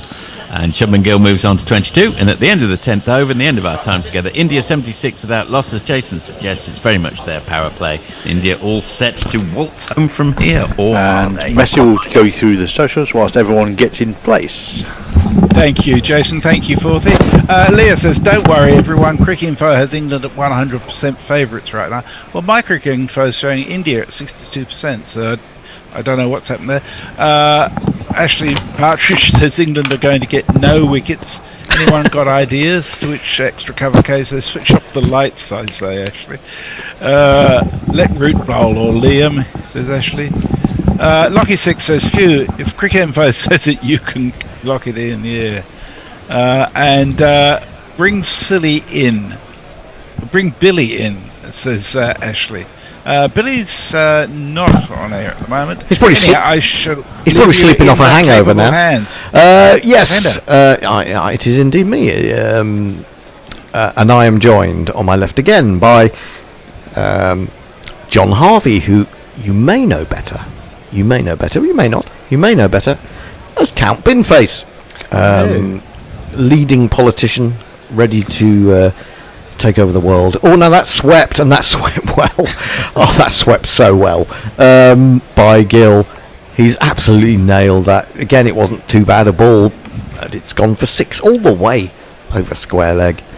And India are romping to victory.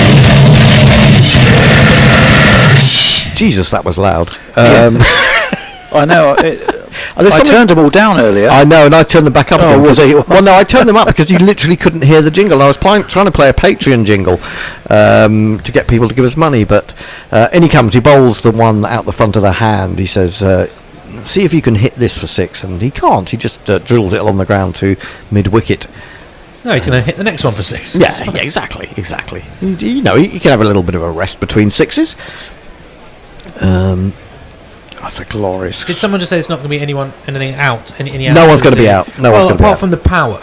Oh yes, the power. That gives you a chance to do your joke. Flicked away to deep mid wicket. Which one? Yeah, exactly. Thank you. That's what. It's great to introduce a comedian and go. It's time for you to do your joke like you've got the one. It's very Alan. Do your joke. That's why you're on the show. Yes. Do it. No, we're just discussing the full name of the ground is Power Cuttack, isn't it? Yeah, there we are. See, that's and he's done that for no money, would you believe? We didn't pay him for that joke either. Well, you can pay me. Oh, we can do, yes. Actually, we can't. No, we can't at all. Okay. We do only have £12.92 on Super Chats today, so get on the Super Chats. Driven up to Long On by Rowett. Rowett, a man who was being written off by all and sundry, including us, only 3 hours ago. Has batted gloriously to get a 54 from 34 balls. You hadn't accounted for England's bowling attack. That's the problem. No, I should have done, shouldn't I? Yeah, I should have thought about that. Rashid, and again, it's got a slip. Little bit too short, flat, but Gill is quite happy to just force this up to Long On for a single. Now, having hit a 6-second ball, he didn't think to himself, right, I've got to hit 3 more sixes in this over. He just took they just took singles. They got 9. That's what we really want to see from the England batting, isn't it? It's that sense that you can build the score, that a 50 can go on to 100. That's what we were hoping from Joe Brook, we're hoping from Ducket. Is Sharma going to teach us a lesson here in how to build that winning ODI innings? That's the key. Well, if he's not, I think someone else is. Put it that way. I think someone in this Indian team will stand up. Of course, if India don't lose a wicket, we don't get to see the great man himself. Well, that would be quite funny. That would be quite funny. Yeah. Can I just say we have one of these? Go on then. YouTuber Super Chat. And it's from Lockie6, who's said, being older than dirt is better than being dead. Well, fair enough. I'll go along with that. Wood in bowls. There's a little short-armed pull shot, beautifully controlled by Gill. There's a deep square leg, but he puts in the dive, and he's not going to get there. And that was 145 Ks from Wood as well. It's got 4 more runs. He goes to 34 from 33 now, Gill. 8 4s and 5 6s. I'm pretty sure that England only hit 4 or 5 6s in their entire innings. Yes, and again, you mentioned in the first things the issue of the Indian bowlers using cutters, and again, here we have Mark Wood steaming in at 900 miles an hour, and it makes they're making no dents at all. The Indian batsmen are quite happy living with this, aren't they? I think the problem for Mark Wood is that he's never really had a good slower ball, and has rarely used it in any form of the game. Here he comes again. Bowls. That's slightly better. And he's on his. And he's on his. He's not on his arse. You can't. You can't fall forward onto your arse. So you're putting it on his knees, like England in general.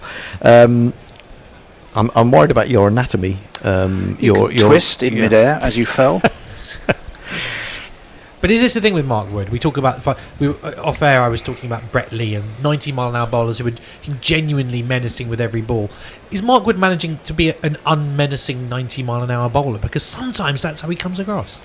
I think with Wood, my argument about Wood as he roars in again and bowls full, pushed up to mid-off, and they scamper through with a single. The throw went to Rohit Sharma's end as he ran down, but that was a very, very well-spotted single. I wasn't sure that it was the wisest of choices, actually, because should he have gone for the bowler's end there? I think he should have done, really, to be honest. But anyway, he didn't.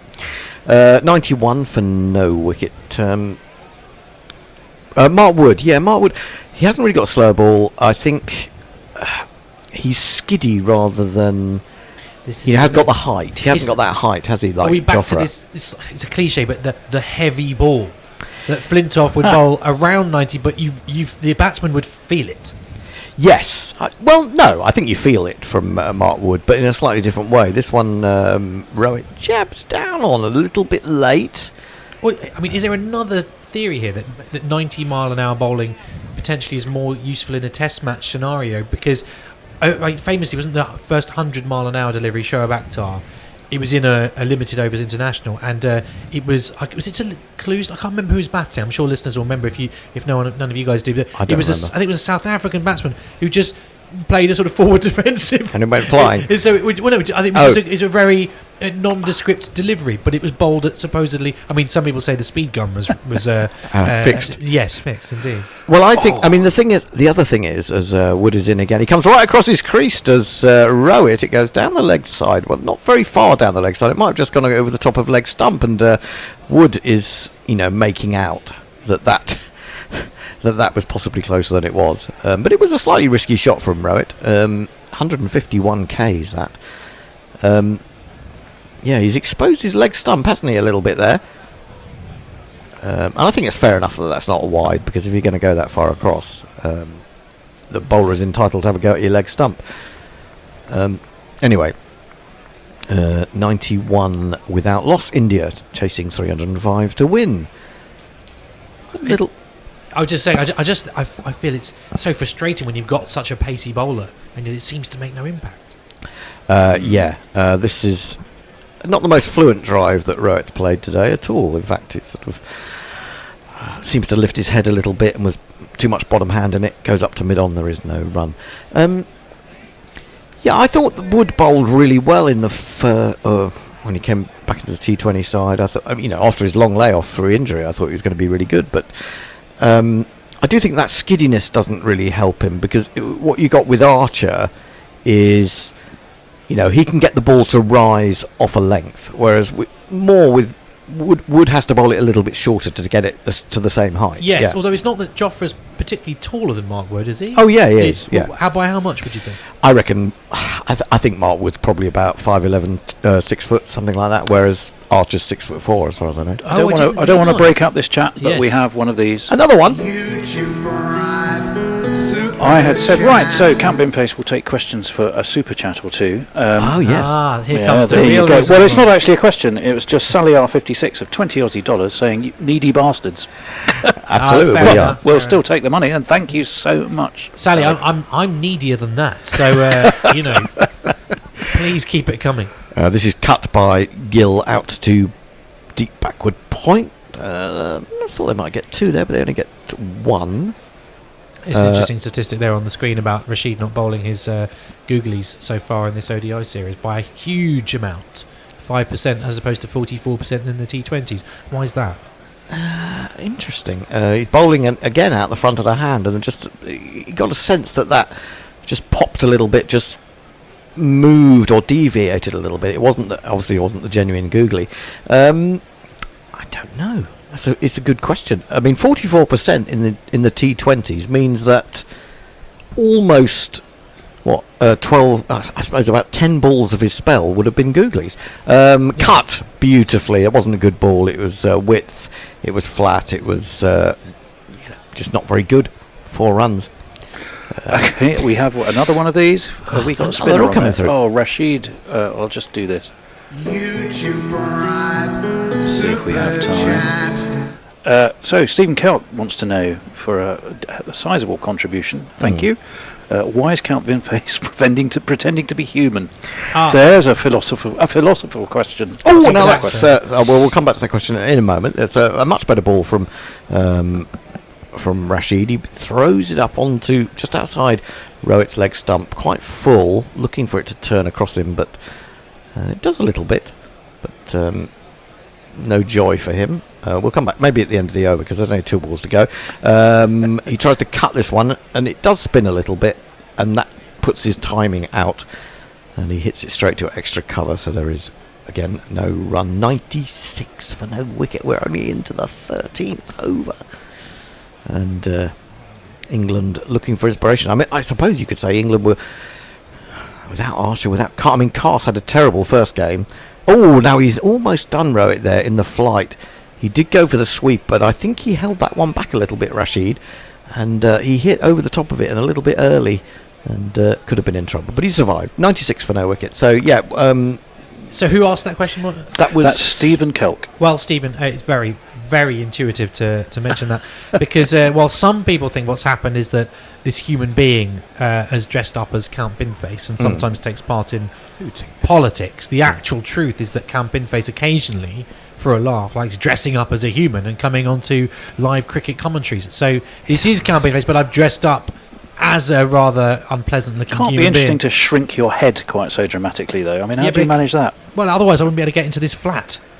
Yeah, Oh, that's true. We've got one or two of us with big heads that you would never get through the door of a flat, but we managed somehow. We did have a hilarious time. Actually, talking of people trying to get into this flat, we did have a hilarious moment as Wood starts new over and bowls a bouncer, which Gill leaves alone. Sam Northeast, who was Kent batsman at the time, and then now you he's can at do him on Morgan. Trey's descriptions. He should be southeast. Southeast, yeah. absolutely. But he was.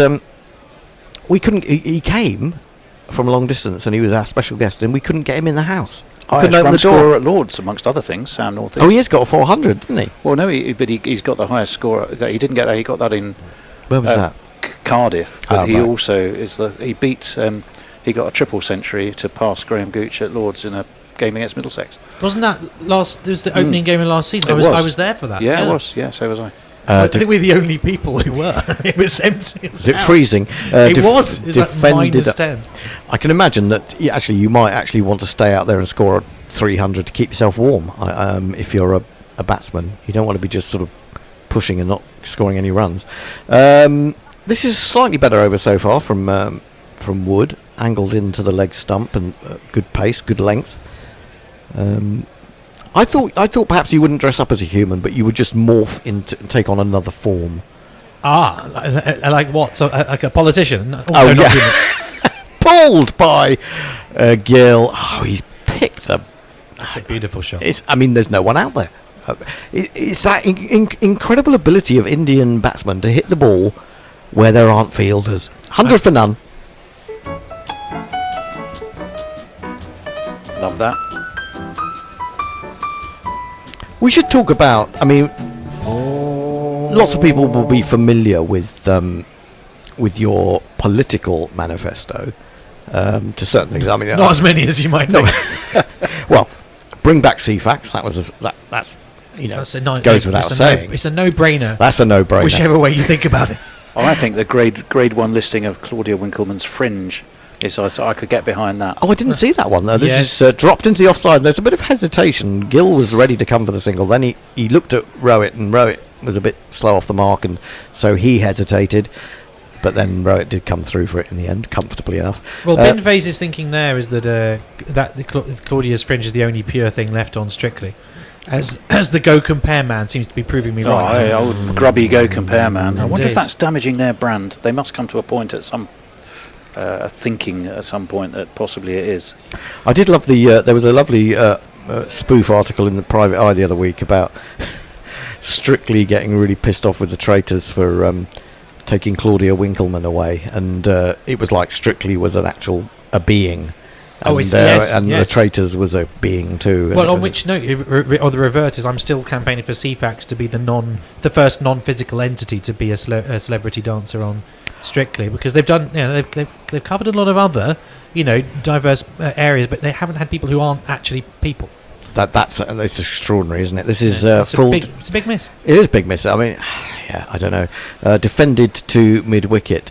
You'd have thought it'd have come by now, wouldn't it? With the BBC, they're very keen on these things. They're progressive, but they're not that progressive. That's the problem.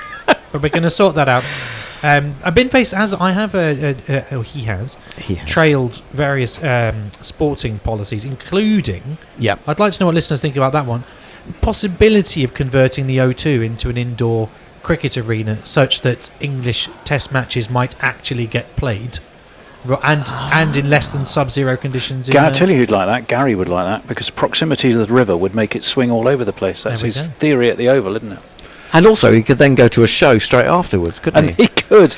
Let me tell you, we have another one. It's they're flying in crazy. at the moment. I demand commission. Well, not so much a question. It's our friend. I'll wait until after this delivery, which is nearly over anyway. Would it always come down the wicket, Rowett, and he's. It takes some guts to come down the wicket to a man bowling 147 Ks and smash him through extra cover for 4. I think they're making my point for me. They are not scared of Mark Wood. Well, I can tell you the chats are going crazy. So, Hombre Nuevo says, it's not a question, I'm afraid, but it says, I'm still awaiting my spaceport in Birmingham as promised. I moved back up here to make my fortune off it. Oh, well, there we go. Well, I'll come back to that one. Arch is better than wood, says Ashley. Farong says, appears to be a sedated bear blowout on the cards, unless the lad bowls, the lad being, of course, Ben Ducket. Of course. Leah Omnibrievo, you should have something about Space Invaders. Ashley Partridge, anyone got any ideas? Did the guy say something about... oh no, I'll not read that one. Okay, fair enough. Realised halfway through, probably best avoided. Defended back to... Was it unpleasant? Not unpleasant, but just not to be read, I think. Okay, fair enough. No, but the Birmingham Spaceport was not my idea. That was a previous incarnation of Lord Buckethead. Ah, the Buckethead. I placed it was about whether Birmingham should be demolished and turned into a spaceport, and I placed a moratorium on that one. I thought that was the only fair thing to do. Rashid is struck for 4. Runs they're just too easy for these two. It was in the air a little bit, but it was placed well enough. It wasn't going to be caught, and he just opened himself up really well. There is a long off, but he's not going to be able to get round there. Do you think if instead of the England attack, one of those Merlin bowling machines was at the end, it would have got more wickets by now? Could be right. This is defended to mid wicket. We went and did a thing. There's an update on the Merlin, isn't there? We went to them bat fast, was it? Tony, speak to me. Stop looking at your phone. Tweets, and yes, it was bat fast. We went to. Oh, that's even better. He's come down the wicket. Brilliant use of the feet. Got to the pitch of it, and there's an extra and there's a mid off, and he's sent it all the way along the ground between the two of them. 4 more. It's a batting masterclass going on out there. There's one issue with the scoreboard on the TNT coverage, which is that we're seeing it appears the target is 305, but there's a dash before it, so it implies that England scored minus 305, and we were bad. We weren't that bad. Maybe there's been a sort of upset in the sort of time-space continuum by your arrival in Sydenham. I think it might be something to do with that. Tucked away to square leg, and they take a single. 140. Oh, he's got a 50 as well. Oh, okay. We'll just anyone else want a 50? They're on offer from this England attack. Let's give him. Oh, I don't want that. I'm looking at marketing, not milestones. Easy mistake to make. Here we go. Don't stop just 'cause you got to 50. And please stop. Please stop. Yes. Treat it as a start. But this is where England went awry, didn't they? 57 and 75 in the power play, and then 2 quick wickets.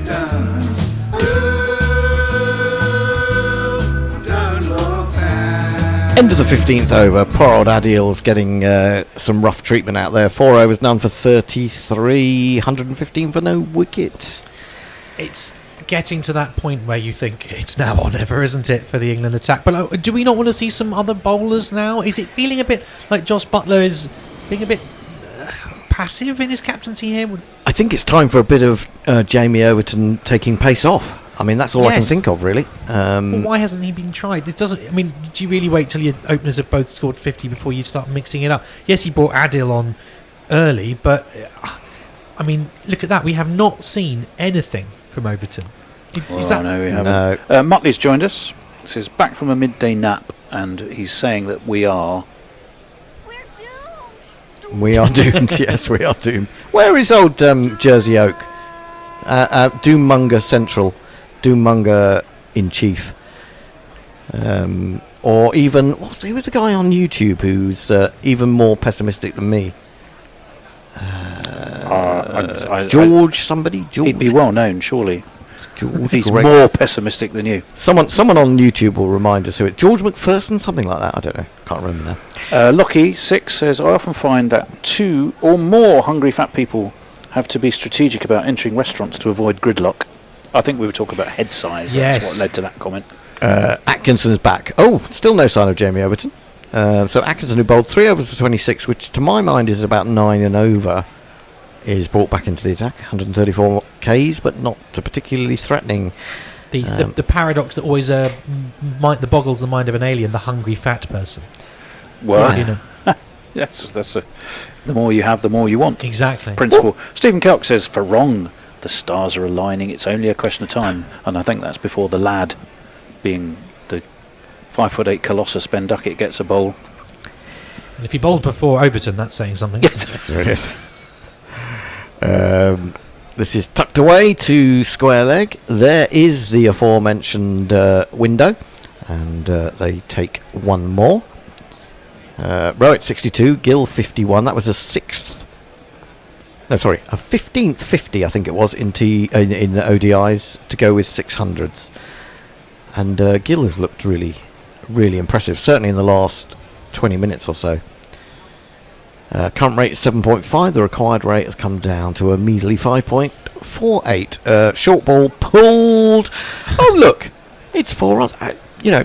Down to long leg. Strangely enough, when England played those pull shots, there always seemed to be a fielder there. Have England not got fewer players out there?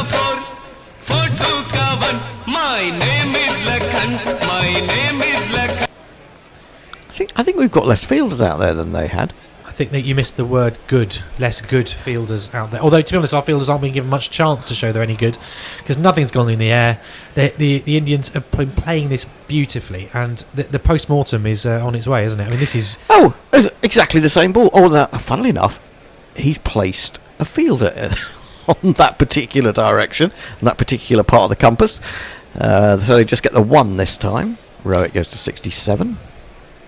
Are we missing something? Obviously, Archer and Carse aren't playing this. Are there injured bowlers out there who would be in this team if they were available? Who's left in this squad? I mean, I think they've brought everyone in from this squad. I think everyone's had a go now. By bringing Atkinson in, Mahmood. I mean, the thing is, I think they're right that Carse isn't playing today, because Carse has been brilliant throughout the winter, towards the end of the last summer and then through the winter in all formats. And he got a bit of a hammer. And he got a hammering on Thursday, and he just looked out of rhythm. So he's probably just a bit knackered. That's an awful ball from Atkinson. It's a full half volley outside leg stump. The only thing going for it is that it was quite a stretch for Gill to be able to get bat on it, and he'd steered it down to long leg for another single.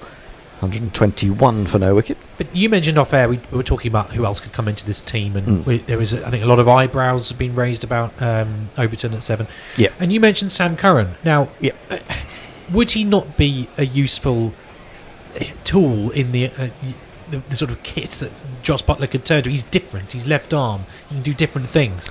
Well, Atkinson has tried to take pace off. Unfortunately, it wasn't very well disguised, and it was very short. And Rowett says, I know you put a bloke down there, but I'll just clear him. That's right, yeah. He took pace off it. Rowett said, well, I'll put the pace on it. And send it into the crowd.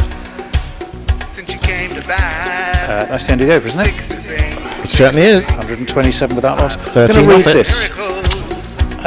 The Mad Old Bat, Hattie the Mad Old Bat, says, I've just set up a Patreon for you. I might not have much money, but the pleasure and company on dark winter's days is so worth it. Hattie, thank you so much. A reminder that the Bear and I, we're closing in on a property. He's seen it. He's going to kindly take me to see it next week.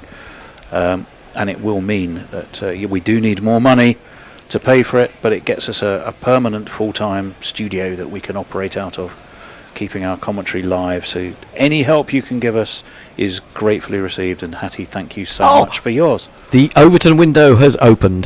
The Joverton window. The Joverton window has opened, and unfortunately, I know something's come through it. A ball has come flying through it and onto the boundary sponge for 4. Yeah. First ball down the leg side. Another one. Here it is. We'll do this one. Pace off though. Pace off. And 2 and 3 and 4. I think the flaw in the argument is, oh my God, that's awful. That's a wide outside the off stump now. The flaw in the argument is Overton's come on, he's bowling dross. Shipman smacked him before, and then there's a wide. Maybe this is why he hasn't been bowling. I'm going to say that is the biggest Overton window I've ever seen. It's gone from sort of a yard outside leg stump to 2.5 yards outside off stump. So, yeah, not very good. I was going to say the flaw in the argument of bowling pace off is when you bowl a terrible line, down the leg side. It doesn't really help. It just says he's right arm fast, bowling from Southend. He really is miles off target. No, actually, it just reminds me. This is played to backward point. There's Ducket. There is the man who's still. He keeps turning his arm over and windmilling away, hoping that he'll catch the eye. He's just trying to get taller. He's trying to make himself taller. It just reminded me of the time I went to cover a match. It was a afternoon game. It was what today? I can't remember if it was 40 overs or 50 overs at that point. It was probably about 2008, and I went to Southend to do the match, and it's the worst cricket ground I've ever been to in my life. Pulled through mid wicket for another 4. Oh goodness me! 4 wide dot 4 so far in this order. Over. I've also noticed something. Which I will. Well, can I just point out the sponsors on the shirts that India are having a dream of a game, and it says Dream 11 on their shirts. Oh, there you go. Yes. England are pathetically easy to beat, and on their shirts are the word cinch. Is there some horrible prophecy being fulfilled here? It could also. He's bowled it! He's rubbish, this Overton. All is forgiven. Slab. That is one of the worst Yorkers I've ever seen, and it's taken out off stump. It's a brilliant delivery. I suppose that's a clever tactic. Bowl 4 balls of absolute dross, and then bring out the off-stump Yorker. I believe that's called the Devon Malcolm method. I think it may be, yeah. Not that he ever bowled a Yorker in his life. Well, no, that's true. That's a cracking ball. Just fuck off! That's a bit harsh, Tony. Well, it's the first one. But it was a lovely innings. It's taken forever. Shubman was. I mean, I don't know who was more surprised. Maybe Overton or Shubman, because he's batting beautifully, 60 off 52. And England have got a breakthrough. And as we said, Jamie Overton, bring him on. He's the man, isn't he? I did say that. Then I slagged him off. But I did say bring him on. We did. And I think that's fair enough. It gives me a chance to catch up on frankly, loads. Okay, go for it. Lockie 6 said bowl the lead now or fuck off, which is kind of right. Stephen Kelp, Ducket is 5'7". Those of us who are 5'8" and 3/4 regard this as a crucial difference. I am one of those. I'm 5'8" and 3/4. But he should still bowl. This is nice of England to get Rohit into form before the trophy, says Suter Kieran Roseberry. Bring back Jimmy. For wrong, disturbing news. This partnership is not conducive for Kohli Cam. Run out required or Ducket to break the partnership. Funnily enough, we were commenting earlier that we've hardly seen him. Only when he took catches was Kohli Cam in operation. I think they're on under orders to keep it on the down low, we thought today, but they can't do that now. Well, it's the man himself. It's the man himself. Oh, don't tell me the bear hasn't got him here. Oh, you're kidding me. Oh, you're kidding me. The bear has dropped Virat Kohli. I'll have to go and find him. Dropped Virat Kohli. Good Lord. Careful. He's a bit ahead of the game as regards the Indian selectors. Gully's come in. Gully has come in for Kohli, so it strikes me that there may be a plan outside the off stump, and he has proved to be a little bit rusty outside the off stump these days. Yeah, he still plays the glorious shots, but he does nick off from time to time. So that might be part of the plan. If they are going to play that plan, maybe they should have a slip as well, just for an over or two, maybe. Good to see Jamie Overton fired up, and he will have enjoyed that. He's in again, bowls a short ball, and does he glove that? Oh no, but it's going to be a wide. That's another chance.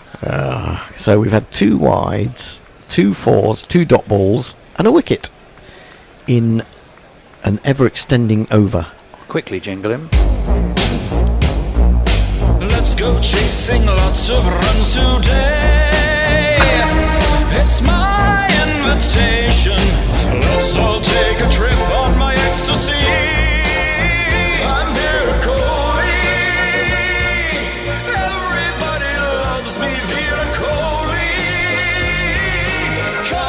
I didn't even know. I've forgotten we'd had this one. I've never heard that one before in my life. This is Mogg going in full operatic mode. or more sort of such a Jim Steinman. Good God, that was quite operatic feel to it. Very operatic, wasn't it? I forgot what was happening in the cricket. I think it was a good, decent ball on the. He got him on the back foot. He defended it. Yes, indeed. I think he could release that. That's got single potential. Now what don't tell him that. What does Mog talk about? Big heads. Mog. What's he call his particular type of music? The music that he plays normally. Grindcore? No, it's not grindcore. It's more than that, isn't it? Something with a. So with a death metal. No, it's I think it's something of his own, isn't it? It's got his own genre. Anyway, Atkinson. Disinterested grindcore. Atkinson in short, and just flicked away. Oh, a deal.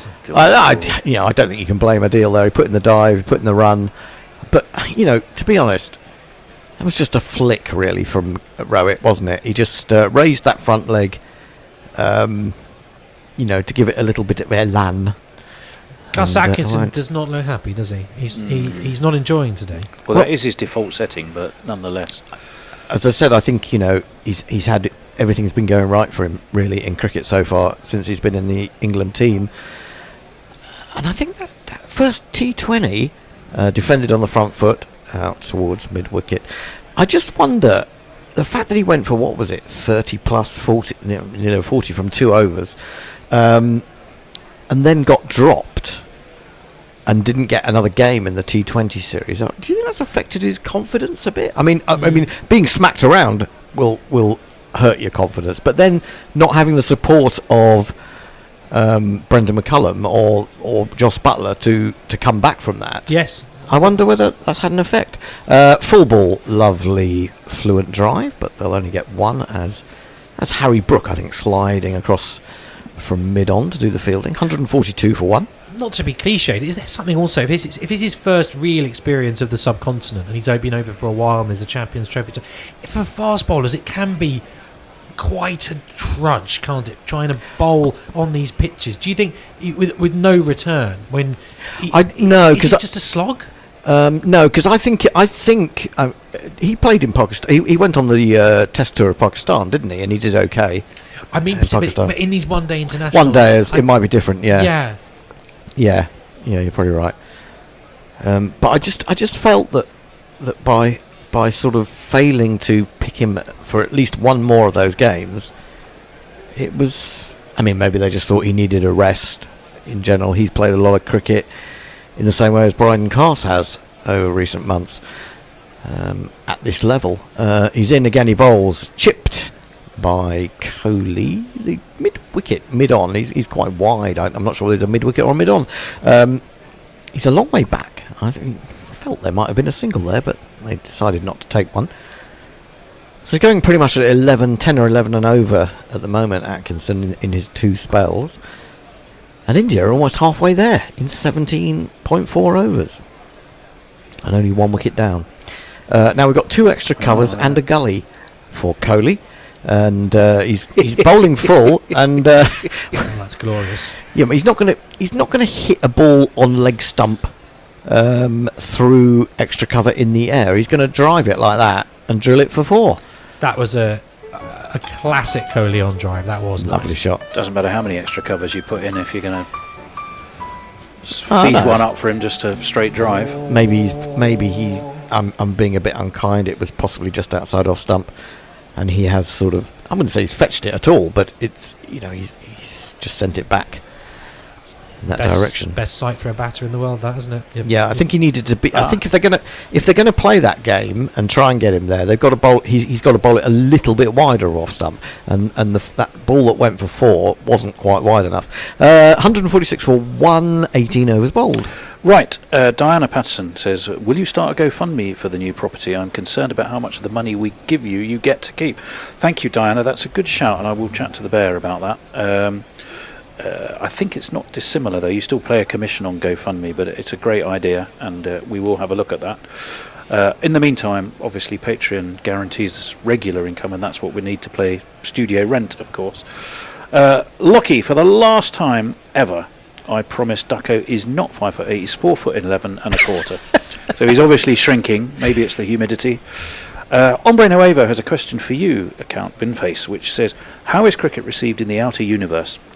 Defended to mid-wicket, sorry. And is England's white ball team struggling across the whole multiverse generally? That's a good point. Oh, England haven't played Sigma 9, to my knowledge. I will ask Cal Binface, how is cricket received? You'll be pleased to hear this long wave. See what you did there. Oh, very good. Well, it is a long wave. Yeah, very long wave. Very long wave. Overton in bowls, back of a length, defended in the offside. Rowett wants a single. Kohli not so keen, sends him back. Ducket does the fielding from his diminutive height of 4'11", and there is no run. Be funny if he did. Every time he got under 50, he just got an inch shorter. And every time he got over 50, he got an inch taller. Alice in and Wonderland. then sort of at the end of a season, we'd sort of have this perfect view of whether he'd had a decent or a rubbish season. Yes, indeed. There'll be nothing left of him. He'd be in a hole. That was a slower ball, I think, and Rowett had to control him. Oh, wasn't it? 141. I thought he had to control himself there and wait for it, but according to Speed Gun, it was 141. I mean, the thing about Speed, you're talking about Shoaib Akhtar and his 100-mile-an-hour delivery, and I think the thing about the Speed Gun is that the fuller you bowl, obviously, because it doesn't have the pitch slowing it down, the quicker it appears on the Speed Gun. Yeah. That's right. Yeah. Overton in again, bowls dabbed down to third man by Rowett, takes another single. There's still a lot of controversy about whether that really was 100 miles an hour. You watch it on YouTube, it doesn't look like it. No, I don't know. I haven't looked. I must admit I haven't watched it on YouTube, but maybe I can get YouTube on my telly. Maybe I'll watch it. I don't like watching YouTube because it's so small on my phone, but maybe I will watch that. I do think that the scariest genuinely quick bowler, I think, although not the most successful by any means. Overton in again, too wide, and that is crunched by Kohli. We all expected the crowd to be on its feet for a boundary, but Atkinson is out there on the cover line. Sorry, what was I talking about? Someone remind me. I've forgotten. You've just worked out. You said a scary how to bowler. use YouTube on your telly. Oh yeah, Sean Tate. Yeah. Tate. Yes, the whippy. It's very dangerous for about 6 balls. Yeah, and then his pace would drop off to sort of off spin. But he was very, very, very fast and scary. This is dug out by Rowett, square on the offside. They'll take a single. Let me take you down memory lane, because if you guys got to see some of the greats of the 70s and the 80s bowling, the Windies quicks, Lilly and people like that. Can you remember, using sort of your own mind's eye, what their speed was like against today's fastest? As quick, in my mind. Certainly DK Lilly looked terrifying in his earlier years. Quicker, or just sort of similar? In my I'm going by not speed gun but mind, and in my memory, and obviously I was younger and things seem more romantic when you're a younger person anyway, but I absolutely remember him being lightning quick, Dennis Lilly. And actually, I'm not sure he was more relentlessly accurate than super quick. I was going to say, but my memory is quick. Thompson was probably quicker because he had that, that release point, or he had that sort of slinging action that made you see the ball late. But the likes of Malcolm Marshall and people like that, the great West Indies fast bowlers, Andy Roberts. Now they again were just super quick. And I think also, as fast as anything today, I would say. But that's my hunch. Yeah. I think and some people will agree with this. I'm quite pleased to say I think the scariest bowler I have ever seen is Sylvester Clarke, who didn't get that many games for the West Indies. No, he didn't. He was in that era, wasn't he? Yeah. It says something, doesn't it? Yeah, he was terrifying. I mean, I keep telling this story, but I saw him bowling to. This isn't live, is it? Highlights, yeah. No, we've got a drinks break. Can I take the opportunity for one or two messages, because there are a few. Collapse is on, says Lockie 6. England is walking on sunshine. Let me see. Is that Kohli channeling the associates? Virat was in the loo. I am Kohli. I have within me the blood of kings, says Lockie 6. Gopala Krishna says, seems the bowlers are missing line and length. Lockie 6 says, Apart from that, they're fine. Apart from Well, that, here's another one. How does Binface breathe in our atmosphere? And With how can we great be difficulty. sure he is benevolent? You can't, and with great difficulty. They're the answers to those in reverse order. I can vouch for his breathing. Not that I can hear it, but he's close enough for me to sense that there is life there. Well, it's no bin here, so that's true. breathing with that bin on. You've shape-shifted for today, haven't you? Exactly. This is the thing. This is it.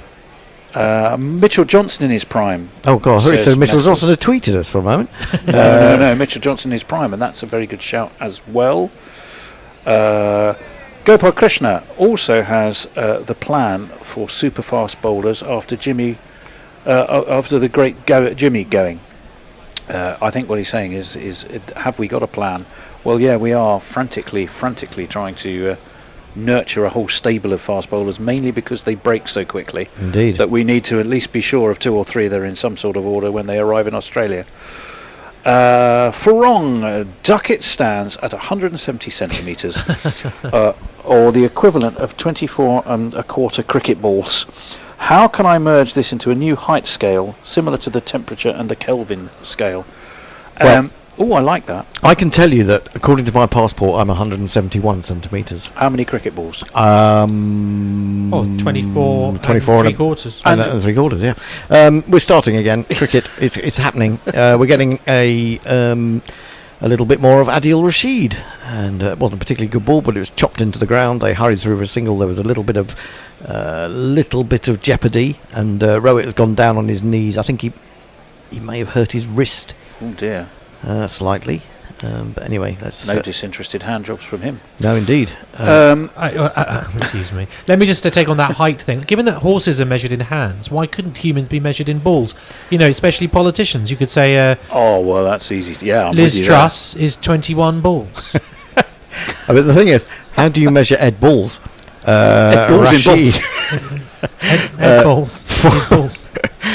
Forced to extra cover by Virat and hurled back in by. And managed Joss to hit Butler. Virat as well. Much to Joe Root's amusement. Well done, Joss. The other thing would depend on what type of cricket ball, because presumably a Duke ball with its prouder seam is going to stand that little bit taller than a Kookaburra with its flat, boring, loads of runs all over it. So if you're Ben Ducket and you want that little bit of extra, you want a Kookaburra. Indeed. Oh, what a ball! What a ball! Well, they've gone up for a stumping. I don't think that's out. Phil Salt does this all the time. He was beaten by a big turning leg break. It was a beautiful ball, deserved an edge, deserved a catch. Salt has then practically demolished the off stump, has gone running straight down to Rashid. Kohli looks completely unmoved. I didn't think that was out.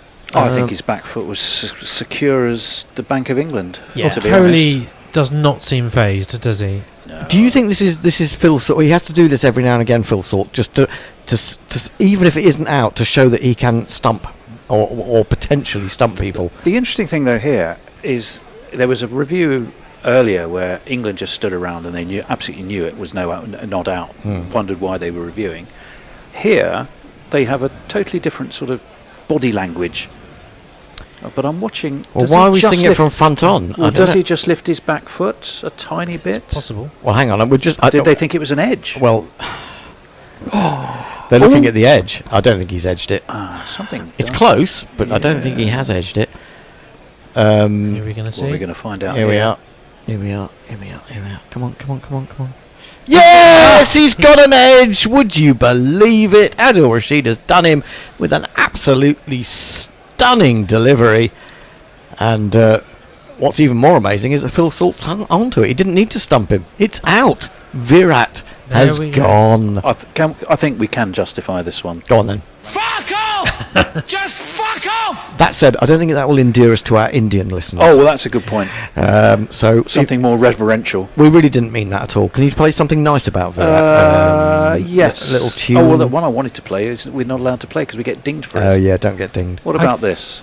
Oh, no, don't worry about that. That's going to upset him as well, calling him a loser. Oh, no, what can I do? I think Help! I think you need to be nice to Phil Salt as well. I mean, you neither of you thought he had anything to say about that dismissal, and that he must have been, trying to pull the wool over everyone's eyes. Yeah, I traduced him, and I'm You really did. sorry. You were I'm suggesting really sorry. that Oh, There's a man with a bin on his head. It's like it was meant to be. It's a whole advert. In an advert. Can you sue them for that? To be fair, that's a bigger bin than you've got, isn't it? That would be even harder to look through the mine. Yeah. I think they've just taken inspiration from you, and I think you should sue. Who are they? Fisher Investments. I think you need to. Oh, they've got plenty of money. Sue them. This goes to show my influence really does. It goes further than I was expecting. Didn't get the email. I was simply going to say that you thought you needed to take that wicket keeper's moves with a pinch of salt, but we'll move on. Move on. Listen, you can't come on here and do salt jokes because we've done them all. Rashid in again, bowls to Shreyas Iyer, who defends on the front foot. 150 for 2. Is there life in England yet? Probably not, but it's fun while we've taken a couple of wickets at least. How deep do they bat this Indian? Very, very deep. Oh, okay. I think Jadeja's in at 9, isn't he? In comes Rashid, and Shreyas Iyer has driven that immediately out to deep cover to take the single. 151 for 2, but what a beauty that was from Rashid. That's a lovely one. I mean, we were just saying, well, I'm guessing that Phil Salt must have just done that in celebration. I think he did. He decided to. With the exploding lighting bales that we have these days, it's almost for a wiki not to do that. It's kind of against the law, isn't it? Yes, that was. Now, can Adil run through this Indian side? Probably not, but who knows? One ball remaining of my spell. Who's on next? Can I have a break yet? Yes, you can. It's going to be Nick, Jason, and it's actually going to be Messi, because I'm afraid I didn't send the message to Sagir either. That's a nice delivery complete off day from Adil to finish that successful over. 2 runs from it and a wicket. I don't really want to say the big wicket, because there are too many big wickets in this Indian team, but it's the big man, Virat Kohli. It was. Right, Jason, I can tell you that Leah is next. Now I know Tony doesn't listen to Queen, and you can work your way down from there. It's been very, very busy. Messes I can hear chortling and a chuckling. And what the thought of you not listening to the Queen? No, Queen as in the band, not Queen as in the Queen. I know. I kid you. I keep... Every time someone says King these days, I think, oh, yeah, right. It's 2 years or whatever it is. Afternoon, Can all. we start a GoFundMe for Count Binface to rehome folks, as England don't want him? Oh. Sorry. Overton is in again. Hi, Messers. How you doing? Good. Well, it's been tough toil for England so far, hasn't it? But there might just be a glimmer of hope with that second wicket. Oh, you really are the most optimistic of optimists. Well, I say a glimmer, Jace. A crack has opened in the door, but I think it's about to be slammed back shut. Shreyas Iyer batted beautifully on Thursday night, as Overton is into him again over the wicket. It's onto the pads, but it looks to be sliding down leg, and they sneak through for a single to the man at square leg. Bit of a leg by, wasn't it? Yes, I thought so. The way it came off, it didn't feel like there was any bat on that.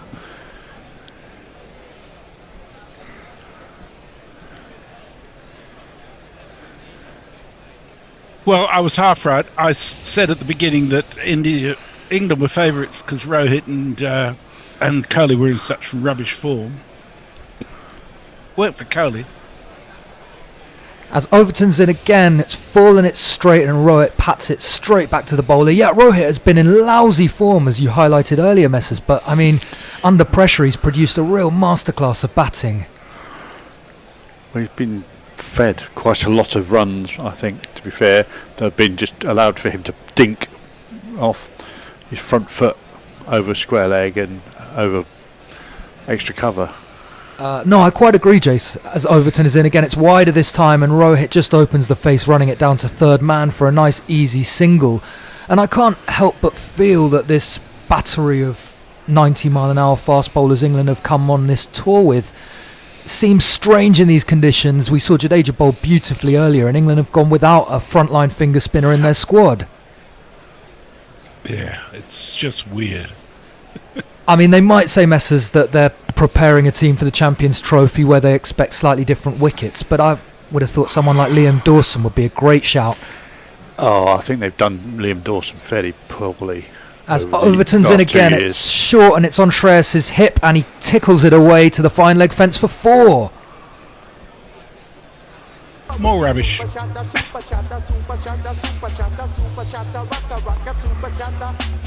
really is money for old rope. Yeah, more shy, and it's not taking wickets. It's set Shreyas up and running.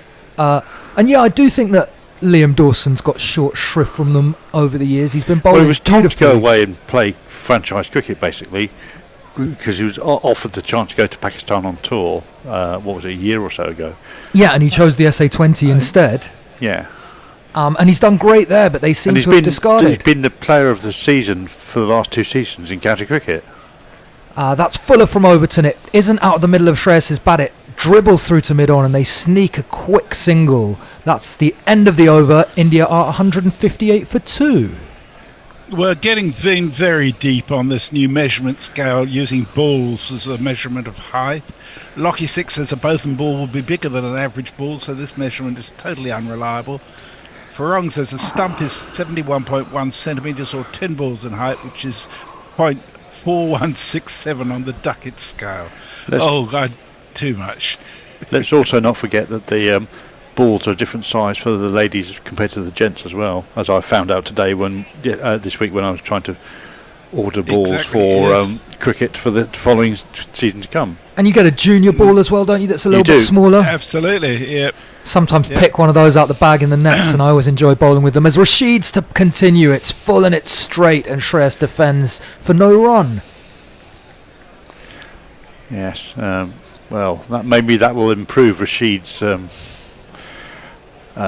bowling as he takes that wicket in the previous over with an absolute fizzer.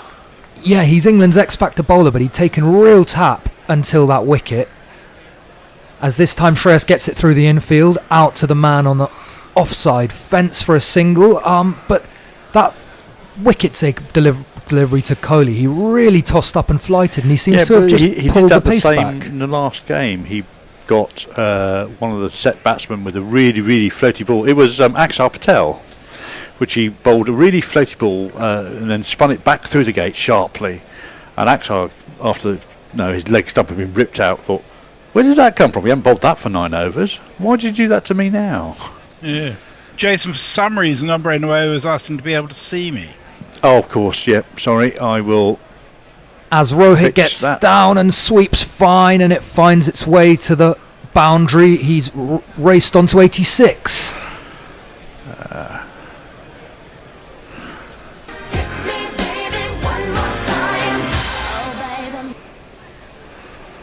But when batsmen are, smashing everything to the fence, it takes balls to slow your pace down. To take pace off your balls takes real balls, doesn't it? It does. You've got to really put your heart on your sleeve.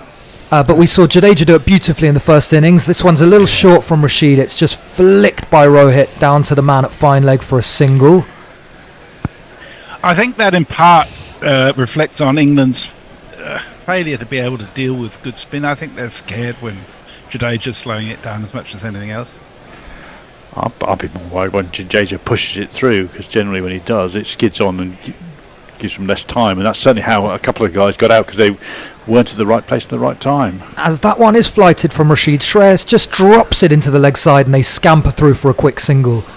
But yeah, I mean, what you get with Jadeja, isn't it, is that metronomic accuracy, and he pushes some through and then tempts you with the one that goes above the eye line. And yeah, you can't really go down the wicket to him because he sees you coming and he drags his length back so well.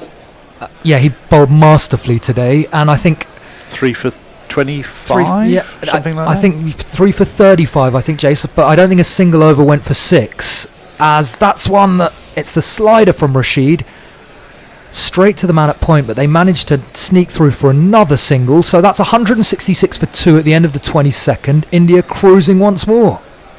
Absolutely, they're about 35 runs ahead of where England were at the same stage. Lucky Six says the lad Ducket is just a man with a man's spirit. Give him the ball and he'll save every one of us. There's some questions for Count Binface. He will be back in another 10 overs or so you can ask the questions of him then. Get rid of Sharma and who knows, says Scott Harrison. An X-Factor bowler. Does this mean they bowl him like Walsh, Courtney or Louis? The problem with the getting rid of Sharma argument is if you get rid of Rohit, you've got Abhishek to come in, potentially. No Abhishek today, I don't think, Jace. He's not in the squad. No, he's not, no. Oh, get rid of him from the team. I mean, yeah, top order batters are queuing up for a place in this India side, aren't they? And I think it's one area that they're not short at all. As Mark Wood is back into the attack off the long run, he's over the wicket to Rohit. It's short and on the stumps, and it's defended for no run. Yeah, they really want to capitalise on a couple of reasonably quick wickets here, and I think they're trying to get Wood to bowl some cheap overs and potentially knock over Shreyas before he gets going at all. Yeah, I mean, if you can pick 2 quick wickets up now, you're into the sort of the all-rounders, aren't you? Hardik Pandya, Akshar Patel and Ravi Jadeja. Yeah, but they all batted really well in the last 2 or 3 matches. Absolutely, we saw Akshar promoted to 5 and play a really mature innings, so it's an uphill struggle for England from here. Still, it's a lot of runs to get still. And Rose is in cruise control mode now. He's just knocking it around and playing the balls on the merits, to be fair. As it's a similar delivery from Wood, it's a similar response from Sharma, a little squarer but straight to the fielder, so there's no run. And he does have a habit, Rohit, of once he gets in going really big, and I'm sure he'd love a statement 100 today to really quieten the doubters and say that he's here to stay in this 50 over side for a little while. Well, yes, just a question for you all. How many hundreds do you think Rohit has hit in ODIs? I was about to look this up, Messers. I reckon he's approaching 30. Is he north of 30? He's 31. It's amazing when you think about it. And that's more hundreds in ODIs than Kohli's hit in Test cricket. As that one's a little wider from Wood, Rohit pushes it into the leg side, straight to the man at short mid-wicket. Am I right in thinking he's got 3 double hundreds, including 264? I was just going to ask. I think it's at least 2 or 3. I know he's got 2. I shall look it up for you. ODI batting innings list. He has got 209, 264. As Wood is in again. It's on off stump. This time Rohit pushes it back to the man at mid-on for no run. And, you know, he's been scratching around, Rohit, hasn't he, for the best part of sort of 18 months. And it's very easy to jump on the bandwagon of saying that the eye's gone and he's done. But when he plays like he does today, he's such a compelling player to watch, pulling off the front foot and placing the ball beautifully. No team players back into form like England. That's unfortunately rather true. Yes. Yeah, Virat will be looking to jump on that bandwagon in the third ODI, no doubt. This is a good recovery from Wood. I know I've just probably put the muckers on him now, but 4 dots. 4 dots, and he is absolutely carted beyond the fence over cow corner for 6. That moves Rohit into the 90s. Very sorry, Mark Wood. My fault completely. Let's talk about 6. Or not in my case. Talk about 6. Let's talk about 6. Let's talk about 6. So yeah, just as Wood starts to find a little bit of rhythm, a little bit of control, Jace. I absolutely sold him up the creek there. Yep. Team India might have a job for you. Oh, they've got enough supporters. They don't need one more from England. And I would say there should be favourites for the World Cup along with Australia. Yeah, I think absolutely. Sorry, the Champions Trophy. You have to have them as favourites for the Champions Trophy. I mean, it's well documented that they've struggled in major tournaments, but they got over that hump in the T20 World Cup. As Wood's in again, it's on middle and off, hit straight to the man at short mid-wicket, no run. India are 172 for 2 at the end of the 23rd. Barong says the Ducket scale will be the standard reference to other sized balls, which are irrelevant as A, he doesn't play women's cricket, and B, if he's shaved, then he could possibly be considered for junior cricket. And Lockie 6 says bugger the scale, and the other observations, let the fetus bowl. I think that's Fetus is getting a bit mean. He's not that small. No, he's about as wide as he is tall. Oh, that's a bit rough too. I always think it's quite unkind when they, he's stocky. He's powerful. He's powerful. And whenever they do the anthems, they always seem to put him sort of in between Zach Crawley and Stuart Broad. Yeah. He's pissed someone off in the backroom staff.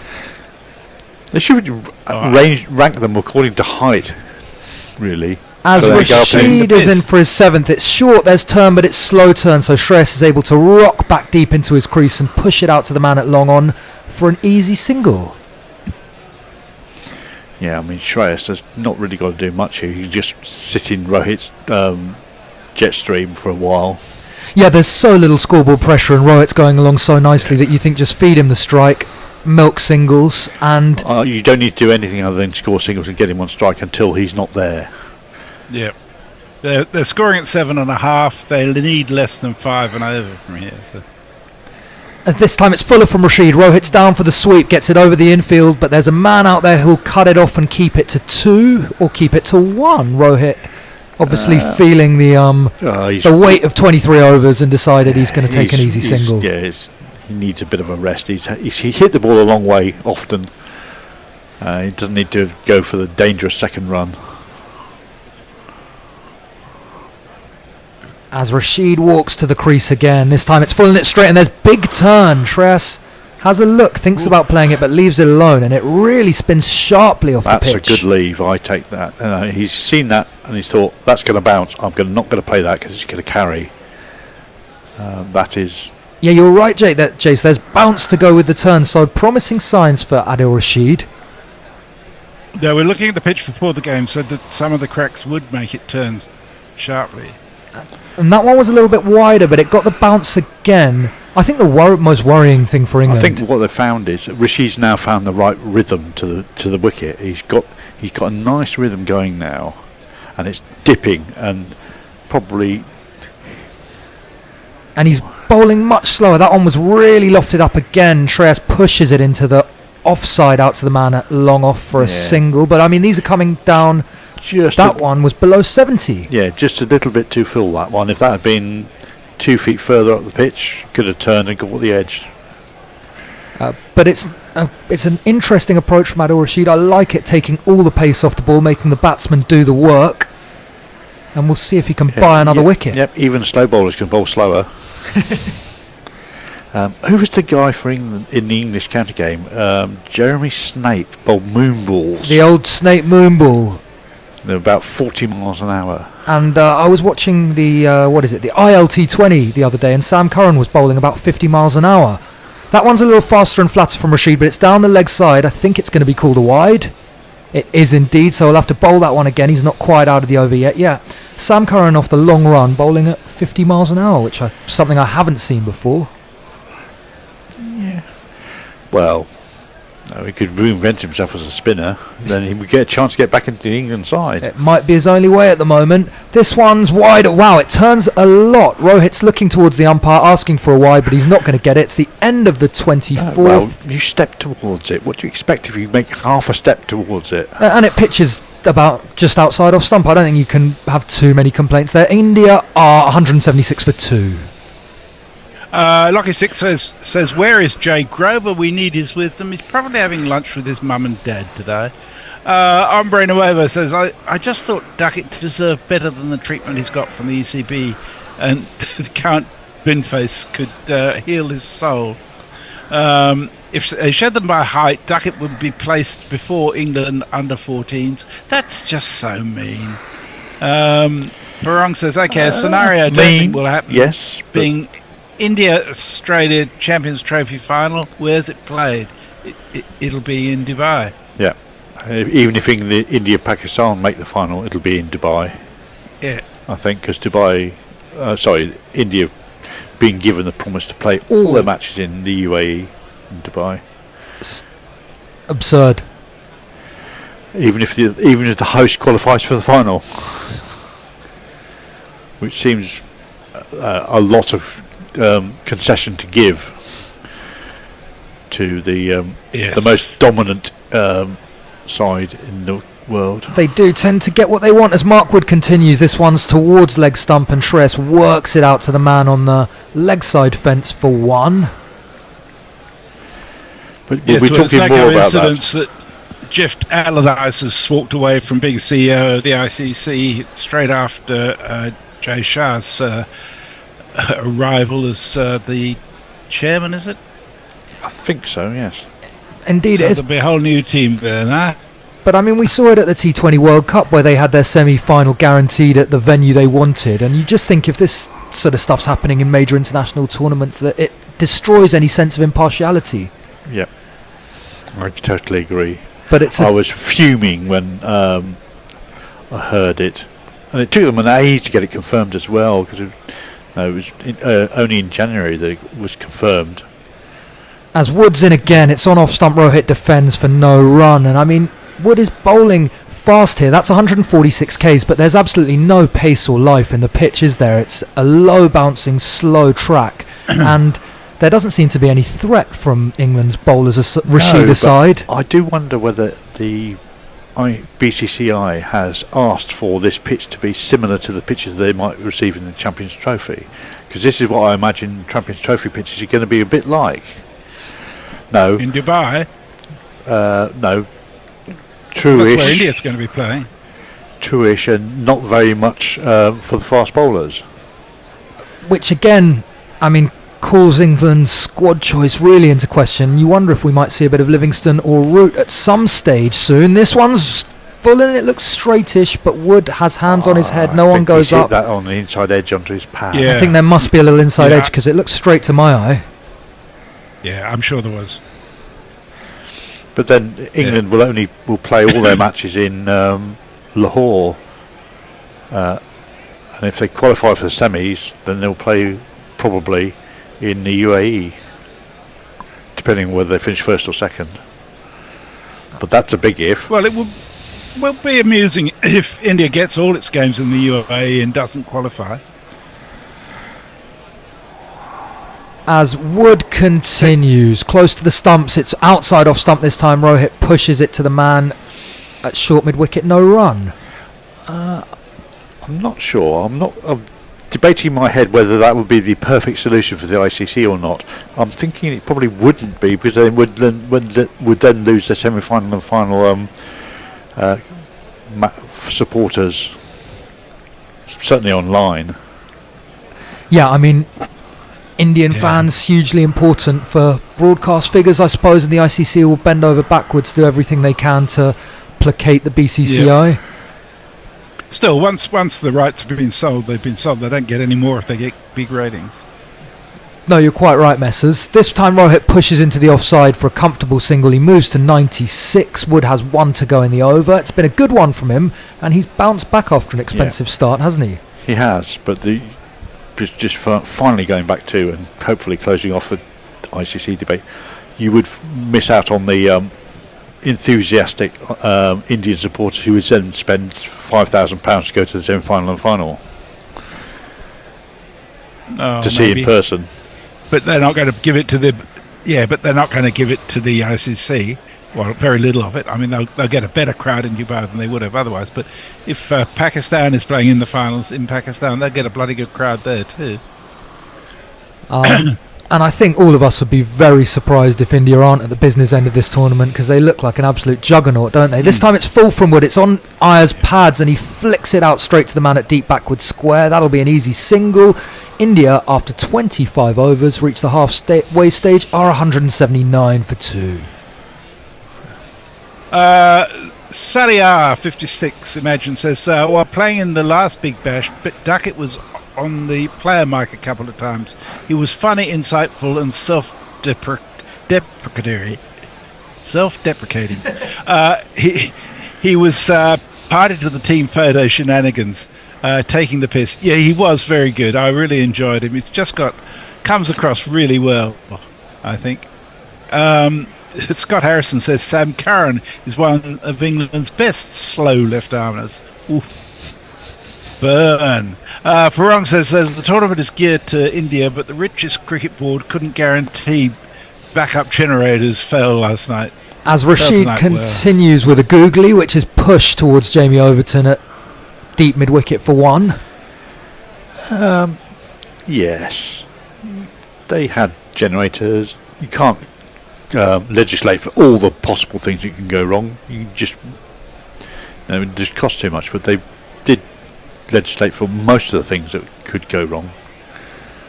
Well, England might be cursing whoever brought a spare generator, because it's been 30 overs of pain, hasn't it, as Rohit's down the wicket this time, and that is slammed beyond the fence, a straight 6, which brings up his 100 off 76 balls. It's been a masterclass of batting.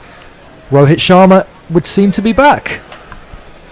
Smack it in the air, beyond the boundary. Smack it in the air. Smack 10, 20, 30, 40, 50, 60, 70, 80, 90, 100. Congratulations, sir. You are a centurion. And it's been so inevitable that I've had that queued up since my first stint, which is in the first 10 overs. And this time he defends. What a way to bring it up. And he's looked totally untroubled. He's scored at, 130 strike rate without really ever looking like he's forced the tempo or taken risks. Yeah, hitting seven sixes does help, but with the strike rates. But yeah, he's looked untroubled throughout, really.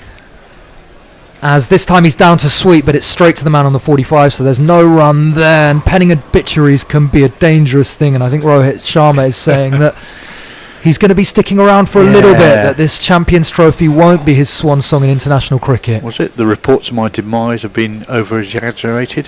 Who was that by? I'm trying to remember. The quote rings a bell, but this time he's got the reverse out, and he's beaten the man. So will this race away to the boundary? The chase is on, it's going to get there.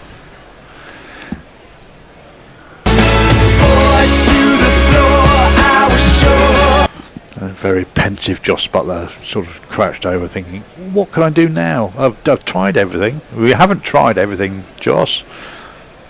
Well, yeah, there's at least 2 bowls you could try. I'm really surprised we haven't seen any of these part-time spinners. Joe Root's been bowling nicely in the SA20, and I mean, Adil Rashid has looked the only bowler aside from that one Overton Yorker to trouble the batsman.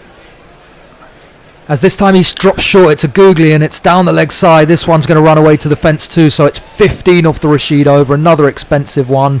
India are 194 for 2.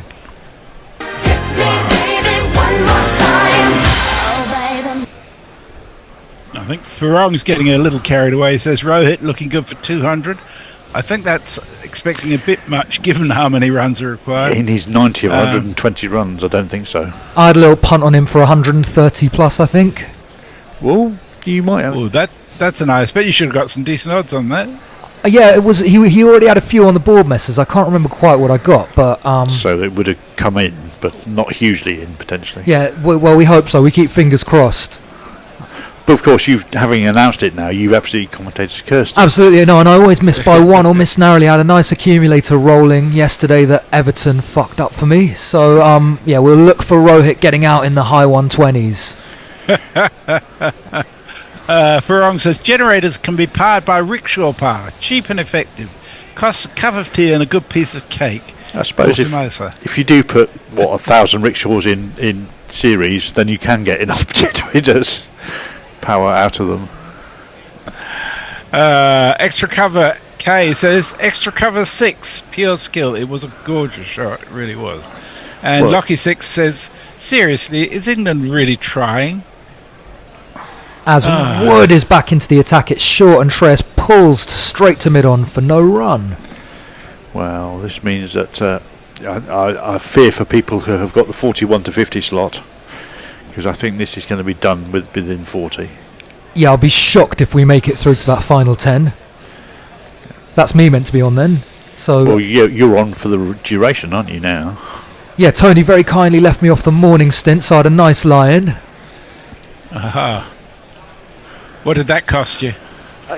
Apparently I'm going to pay during the Champions Trophy messes, so it's cost me some future early starts. As this one skews off the bat, it's up in the air, but it drops short of the man at deep third. Nothing going for England.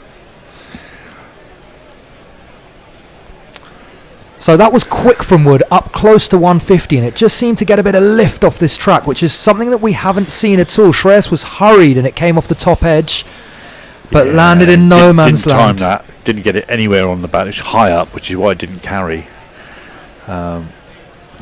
Cruel for England when your luck's out. Yes, nothing goes right. Harriman Abe says on Blue Sky, both England and Australia got guaranteed World Cup semi-final grounds confirmed before the tournament as well. I don't think that's correct.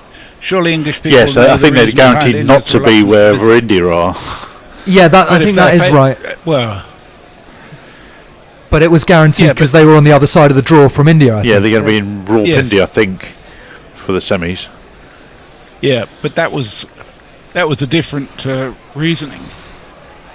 That was just where it was going to be. So South Africa don't get that guarantee, though, despite the fact they're in the same group. Interesting how the top three are starting to carve up the tournaments. As Wood is in again over the wicket to Rohit, he backs away, it's a full toss, and he carves it behind point. That's going to race away to the fence for 4. There's not one boy for me, I must have 2 or 3, I need 4. It's a good effort by Wood. He's going for the Overton Yorker, and he's just overcooked it very slightly. But it's beautifully played by Rohit. He gives himself room, and really works the wrists through it and opens the face and just, beautifully played. He's played shots all around the wicket today. But some worrying talks between the ECB and the BCCI this week, where they were talking about the best teams not winning the World Test Championship, and how they're going to reform that so it's the best and the best, and whoever else wants to play Test cricket can. Just a load of utter tripe. To be fair, I think that's an interpretation that's been put on it. I don't think that was ever said by them, even if they thought it. As Woods in again, it's short. It's the front foot pull from Rohit. One bounce to the fielder out on the fence. Yeah, there's some things you may talk about behind closed doors, but there's some things you do not talk about in open media until they're decided, basically. And that may be one of them. Well, I personally thought the World Test Championship was working really well this cycle, with 5 teams still in it right at the business end. But the fact that... I agree. And the possibility that none of the top 3 was going to qualify is going to be South Africa versus Sri Lanka. Totally, and I mean, that's the issue, isn't it? That India and England were out of the running. I do see that when you play 5 Test series against the other big teams, the odds are slightly weighted against you. But the big 3 have had so much in their favour. Yeah, well, England are out of the running for their own reasons. Short again from Wood, and this time it's just dropped into the offside by Shreyas. No run there. If you give away 22 points by bowling slowly, then you don't really deserve to get into the... Well, anyhow, they would still have been way behind. Yeah. Even with those, they still only would have had a percentage of 51%. The 2 leaders are so far ahead of everybody else in the final table. It's not funny. There's an argument against South Africa in that they only played... They didn't play all the opposition that they should have played. They only played, 11 tests, 12 tests? Yeah, and purely 2 test series, I think. Or did they play... They had a longer one in England, or was that before this cycle? Yeah, that's got some validity, I agree. But even so, the fact that since they went to New Zealand and lost, they've won almost everything since then. It's pretty good. They've done all that they could do since then. And that was short from Wood. It hurried Shreyas, 146k bouncer, so he's getting a little bit of something out of a very placid pitch here. Maybe it's the dew, and it's just skidding on a little bit more. But I don't think so. Muttley says, I don't think England has been trying for the last several series, to be honest.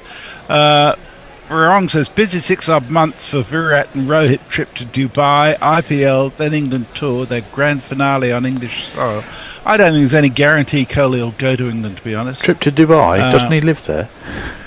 I'm not sure there's any guarantee Rohit will make it either, Messers. Well, I think he's better chance after today, but I agree. Virat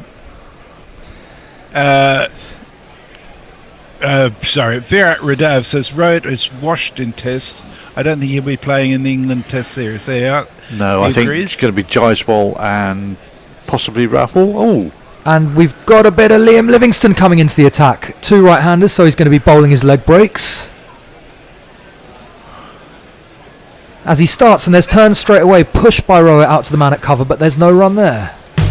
I am Livingston, I play for the light. My one-day kid is blue, but Oh, as Livingston continues with a full toss, Rohit tries to reverse sweep. It comes off the toe end of the bat and it's straight back to the bowler. So 2 dot balls to start from Livingston, and I errantly missed India bringing up their 200 in the last over. They've raced to him. Yeah, I do think Livingston is better when he's bowling leg breaks, but he's also better when he's running off his 1-pace run-up like he is now, rather than the 5-pace one he has. Well, there's a bit of turn again there. It's short, so Rohit rocks back and pushes it into the offside for a single. Yeah, he's more of a wicket-taking threat with his leg breaks. I think the off-break bowling to left-handers looks more defensive. It's too short generally. People can rock onto the back foot and play it anywhere. Because he floats the leg breaks up a little bit further. There it is, floated up. Shreyas pushes it back. It doesn't quite get past the bowler, so there's no run. It's totally unnecessary fling of the ball into the dirt to the keeper when the guy is back in his crease and having a fag, almost. Not quite the Harshit Rana that we saw earlier, where it was off for 4 byes. This one time, Shreyas rocks back. He can't beat the fielder though, so it's another dot ball. Decent first over from Livingston. He's got 1 to come. And there's the man, the X Factor man. Yep, Jofra on the bench today. No sign of Rayan Ahmed so far this series, as there's another dot ball to finish after 28. India are 201 for 2. Good over. Yeah, it's like McCallum's doubling down on his thing about pace is the answer, and you'd think they would give Rayan Ahmed at least a run, wouldn't you? Well, if we lose this, he might play in the third. Sudahu says maybe, I think he means Rohit, has had the varnish washed off his eyes now. Lockie 6 says this England puts me in mind of Glenn McGrath striding purposefully to the wicket without a bat. Then wondering what's going on. Leah says if England continue on this trajectory, they will get rinsed by us in cricket as well as footy. Is that by Germany you mean, Leah?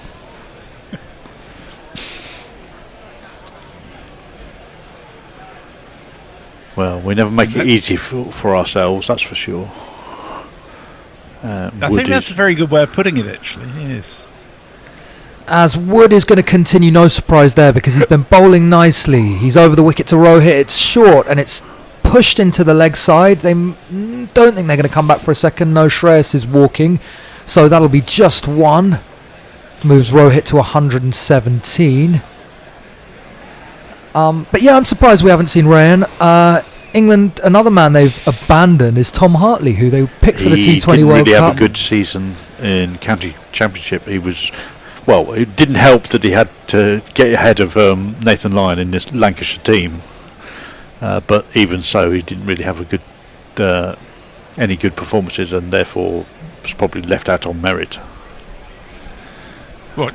It's selectors deciding county forms the way to look at it. That's unusual. This time it's full from Wood, and Shreyas clips that over the infield. It's racing away to the boundary. It's going to be 4 runs. 1, 2, 3, 4. So India now need 99 from 130. Any hopes that England once had have dissipated pretty quickly. Shreyas has amazing wrists. I just love the way he does it with almost no effort. Well, he's just hit that basically off the bottom corner of the bat, and it's carried 3/4 of the way to the boundary. Yeah, it was clipped, and you're right, Messrs. It's the wrists and the hand speed, isn't it? He's a lovely player to watch. As this time it's short and he pulls, that's going to be into the gap, and it's going to be 1 bounce 4.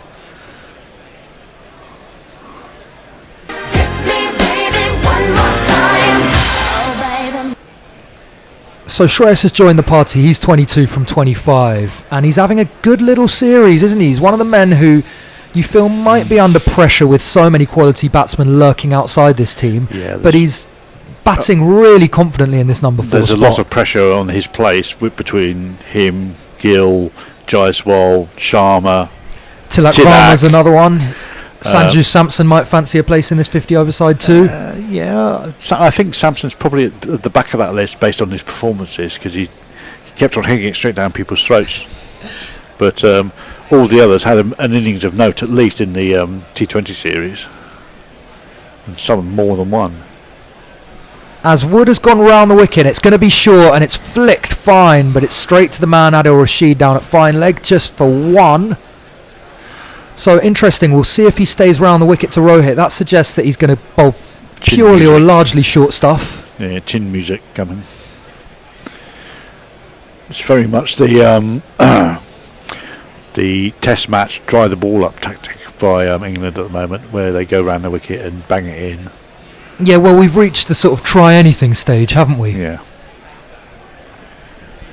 But Wood has been getting a little bit of lift, so I don't think it's the worst tactic. No, we could see a few Tilak flapped sixes over the keeper. He's back over the wicket to Rohit, and it's back full. This time Rohit works it off his pads into the gap on the leg side. There should be two there, and there is only one. I think Rohit's decided that he's not going to be scampering for anything. He's tired, I think. And I think he's earned the right. 118 off 87. He can have easy singles all day. Yeah, I mean, the most exciting thing at the moment is whether he manages to make 131 and bring your bed in. Yeah, I've got to get the when you do the socials messes, I'll find out exactly what that figure is so we can keep an eye out for it.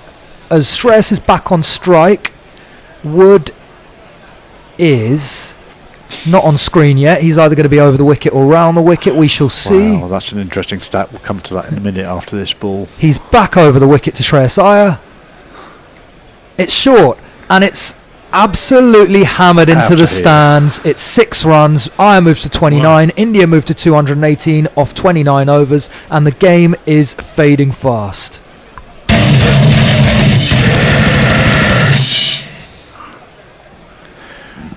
Very quickly, stat. Go on. Leah confirmed her reference to us was yes, as in Germany. Wrong says this is total bollocks. How does the lanky 1.18 on the Ducket scale person bowl before the lad? Chingford branch are preparing a protest at the ECB headquarters. Lockie 6 says this is why 50 over cricket is ill. It's over like a T20, but we have to suffer a slow death. Well, that is true, but it's also a game that can grip for a very long time. It's got a lot more strategy to it than T20s, and I actually prefer watching ODIs to T20s, to be honest. See the two leg break bowlers create bowling more to each other there. Yeah, the ODIs have a bit of ebb and flow, don't they? They can yeah. And I've got bad news for you, Messers. I lied. I had Rohit for 112, so any jeopardy there has already gone. Well, we do have 2 entries in the GPL. I'm just working out 547, 597 and 617. They would all be ombre nuevo. I'd guess he tends to take the 7s. As Livingston continues, it's full and flighted to Shreyas, who pops it back down to long off for a single. Sorry, Rohit rather than Shreyas. Which brings Shreyas on strike with his open stance. This same full flighted Iyer manages to get underneath it and dink it out to the man at the long on fence. I mean, Livingston's trying to bowl the drop it into the block hole Yorker there. You know, get above the eye line and hopefully get a return catch, I think. This time it's shorter and there's a little bit of turn, but it's straight to the man at cover. No run. The Rohit stat I wanted to say was that he'd scored 119 runs and he'd scored 90 of them in boundaries.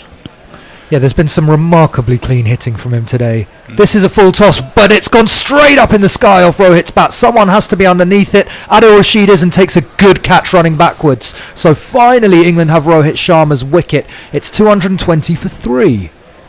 It was only because he knew that you'd won your bet.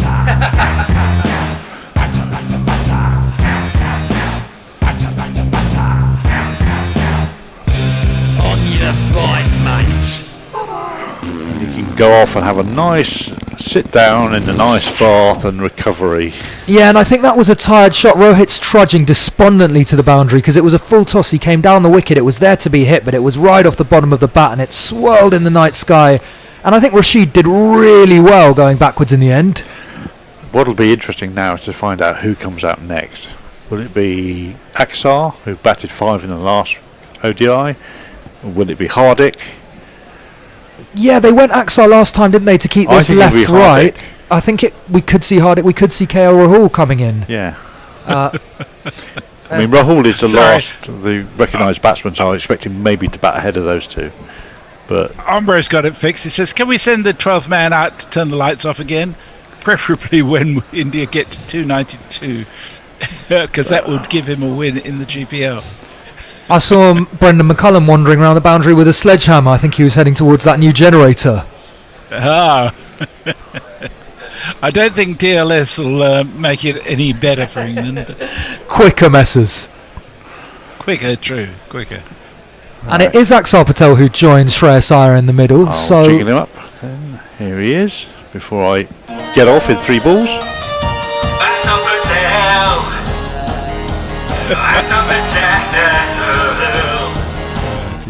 Lockie 6 says, if the ICC want 100 overs, make it 2 times 25 overs like a mini test. They said I was insane.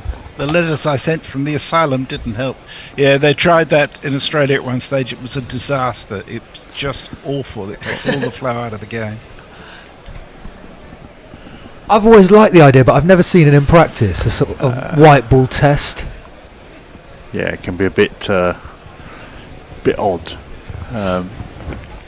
So 2 balls left of Livingston's over. He stays over the wicket, but he's presumably going to bowl off breaks to Axar Patel. Indeed, he's not. He bowls a leg break to him first off. It's on off stump, and it's just pushed into the offside for no run. Maybe he's finally got a message that his leg breaks are better than his off breaks, and he can continue bowling them to left-handers. And that is a full toss. It's drossed, but it's slapped straight back to the bowler. So he gets out of it, no run. 2 runs and a wicket. It's an excellent over. India 220 for 3. And Messi will do the change. Yeah, you can do the socials while I get off and allow Tony. Well, Stephen Kelk says somehow I think it all went wrong when Plunkett was dropped, and we lost his ability to make the middle overs usefully boring. Usefully boring middle overs is an interesting concept. Well, I shall leave you in the capable hands of. You're still on, are you? I'm staying put, Messrs. I think Tony is taking over the ball by ball. And Bin Face is joining you as well, I think. In human form, yes, John here. To, yes, do the John. socials. Okay, thank you for that. I shall catch you later. As Tony just puts his headset on, we have 20 overs to play. I don't think we're going to reach the last 10. India are left needing 85 as Mahmood is back into the attack. It is. And he comes over the wicket to the right-handed Shreyas Iyer. He just tickles him off his hip. Back of the square, they jog an easy single, and the score will move on to 221 for 3. Now, we did have the blue sky tweeting equivalent of the commentator's curse a moment ago. The Jersey Jingler had messaged us saying, time to drag out the old cliche, it's add 2 wickets to the score, except nobody looks like taking a wicket. And as soon as I read that, then Livingston bowled what was not a particularly great ball, and was saved by a great Rashid catch. To be fair, he didn't look like taking a wicket, even though No, he absolutely didn't. But it has it kept England in the game, do we think? I think not. I was just going to say it did deserve a shit gets wickets, didn't it, really? It probably did. I could do that in just a moment. A belated shit gets wickets. A belated shit might get another one. Gets wickets. Right, in comes Saqib Mahmood. He's over the wicket again, and up onto his toes goes Axar Patel. Just angles it away towards short cover. Livingston fields, and there is no run. So a single and a dot ball off the first 2 balls of the 31st over. 84 is all that are needed to win for India. They've got themselves well ahead of the game. They've got 118 balls to do it once. That's quite a big gap between runs needed and balls to do it in. That normally only ends up going one way unless England can find a flurry of wickets. Indeed, Tony. I think they'll need 2 or 3 pretty quickly. Mahmood in again. Full. And Axar Patel just waits, guides to gully, but there's no run. Now I should tell you that come the end of the over, taking over on socials is our friend John, aka he's the human form of Count Binface. He's going to be doing your social media messages. So if you've got any questions pertaining to politics, humour, life, the universe, or anything else indeed, or even cricket, he's the Count, aka John, in his human form, is here to answer them for you. So do message us and get in touch. We'll talk about Patreon a little bit more in a while too. Round the wicket to the left-handed Axar Patel, and I was about to say I thought they'd gone for 4. No, it was cut quite sharply to backward point, but is fielded, and they will take another single. Rohit in the end almost stood on his own foot whilst in the process of getting himself out to a shocking ball from Livingston. Yeah, I think he might have done himself a bit of mischief there. He was hobbling around after he ran down the track. It was to add insult to injury. A, he should never have got out to that ball, and B, he managed to stand on his own foot in the process of doing it. It's a funny old game. Mahmood in again, waited for very nicely by Shreyas Iyer, just guided to gully again. No run. 222 for 3. All the twos. I won't attempt the Richie Beno voice, although there are those here who will do it better than me, I'm sure. They keep showing it, don't they? Poor old Rohit. I mean, you bat beautifully for an hour and a half, and then it all goes up in smoke with a shot like that. I think you could argue the job was done. I strongly suspect, had that been an England player, we'd have berated them mercilessly. That said, he has on about 130 odd when he did it. Yeah, it's slightly different. Right, in comes Mahmood. That's well defended by Shreyas Iyer. And just for a moment, the proceedings have slowed down a little bit. Nothing slows a score, the scoreboard down like wickets being taken. Oh, you see, I just walk in, what happens? The monitor goes off. I literally have done nothing except sit down and start talking, and the monitor's turned itself off. It does say that on the socials. It does. Jeremy Henson, YouTube screen, please, Tony. That bit I know, that bit's easy to do, and I realise I have to do that. Well, in the meantime, 222 for 3, 31 overs complete to 222 for 3. Over to you, John. Yeah, well, I need to say a big up to Lockie 6, because I've been saying I agree with you entirely on this idea about the 50 over game perhaps being a sort of slow death, as we're watching now as Axar smacks a boundary. He does. Leg break, pulled 4 runs, away it went, boom. And Lockie's been saying about why couldn't we have a sort of micro test match, 2 overs, 2 innings of 2020. I would love to see that tried. I like it too, John. Messers was saying they tried it in Australia and it ended up being shite, but I've always thought that would add a bit of spice to a T20. Well, I think what they tried was that it was an innings gets interrupted, and so you pick up where you left off, rather than it's actually a mini test. Yeah, I love it. I think you could also introduce something that maybe, like, if you lose 6 or 7 wickets, it's innings up, to add a bit more drama, that jeopardy of being bowled out. I think there's definitely, you could play with the formats. I do see what people are saying, that sometimes the middle overs can drag in ODIs. I think they can. It's defended by Axar, back to Liam Livingston, no run. As we are seeing, when an ODI is great, we know it's brilliant. But when an ODI isn't great, it just feels like the worst format, doesn't it? And this is where T20 is so popular. Livingston in. That's launched up over deep mid wicket. No, there is a man down there. It's not just any man. It's the 5'7" and 3/4 colossus known as Ben Ducket. All of him patrolling the fence. There, exactly. Couple of strides, and he's basically most of the way round the Barabati Stadium. As onto the back foot goes Shreyas. Well, the diving stop. Ooh. At backward point by Saqib Mahmood. I think if sort of gathered cleanly, there might have been a run under out their there. feet. No, I think we're all right. You daren't move. I don't think I even wriggle in my seat for fear of the blinking monitor. That's an excellent stop by Saqib Mahmood under the circumstances, where England, are they feeling that whatever they do, the game's gone? They shouldn't be. They bought a slip in for well, actually it's a leg slip, I beg your pardon, a leg slip in for a left-handed Axar Patel, who just does work it away around the corner. No run. That is cut uppishly. Oh, hello, there's a bit of yes no after you, Claude. They've managed to take a single though. 229 for 3. Worked off his legs again by Axar Patel. He'll move on to 7, down to square leg. easiest of singles. 32 overs complete.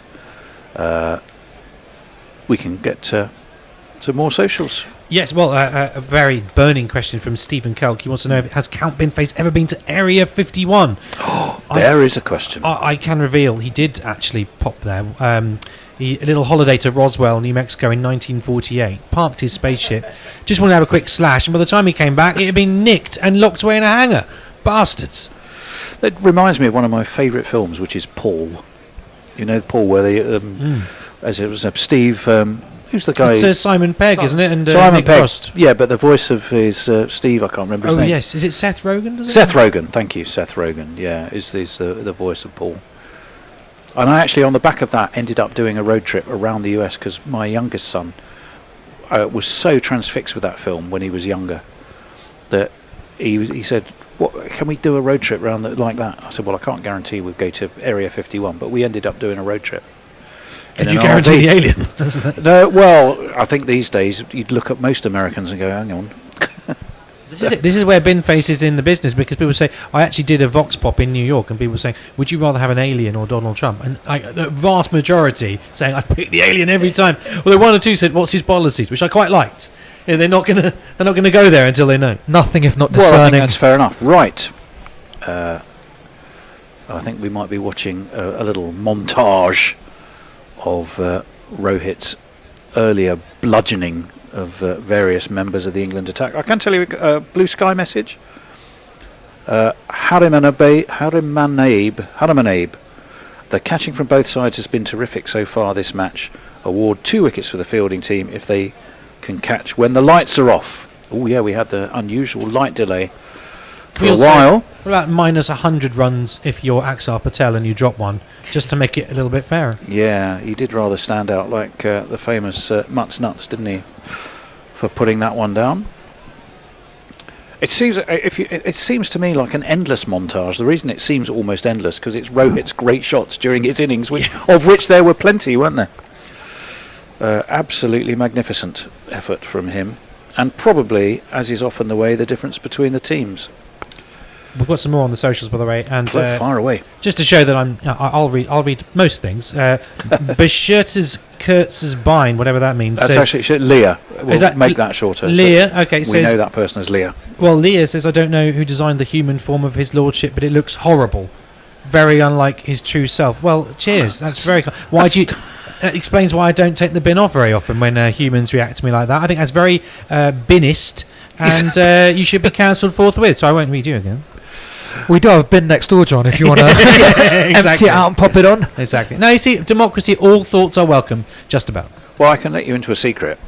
For years, when I was watching The Big Bash, I was absolutely convinced that to put one of the buckets on your head, that you actually you would actually have to have eaten the chicken first. Yes. Which of course not true. Are we genuinely back? No, we're not. We're back live again, even though it says live rather misleadingly in the top right hand corner. And I thought that must be disgusting. You know, all that grease and oil from your chicken, and you have to then stick the thing on your head. I mean, what does that do to your hair? And it was messy. So it shows how recent it was. It was Messi who had to point out to me, no, they just hand them out. They don't actually have, they're not the ones that have the chicken in. There you go. Every day's a school day. Right, that was 2 runs. We are back live, although it would be hard to tell the way they've been editing this, because I think our broadcaster managed to miss that delivery. But it looked like 2 runs worked away to leg by Axar.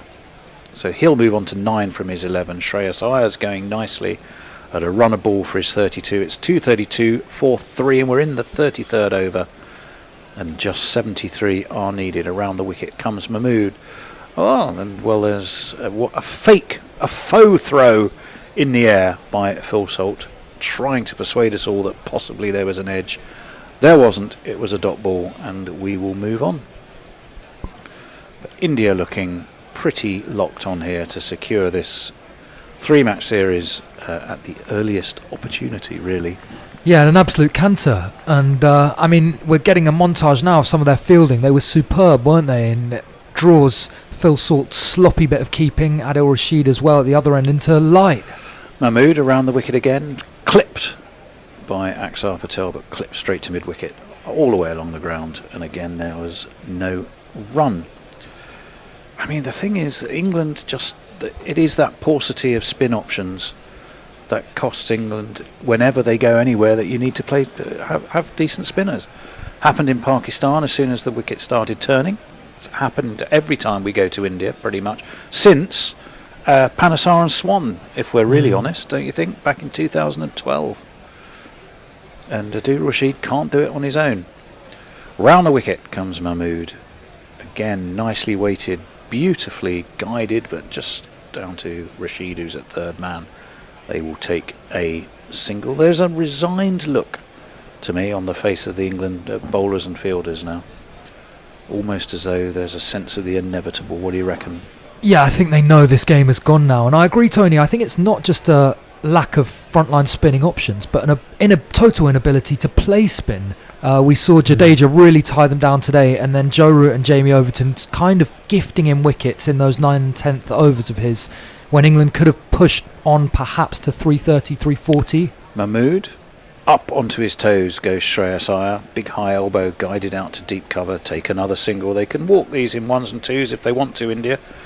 Certainly wasn't Rohit style, but they've earned the right to do that with just 71 needed and 103 balls to get them. Only the 3 wickets down. I'm just going to have a little look at what Axar Patel might have done so far in this series, if I can. Well, he had a decent knock in batting at 5 on Thursday, didn't he? I think was he not out at the end? Yeah, I think. And that is the great advantage of a spinner who can give you height, bounce, a reasonable amount of movement off the pitch, and can bat as well. Mahmood in, again up onto his toes, but fielded by Ben Ducket, who's at backward point, and there is no run. Jadeja, of course, was taking 3 wickets. Right, Axar Patel, what did he do in the last game? 1 for 38. He took in the last ODI off his 7, but he made 52. Yeah, you're right, before finally being bowled by Rashid, and he made his 52 off just 47 balls, which is perfectly enough when India had ample time and very little pressure. The sort of player England would do heinous things to get their hands on, I reckon. Well, they absolutely would, and it is that paucity of spin options. But just to people talk about Dawson, don't they? We were saying off air that it's not just finding England spinners that can do limited overs has always been hard. But what about someone like Sam Curran, who can take pace off the ball, is a bit different? It's Livingstone again. Forward comes Shreyas Iyer, quite happy to jog. That's about the speed I would jog these days. Yeah, I think it's around Claygate Common. I think it's a good point, John. This battery of sort of fast bowlers who are meant to bully teams out, it doesn't work on slow pitches. Never has. And it's. I mean, you can't rush people when there's no pace or bounce in the pitch. So you need some variety. And how many times were we told in the first innings about the Indian bowlers using cutters, taking deliberately pace, and yet Mark Woods comes steaming in and had virtually no impact whatsoever. That was another single for Axar, thrown up onto his leg stump and just flicked away around the corner. Will bring Shreyas Iyer, the right-hander, back onto strike. The slip is in place for him. That's a full toss, and Shreyas Iyer was eyes lit up. You could see dollar signs rolling in his eyes, light bulbs going off in his head, and he swung and bottom edged it onto his pad, and there was no run. Could have been a bit more shit gets wickets. I saw it skewing up into the sky. To again. be fair, that's how Livingstone got his the 1 wicket he has got. That's defended to mid off. Yeah, it's no lack of control. He's thought, I'll go back to the full toss. It's my danger ball. It's my danger ball, the one that doesn't bounce. It's my mystery ball. It's a mystery how it ever gets a wicket. Livingstone puts his hand on his head like, ooh, that was close. Right, and he comes again to the right-handed Shreyas Iyer, who drives quite pleasingly, but again straight to mid-off, and again no run. I think England. Well, they won the last time here? It was back in 2017. They won by 13 runs the last time they played here at Cuttack. That one is a single. Akhtar pushes it to the offside. They jog the obligatory and simple single. It's the end of the over, more questions, comments? Yes, for the Binners. Well, I've got plenty. Just before I say, just a quick shout out to Phil Salt there, who had to take on the last ball but one a diving catch when the ball was thrown in just to the keeper to prevent buzzers there. So England are a little bit ragged. I've had a question from Jeremy. He wants to know what is John's best score with bin and sans bin. Best score. I was more of a bowler, Jeremy, when my best score probably something in the best score as a batsman, probably something like 10 not out. Bowling 6 for 13. I'll have you know my best figures. But was that with or without bin? That was without. With the bin, I can't see shit. However, it can't be easy bowling with a bin on your head. Being a benevolent dictator, there was a match where Bin Face took all 10 wickets and scored 999 runs, and nothing you can do about that. Rashid back into the attack. It's time to really try and get these wickets. It's again an easy single push to Harry Brook, who's stationed at mid-on. Rashid heaves a heavy sigh as his shoulders go up and down. It looked to me one of resignation. Not that I'm saying he's going to retire or resign, but as in the sense of whatever we do here, we're cooked. 238 for 3. And it's the left-handed Axar back onto strike. That leg slip still there. That's been pulled up in the air. Did that clear? I think that. No. I thought it had gone the other side of the rope. I'm with you. I think they've been stingy there. Who's our umpire? It's not like India need the runs though. So J. Ahmad Gopal. They'll live. Signal 4. It was thrown up on the off stump, down onto one knee, and pulled away up in the air for sure, and it pitches just short of the boundary. I'll signal it in a minute. That's the googly, and that will get him 4, I think. Yes, no. It's a good bit of work from Livingston. It's Livingston down there who came thundering around from cover to backward point, and he has prevented the run. He was restricted them. They must have taken 3, one would think. 244 for 3. We're going to have another look at that. Is there a sense that he might have? He flicks it backwards. He's definitely let go of the ball before his knee, and then the rest of him crashes over the sponge. But he absolutely, there's no question that that's 4. Although he actually does kick it towards the boundary himself, doesn't he? In trying to field it. 244 for 3. 7 off this over so far from Rashid. India cantering in the most untroubled manner towards this England total. Up onto his toes goes Axar, angles the bat, steers to cover. In comes Livingston again, being kept busy down there, and they take another single. Yeah, we've got towards that sort of stage where in a 5-day game the handshake comes out. Yeah, if this was a chess match, the king would have been knocked over a long time ago. The old no mas. In again comes Rashid. That's guided. Don't tell me, is that Livingston again? No, it's Jamie Overton this time who comes around to field, and they will take 2.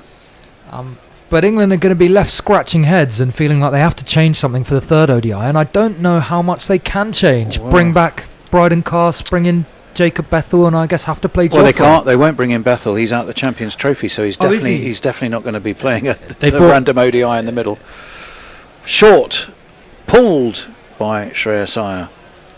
Livingston again on the dive down there. And so they brought Tom Banton into the squad. Oh, have they? Have Banton, I think, being a very interesting choice. Right, that's the end of that over.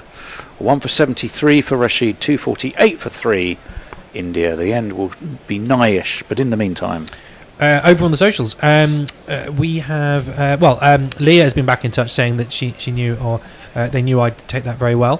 Thank you, but being very kind to me now, so thank you for that. And Stephen Kelk wants to know: has Count Binface ever experienced trouble with tribbles? Only in the tongue twister sense. The trouble with tribbles is the trouble is the trouble for any tribble, but he has never yet had them on the ship, and thank goodness, because they're a real arse. If anyone knows what they are, you know what I'm talking about. Right, Livingston, not a full toss this time, full and on middle stump, and guided to long off by Shreyas Iyer, who trots away and gets himself a single. 249 for 3. 56 is what India need. 89 balls to get them. Livingston's figures are actually not bad at all. 1 for 15 off 4. This one looked like the leg break. Pushed again to long off, and again a single. Well, since Rohit went, the pace has slowed a little, hasn't it? It's gone more sedate, although I think India know that they can just tick their way across the line. Well, they can, and they're being sensible. England, and to be fair to England today, after going off at a reasonable lick, 75 in the power play, that again, real rinse and repeat stuff here. They're just working Livingston for the ones, knowing, as Nick was saying, that that's pretty much all they need to do. 251 for 3. England today made an absolutely conscious effort to, I think retrench is a strong word, but having lost a couple of wickets, they wanted to make sure they got through their 50. Actually, they didn't manage it even then. They missed out by 1 run. Yeah, I think number pushed into the onside as another single. Number 11's batted every game this tour, which is and I suspect if that's true in a white ball series, you're not having a good time of it. As this is turned away down to deep backward square, another single. They could do this in ones. 4 of them so far off this over, just the 1 dot ball, 1 ball left. 252 for 3. Please don't do it in ones. Well, it gives us plenty of time to chat, but it doesn't make it any less inevitable. The slip, is that Joe Root at slip? I think it is. Pushed, oh dear me. Well, there's a bit of an ugly collision there. They walk, they literally, he's still in fact walking the single, is Axar Patel. I think they've given them the single. Oh no, it was Shreyas Iyer who, they did in the end. Axar had set off and just ran straight into Livingston. Axar came off worse, even though he's the slightly taller of the two. Fell away, ended up on legs akimbo and legs in the air. And England very sportingly said, "We'll have your single. We're not going to try and run you out." Yeah, thank God Alex Carey's not around. Yes. Well, Aussie's a different mentality. Anyway, Nick. Sorry, John. Nick, John. John, you can call me Nick. I don't mind. Binners. Can I just check whether you've ever said there was no run on the 4th ball of that inning? So that over. So is that a dot to Livingston, I presume? A dot to Livingston, I presume. Very good. There we are. He's here all week. Well, he's only here today. He is here for some of the Champions Trophy, though. As that one, that is a bit edgy. Edgy in the sense of it came off the edge, not as near the knuckle. And away it goes. Out towards cover. Another easy single. There is a sameness about this, Nick, at the moment, isn't there? Yeah, they're dragging this out, aren't they? I think we need Hardik Pandya to come in and try and clump everything into the stands and get us done in 5 overs. You know what it is? They're trying to make sure they maximise the advertising TV revenue. They don't want it off air early. And they had the break when the lights went out, which is quite unusual. It has happened before in cricket. We investigated and found a few examples of it. Round the wicket, goes very wide of the wicket to the left-hander, but Axar has pulled it. There is a man coming round. It's a combination of Overton and I think Atkinson who end up doing the fielding, and it's 2 more towards that total, which is now under 50. 49 to 56 for 3. And it's a demoralising time to be in the field, isn't it, when you know that you're dragging towards a defeat, but the writing's on the wall, but it's not coming the soon. Slip's still there, thrown up wide of Axar's off stump. He steps back, cuts to backward point, gets himself, guess what, another easy single. Yeah, you do feel, I think if Rohit was still there, he'd be wanting to get the job done, get in the shower, do whatever his evening plans are. These two a little bit more cautious, aren't they? Thrown up. Yep, no dinner reservations here. Defended by Shreyas, by Rashid leg break. Well, they've got averages to protect, haven't they? Now they're playing for themselves. Everyone loves a red inker. Well, I'm sure they would like to see India over the line. 48 is what they'll need if they're going to do that. That's just again eased towards point. They stroll 1 more single, and we've got 1 ball left of the 37th over. It's 258 for 3, and Axar Patel Really is a handy cricketer in so many ways. His lower order was, well, he's not even lower order really, is he? We're just through his middle order batting. Can't catch though. Well, he did drop one. I don't know if catching is a general weakness in his game. There is again another leg break. Oh, run out here. Hello, we might have a run out on the cards. We do. And goodness me, Shreyas Iyer was backing up. He really thought there was. He'd basically been watching the same game as us, and going, hang on. We run every ball here. We just nudge it into one in the either the onside or the offside, and we jog an easy single. And he set off to jog his easy single, but Axar decided to stay where he was. Well, actually, he didn't jog, did he? To be fair, he's sprinting. I think we've bored him out there. And Rashid has actually managed to hurt his own hand with the venom with which he took the bails off. Shreyas is gone. And it is one of these. Let's see if we can. Here we go. Shall we have John Arlott again? No, we'll do a different one. Here we go. He called me for a single and my stump shattered. Do don't run, run, run. Do don't run, run. That sums it up very well because that's precisely what happened. One ran, one didn't. Yeah, and he shot Axar a filthy look as he was departing the field. Axar gave him a sort of contemptuous back to where you came from, and I'm not sure who was in the wrong there. Shreyas went sprinting. I don't know if there was a single, but I think Shreyas just assumed, whereas Axar was maybe playing a more casual game, given that he was only in the 20s and everything. They were totally on different wavelengths there. Well, don't look at the runs required, the run rate, because that's less than 4 and over. Look at the wickets taken that needed. They will still need 6, will England, and that you really can't see that happening. KL Rahul is the new man at the crease, and on my guess is if he didn't play in the last game, he's not here to be. Here he is. We'll give him a little welcome.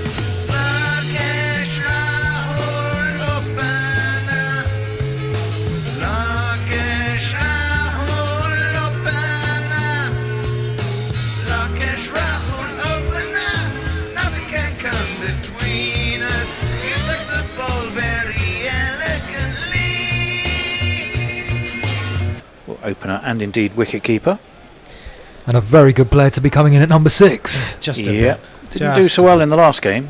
Made 2 off with the 9 he faced, which wasn't particularly special. But he's going to be dealing with Liam Livingstone, who will throw up his variety of off breaks, leg breaks, and full tosses. What's he got first? It's a full toss, which is worked down to long off. Well, it finds the edge again, doesn't it? Was a little bit edgy, yeah. That is his most dangerous ball at the moment. The one you expect to bounce and doesn't is the one that's taken them by surprise. We're watching that run out again. And Adil Rashid, I have to say, is quite funny. So desperate was he to affect the run out, he actually hurt his hand doing it. That is a pretty good leg break, actually. And defended by Axar. That does sum up this England team at the moment, doesn't it? The top spinner breaking his own hand in the course of taking a run out. In terms of taking a run out, it does rather. 259 for 4. Livingstone in. Short. And Axar Patel swung himself round a full 360 degrees there. And whilst he was aiming square, it ended up going to leg slip. But nonetheless, everyone seems to see the funny side. It's a rare dot ball. 2, in fact. Dot balls to Dr. Livingstone. 2 dot to Livingstone, we presume. We don't presume because we can see it happening. That's just guided to Brook. 3 dot to Livingstone. 3 dot. It doesn't work if it's plural. Just put a it's dots to Livingstone. Dots to Livingstone. Probably does work actually. Yes. Flicked past a diving dots to Livingstone. It won't be a dot to him this time. Because it's gone down to long on and they will jog one of those easy singles that we've seen so many of. The score moves on to 260. Livingstone actually did about 3 or 4 roly-polies across the turf there. That was you don't underestimate just how much he's putting into his post-bowling efforts. Well, he's only gone for 2 this over. What's he going to throw up here? Wide of off stump. KL steps back, angles the bat, steers to backward point, takes a single, keeps the strike, and it means that after 38, India are 261 for 4. John, We've got some two very important, equally important subjects. Firstly, Farong says that not bowling the lad is totally illogical. I think everyone here on the is on the Ducket bandwagon here, that he should be given basically the rest of the innings just to bowl. Also, Leah's back saying that tribbles are the only life form who are born pregnant. Which I'm wondering if that explains why the Queen tribble is that thing on top of Boris Johnson's head. That would explain its own impregnation, but who knows? Okay. Well, I can tell you, Harriman Abe on B-Sky B, England trying everything here, he says. Well, they haven't tried. We know what they haven't tried. They haven't tried Ben Ducket. Exactly. That's what they haven't tried. They are going to try Jamie Overton, who's going to be back into the attack to bowl to KL Rahul. And he's right arm in and around the wicket. That's a decent ball, actually. Hurried KL just a little in front of his off stump. He angled the bat. It was down to short third, and they didn't take a run. So the slab, that is the giant Jamie Overton, gets away with a dot ball. Can't make any Overton puns on dot balls, can you? Doesn't work as the same as dots to Livingston, does it? Not quite. I'm sure we can. Is it he puts the O into Overton? He puts the very good. Short, pulled. That'll be 4. That was a horrible ball. He tried, I think, to potentially take the pace off. KL Rahul swung on it. Too quick for him, and it was too quick for Jamie Overton rather. And it's 4 down to backward square. 1, 2, 3, 4. Put in a big stride. He didn't overstep as well, did he? I don't think he did, but he certainly wasn't far off it. And KO, everything was right about that shot. For a pull shot. Beautifully guided. Yeah. And what do we reckon Ben Ducket bowls? I haven't seen him. Is it express pace? I doubt it's express pace. Dross is probably the word you're looking for. Overton in, up onto his toes. Again goes KL Rahul. Down to third man. Saqib Mahmood fields. They take a single. I think he bowls spin of some kind. It's possibly the left arm variety. Yeah, I'm going possibly. Although there are so many of these cricketers, including myself, I should add, who bat one way and bowl the other. I mean, Jimmy's a good example. Jimmy Anton and Stokes. Very much yes, so, Stokes. Yes, it's a curious thing. It makes a lot of sense though, because your dominant arm often is the one that you bowl with and throw over arm with. So I'm almost surprised you don't see it more often. I think he might. He does bowl right-handed. I think that. So I think he bowls off breaks. That one is pushed to mid-on by Axar Patel. Fielded, but they are able to take another single. I think we'll need to settle exactly what does he bowl. I shall tell you that in just a moment. There's only one way to settle it for good, Tony. We're going to have to see it with our own eyes. Well, there's a growing body of about 2.5 people who are absolutely craving the fact that they want to see Ben Ducket bowl, and I think even my curiosity is piqued. Overton in, left. Bit of test match cricket. Yes, KL Rahul's got a big smile on his face. I didn't think Hardick was playing. Yes, he is. There he is. He's down on the edge of the bow. Maybe he's not playing. He's just might be coming on as sub. Right, the colossus that is Ben Matthew Ducket does bowl right arm off breaks. So he is one of those. He is. He's an ambidextrous man. He's completely amphibious. 267 for 4. 6 runs off this Overton over. He's got 1 ball left to bowl. 38 of 67 is the pretty simple looking equation as far as India are concerned. 1 more wicket, who knows? That does hurry up KL Rahul, but he'll still get a single down to third man. And at the end of 39 overs, 268 for 4 is the score.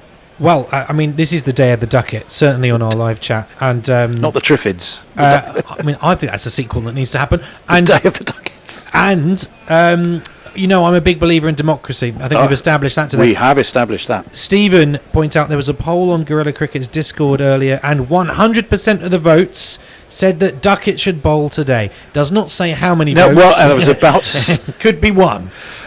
Meanwhile, Farong says the lad can keep and bowl from both left and right hands. He could possibly keep to his own bowling. We need to clone Ben Ducket. I'm adding this, not for wrong. And 11 Duckets. Could they do better than the current England team? It's worth considering. Also, wasn't a ducat actually a unit of currency in days gone by? Or was that a ducat? A ducat was a unit of currency. A ducat in Spain. Yes. A golden ducat is the first one you get. That one is. It's a full toss from Livingston. Who'd have thought we'd see one of those? And guided out to long off.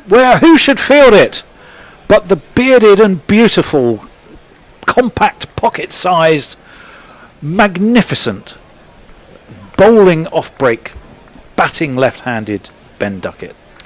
Who I'm going to put this out there. If there's a film of the life of Ducket, who's going to be back in action again? It's Corden, isn't it? James Corden to play. It's got Corden written all over. James Corden to play Ben Ducket in his life story. Corden does Ducket. I'm in. He was there again. I can see it. There's a similarity there. Long off became long on to the left-hander, but the result was the same. Livingston dives to his right to field off his own bowling.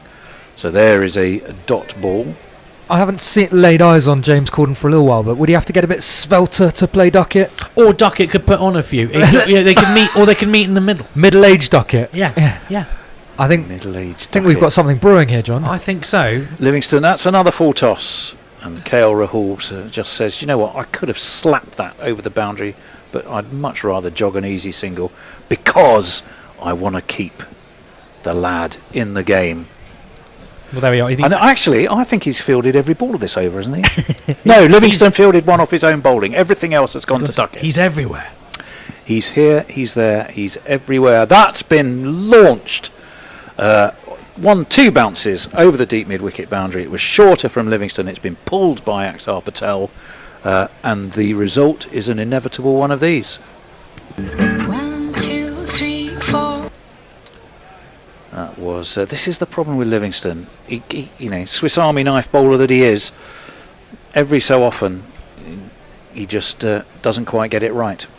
Probably more often than not at the moment. Well, unless you consider the full toss is right. Suddenly, a reasonably economical over doesn't look quite so good, and it's gone for 8. And that's gone up in the air. It's going to be taken. Phil Salt comes around. Have England got their man? Yes, says umpire Chris Brown from Rarotonga. And, would you believe it? Livingston, as you know, we're going to have another look. I think India have appealed here, and I don't think they think he got bat on it. I think they think it was pad. My first instinct was straight onto the pad. What do you think, John? Very much the same. I didn't see the bat. Obviously, it's so hard to tell, but I wouldn't be surprised if this is overturned. Well, if it's Overton, it's not Overton. He was nothing to do with it. There we are. If it is out, it's another dreadful ball. Well, let's have a look. We're going to get this. Probably is the view that will most tell us. Does he get any bat on it? It pitches. It hits the pad. It doesn't hit. It sort of rolls up the inner arm. And I'm afraid that was just a bit of kidology from Phil Salt that we're all fooled by. Livingston doesn't have his second wicket. They certainly can't be peeling for LBW because he's right out.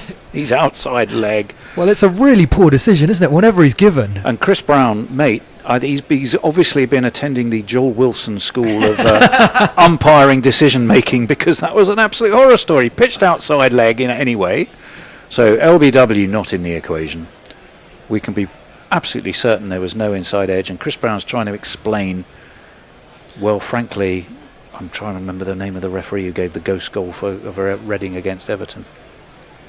I met him, the little shit, as well when I did my umpiring course, my refereeing course. Right, 275 for 4. Chris Brown is sort of rather sheepishly wandering away, saying nothing to see here. Sorry about that, lads. And it's the end of the over. Firstly, can we just big up Guerrilla Cricket's wonderful, accuracy in getting that right when the umpire didn't. I think we deserve some credit there. And also, I noticed that you mentioned Overton there, that when the umpire makes the screen gesture to see if something should be reviewed, is that the overturned window? I don't know. The overturned window. Are we done, Hendo? Yeah. Is it time for me to bugger off again? You're asking me all these difficult. See, the monitor's gone off just when you need it. I think I'm still here. John, I think I'm moving off for you. I can tell you. Is this the last 10? It's you, Nick and John. I'm the one who moves out. You move in here. At least you get to do it. Stop complaining. Oh, thanks. As we're into the last 10, the Overton window is reopened, as is the Henderson window. He's back in the hot seat. And very hot indeed it is, having had the arse of Tony sitting on it for a long while. What have you done with this? It's been well warmed for him. The headphones have not been, they've been well worn rather than well warmed. I have no idea what Tony did with the headphones there. He seemed to have twisted them so that one ear was facing outwards, if you get what I mean. Anyway, 275 for 4. Now, I'd just like to go back to that overturned review as he comes in again, bowls and defended on the back foot, dead straight. Now, I'm not saying it was out at all, but what struck me was that when they showed the close-up, looking from sort of side on, and it appeared to hit the pad and then go up between the arms, and you think, oh god, that's nowhere near. But then the bat was raised in the air, and I thought, well, that's worth looking to see whether it just touched the bat as it while it was aloft. But they didn't seem to do that, which is very strange. Defended square on the offside, and there is no run. So a sort of second bite at the cherry for the bat on the back on the post swing. Indeed, absolutely right. But maybe the umpire had said to the third umpire that that's what he was looking at, and he'd already checked that. So we'll let it lie. It's not going to make any difference, is it? We won't get too excited about it. But there's been some weird shit going on, hasn't there? It's in a sort of sedate run chase. Yes. Oh, now that might well be out. It is out. He tried to pull it, did KL Rahul, and he gloved it absolutely clearly, and it was a pretty easy catch for Phil Salt, who on this occasion decides not to run up to the stumps and crash them like he did when Kohli got out. But a second wicket for the window. Well done, that man. But it's all, again, with England, it's kind of too little too late, isn't it? Rahul's very disappointed with himself. I can understand that. Yeah, it's another strange, ugly dismissal. 10 off 14. And he played the pull shot off him, or the hook shot of him in the previous over really nicely, hadn't he? That controlled ball that got quite big on him. So that's a shame. I like Rahul. I like watching Rahul bat in all forms of cricket, actually. He's a very elegant player. He is, and I think he's kind of a bit. He divides Indian opinion for sure. A lot of the people don't. They don't seem to like him a lot in terms of as a player, and they point to his test average of 34 or something like that. I'm always stunned by that test average. I mean, he's so good on the eye, and you would have thought that he's a player who'd average closer to 50, but he does have a bit of trouble with the moving ball, and he's takes a lot of stick in India. But he's a pretty good all-format player, isn't he? I mean, he scores quickly in shorter forms. I think has he got the fastest IPL 50? I think he's up there anyway. He got it. I remember seeing one where he got it off 15 balls, I think. So he'd get in the England team, wouldn't he? Surely. So I mean, there is an embarrassment of riches there. He'd get in this England team for sure. Oh yeah. There is an embarrassment of riches a lot of the time with India. Overton in. Oh, and hello. Pandya's gone for a walk. I think that's going to be considered a dead ball. Oh goodness me! There's someone behind the. Is there someone behind the bowler's arm, or is that someone trotting across to do something that's upsetting Pandya? But I imagine that was signalled as a dead ball, although we didn't see the umpire do so. 275 for 5. I bring you news that Plymouth are 0-0 with Liverpool's 5th team, by the looks of things. I only recognised about 2 names in the Liverpool side, which is very disrespectful to Plymouth. Overton in bowls. Oh, he has a little nibble at that outside the off stump without any foot movement. Maybe he was trying to run it down to third man. But can I just add to that, being a Spurs fan, that Liverpool played so many of their first team players on the Thursday night, that was far too respectful of Spurs. And I think if they played the 5th 11 against Spurs and the first 11 against Plymouth, it might have been fairer games. Yeah, it might have only been 2-0 or 3. Yeah, something like that. Yeah. Poor old Binface. I mean, Binface is not a Spurs fan, I should. Oh, right, yeah. I was going to say that might affect the vote in North London. Defended down to third man by Hardik Pandya, takes a single. He's off the mark. 276 for 5.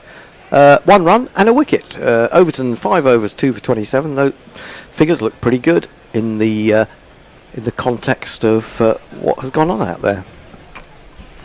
Yeah, he's done all right, hasn't he, amidst the carnage? And I mean, but I think part of that's the reflection of when he's bowled, isn't it? That largely since Sharma's been gone. Well, he got rid of Gill, didn't he? He got rid of Gill with an absolute That stunner. is true, Hendo. Beautiful Yorker. It was incredible. After bowling 5 balls of absolute filth, he produced an absolute corker. And we were calling for him earlier. And It took a long time for him to come on. We were. Because if you look, Atkinson has been pretty anemic in this match, hasn't he? Well, I just think something's wrong with Atkinson. Not wrong technically, or I just feel like his confidence has been ripped from him, and he's back into the attack. Be his third attempt, his third spell. He's bowled 5 overs and gone for 48. And you add that to the numberless number of runs that he went for in the first T20. It's not been a great tour for him. And Hardik comes running down the wicket, aims a big shot over mid-wicket, gets a shoulder of the bat, and it flies through where slip would have been for 4 runs. It's not really going for poor old Gus. It's just not his day, is it? And but his economy's 2 runs poorer than anyone else. So it really is. He's sticking out like a sore thumb. And he's definitely a seam bowler, isn't he? He's a real seam bowler. He's not a slower. He isn't the kind of bowler who's going to take pace off the ball. He digs it in there, doesn't he? They take another single. Hardik goes to 6, 281 for 5. Yeah, I'm yet to be convinced by him as a white ball bowler, Gus. He can bowl quickly, but he seems to lack that variety that you need. I think this is the problem with actually most of England's pace bowlers, is that they, we've seen enough in short form cricket to know that quite often pace off the ball is the way to go, and it's like England steadfastly refuse to as if they want to play a completely different game. This is pushed up to mid-off by Axer. There is no run. What about is it that, because I haven't seen much lateral movement at all, it's been a fraction, but not much, no. England are playing bowlers who are used to moving the ball through the air in sort of lovely damp English conditions. This is so different, and none of the England bowlers seem equipped for this kind of cricket. Yeah, I think that some of them are, definitely, but I just don't... Not to the levels you need. Maybe not. I mean, this is... just dabbed down to third man by Axel. They'll take another single. Yeah, I mean, let's face it. Atkinson did get a lot of wickets in the summer against 2 not great Test teams, and Red Bull, ball moving around. He did also pick up some wickets on, well, certainly the first Test, a difficult pitch in Pakistan to bowl on. Now that's an extraordinary shot that Hardik's played. That's astonishing. It's a straight helicopter drive. That's just how I was going to describe it. Off the back foot. Atkinson must think, if that can go for 4, I don't know what else I'm supposed to do.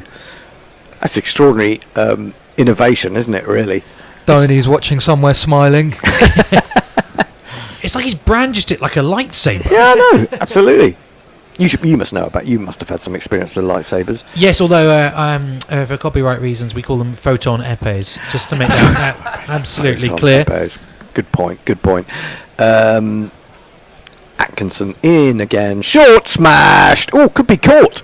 Is caught low down by none other than the open Overton window.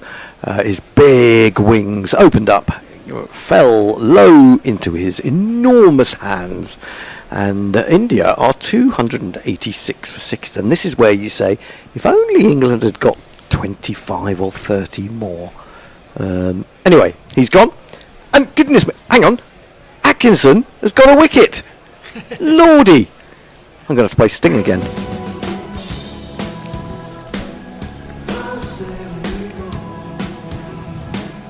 Can't keep Overton out of this game, can you?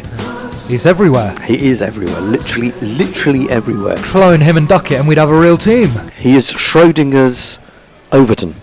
Yeah, you sure there aren't two of them out there? Craig's floating. They're normally two of them out there, aren't they? Well, they're not. Well, no, where's he been playing? He's been in the SA20 doing quite well. The SA20, yeah, that's right. But this happened to me in the rugby last week where there were two Curry twins playing. Yes, and I only thought there was one. And I was saying, fucking hell, he's everywhere. There's a lot of that going on in sport these days. But this is the point in the match where we have to say they think it's all Overton. Oh, very good. Is this, I think it's Jadeja coming into bat. I've been very remiss in failing to note that we have one of these. Super chat cash, super chat cash, super chat cash. It's from Lockie 6. It's $2 Australian. He says, read the plebs chats, please. We stink yet care. Fair enough. Sorry, my fault. I forgot I'd switched on to socials. Oh, yes, you have, haven't you? Good point. It's Ravi Jadeja has come to the crease. Oh, look!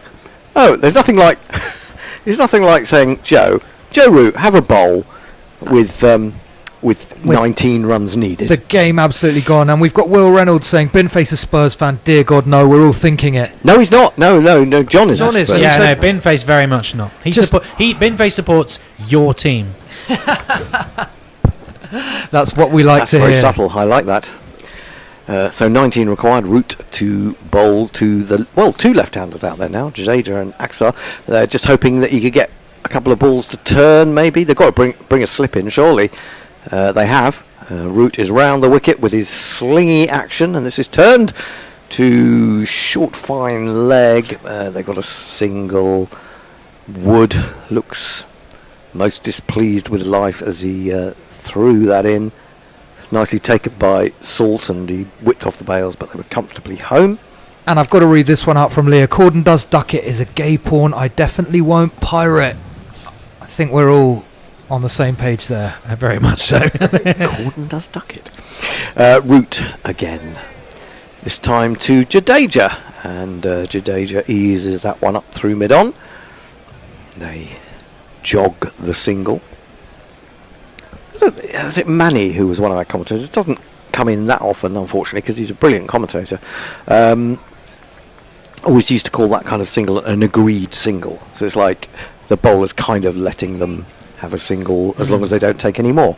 And there is another one through mid-off this time, jogging away. That certainly happened when there was a sort of collision a couple of overs ago. It did feel like they were very much saying, okay, fair enough. Go on there. Yeah. An aggrieved single, that absolutely. One. An aggrieved single.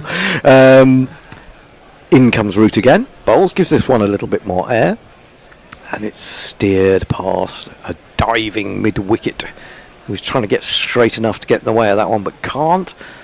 Is that Rishabh Pant sitting there wondering why he hasn't got a game?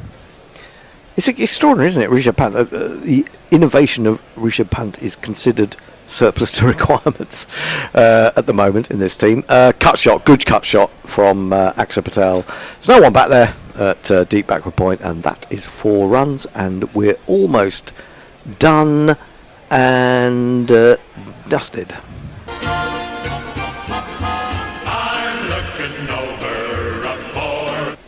There was no one within a mile of that boundary, was there? No. If you're bowling off breaks, you've got to have someone someone with moderately in range of that, haven't you, on the boundary? Root in, tosses this one up, driven in the air, just short of, I think it's Ducket, out there long off. And just the one. So Root's 1 over, possibly will be his only over. He's gone for 9. India need 10 to win. They have 7 overs in which to bore the pants off it in getting there. Us. is. Farong is on the social saying a decade from now, Ducket the musical. What do you reckon, John? I can see it. And Will is saying just the mouth of the bin, not the full face. I'm okay with that. And that's, I think, in reference to supporting Spurs. Oh, I see. Right, fair enough. I think Jason was keen to find out whether, if you were wearing your bin while batting, if you got hit on the bin. I think when I'd get hit. When you get hit. Well, yeah, I suppose that's it's more likely. Atkinson in bowls. A slightly mistimed drive away into the onside for an easy single. But he was wondering, if you do you have to call for the concussion substitute or perhaps have a new bin? I would have thought it would be 5 runs to the other team, wouldn't it? If you're wearing it on your head. I think if it's part of your own equipment. But look, I mean, on Sigma 9, of course, the gravity is so different. You've got all the time in the world, even if you're bowling 150 miles an hour. So that's less likely on Earth. I just wouldn't do it. How do you play the ball late on Sigma 9? Because you're always waiting for it, presumably. That's easy. He's got a time machine. Right, okay. That's a beautiful drive by Jadeja. He's only come to the wicket a moment ago, and he's just sumptuously put that away through mid-on. 4 runs. India are almost about to claim ODI supremacy over England, having already achieved T20 supremacy. So, just 5. Come on, someone finish it off in style. Finish it off. And Messers is telling us that the GPL is now safe. Good news for all in Gorilla Studios, but Hombre Nuevo was nearest the pin.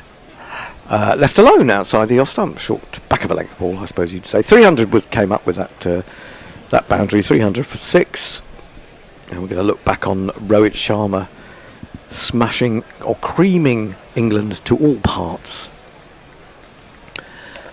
He did bat beautifully. Just when people were starting to discount him, they were just saying how much more fuel is there in there, and he said, I've just had some super unleaded added, and this is pulled down to long leg wood fields. They take single, 4 required to win.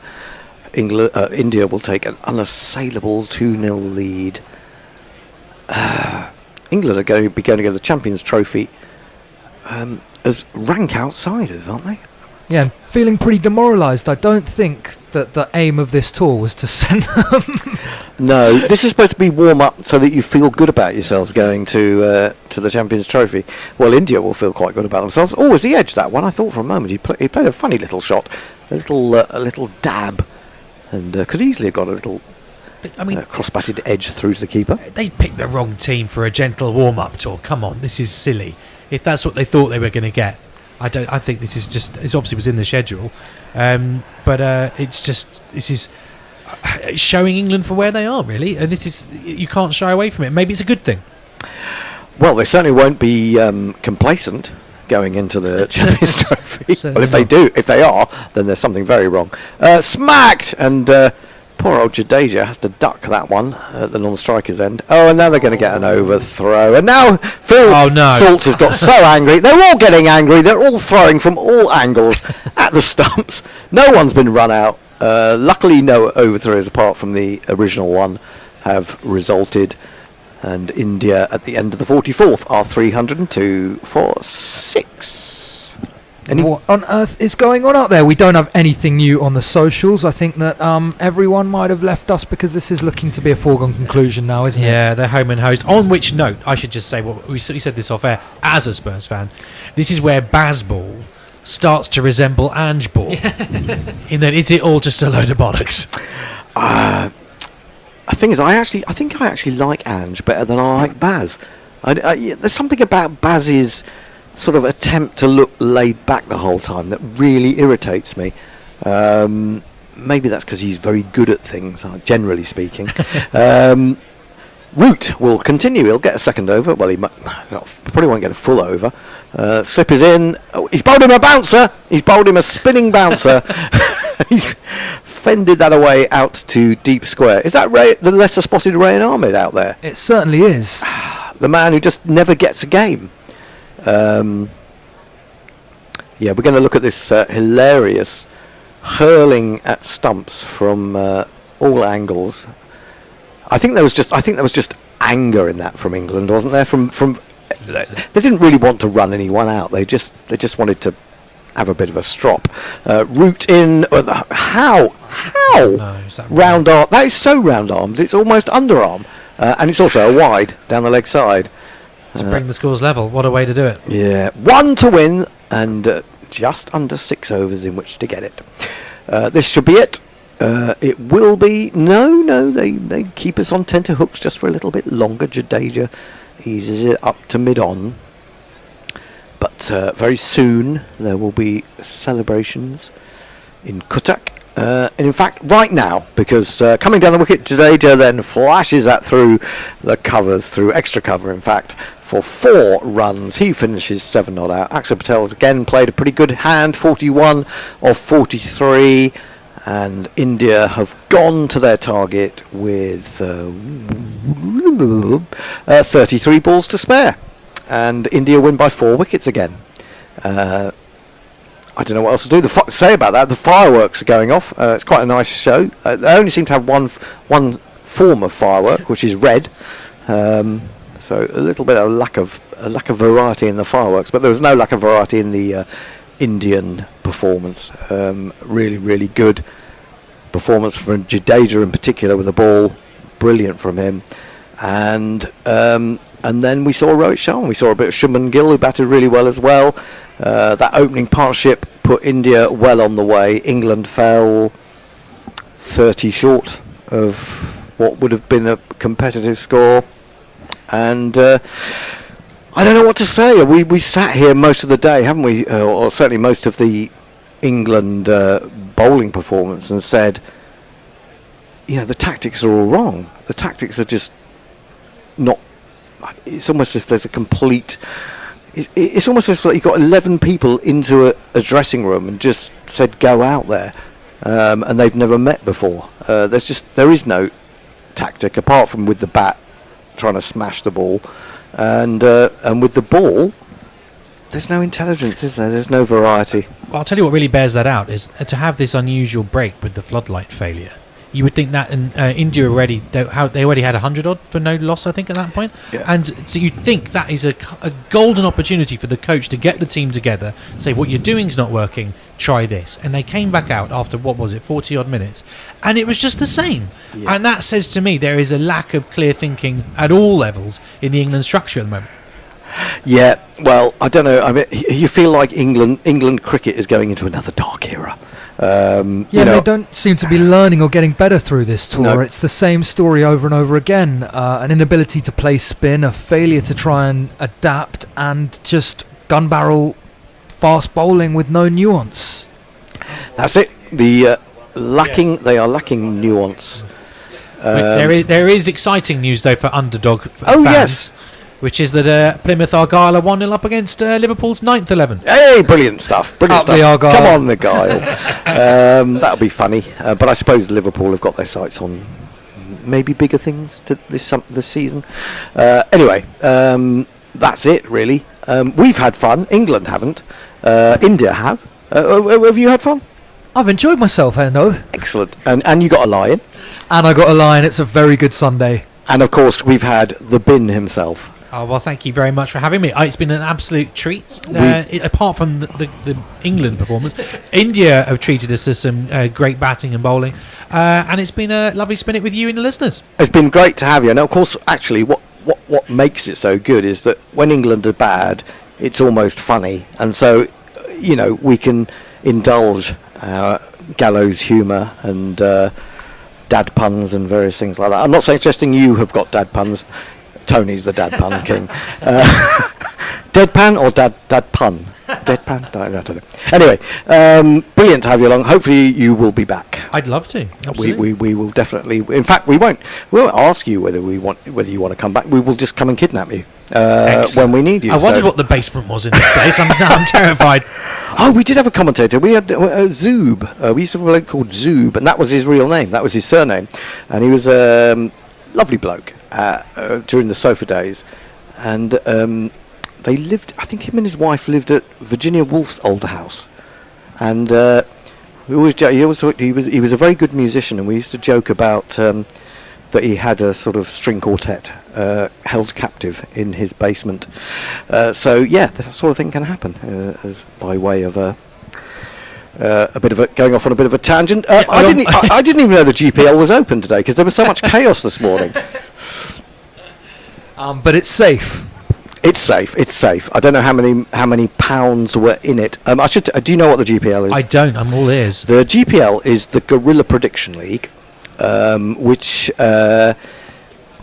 we do in any game. Basically, if it's a test match, you have until lunch. You have to estimate how many runs will be scored in the day, or if it's a T20 or an ODI, how many runs will be scored in total by both teams. Each guess costs you £1 through the website, and if you get it on the nose, you get all the money that's in the pot. So there you go. Has anyone won? Oh God, yes. Today? Not today. Oh, not today. But it's not nearest the pin. It's like you have to get it on the nose. And does the jackpot keep rolling until someone? Absolutely, and it has got. I think the highest it's ever got to before being claimed is just over £200. That's fantastic. Do we know where it stands now, Hendo? I don't. I didn't see this morning. It may have been about. I suspect, unless someone won it. No, nobody won it on Thursday. I don't think. I think it's probably about £50 today. Well, yeah, you'll have to be quids in on the third ODI to find out. Absolutely. Join us then. Are you back on Wednesday, or are you got? Not this time, but hoping to be doing the Champions Trophy. Champions Trophy. Excellent. So it's a great. Thanks to all of you who've been with us today. Sad from an England perspective that we couldn't bring you better news and a better performance, but we will hope for a little bit better in the dead rubber on Wednesday, when I'm not actually sure where that one's coming from. I don't know if anyone off the top of their head knows which particular ground that's being played at, but India are 2-0 up, and it's been another chastening day for England. Please join us again at 10 to 8, hopefully, in the morning. That's GMT, depending on where you are in the world. Please adjust. Are you back on Wednesday? I'm not, but I'll be here for throughout the Champions Trophy. Excellent news. So until then, it's goodbye from Tony. It's goodbye from Nick. Goodbye. It's goodbye from Jason. And it's goodbye from our star of the show today, making his debut. It's... what do we call you? John? John would be nice. John. It's from John. John Harvey. Yeah. Until then. Bye-bye. Bye. Guerrilla crickets.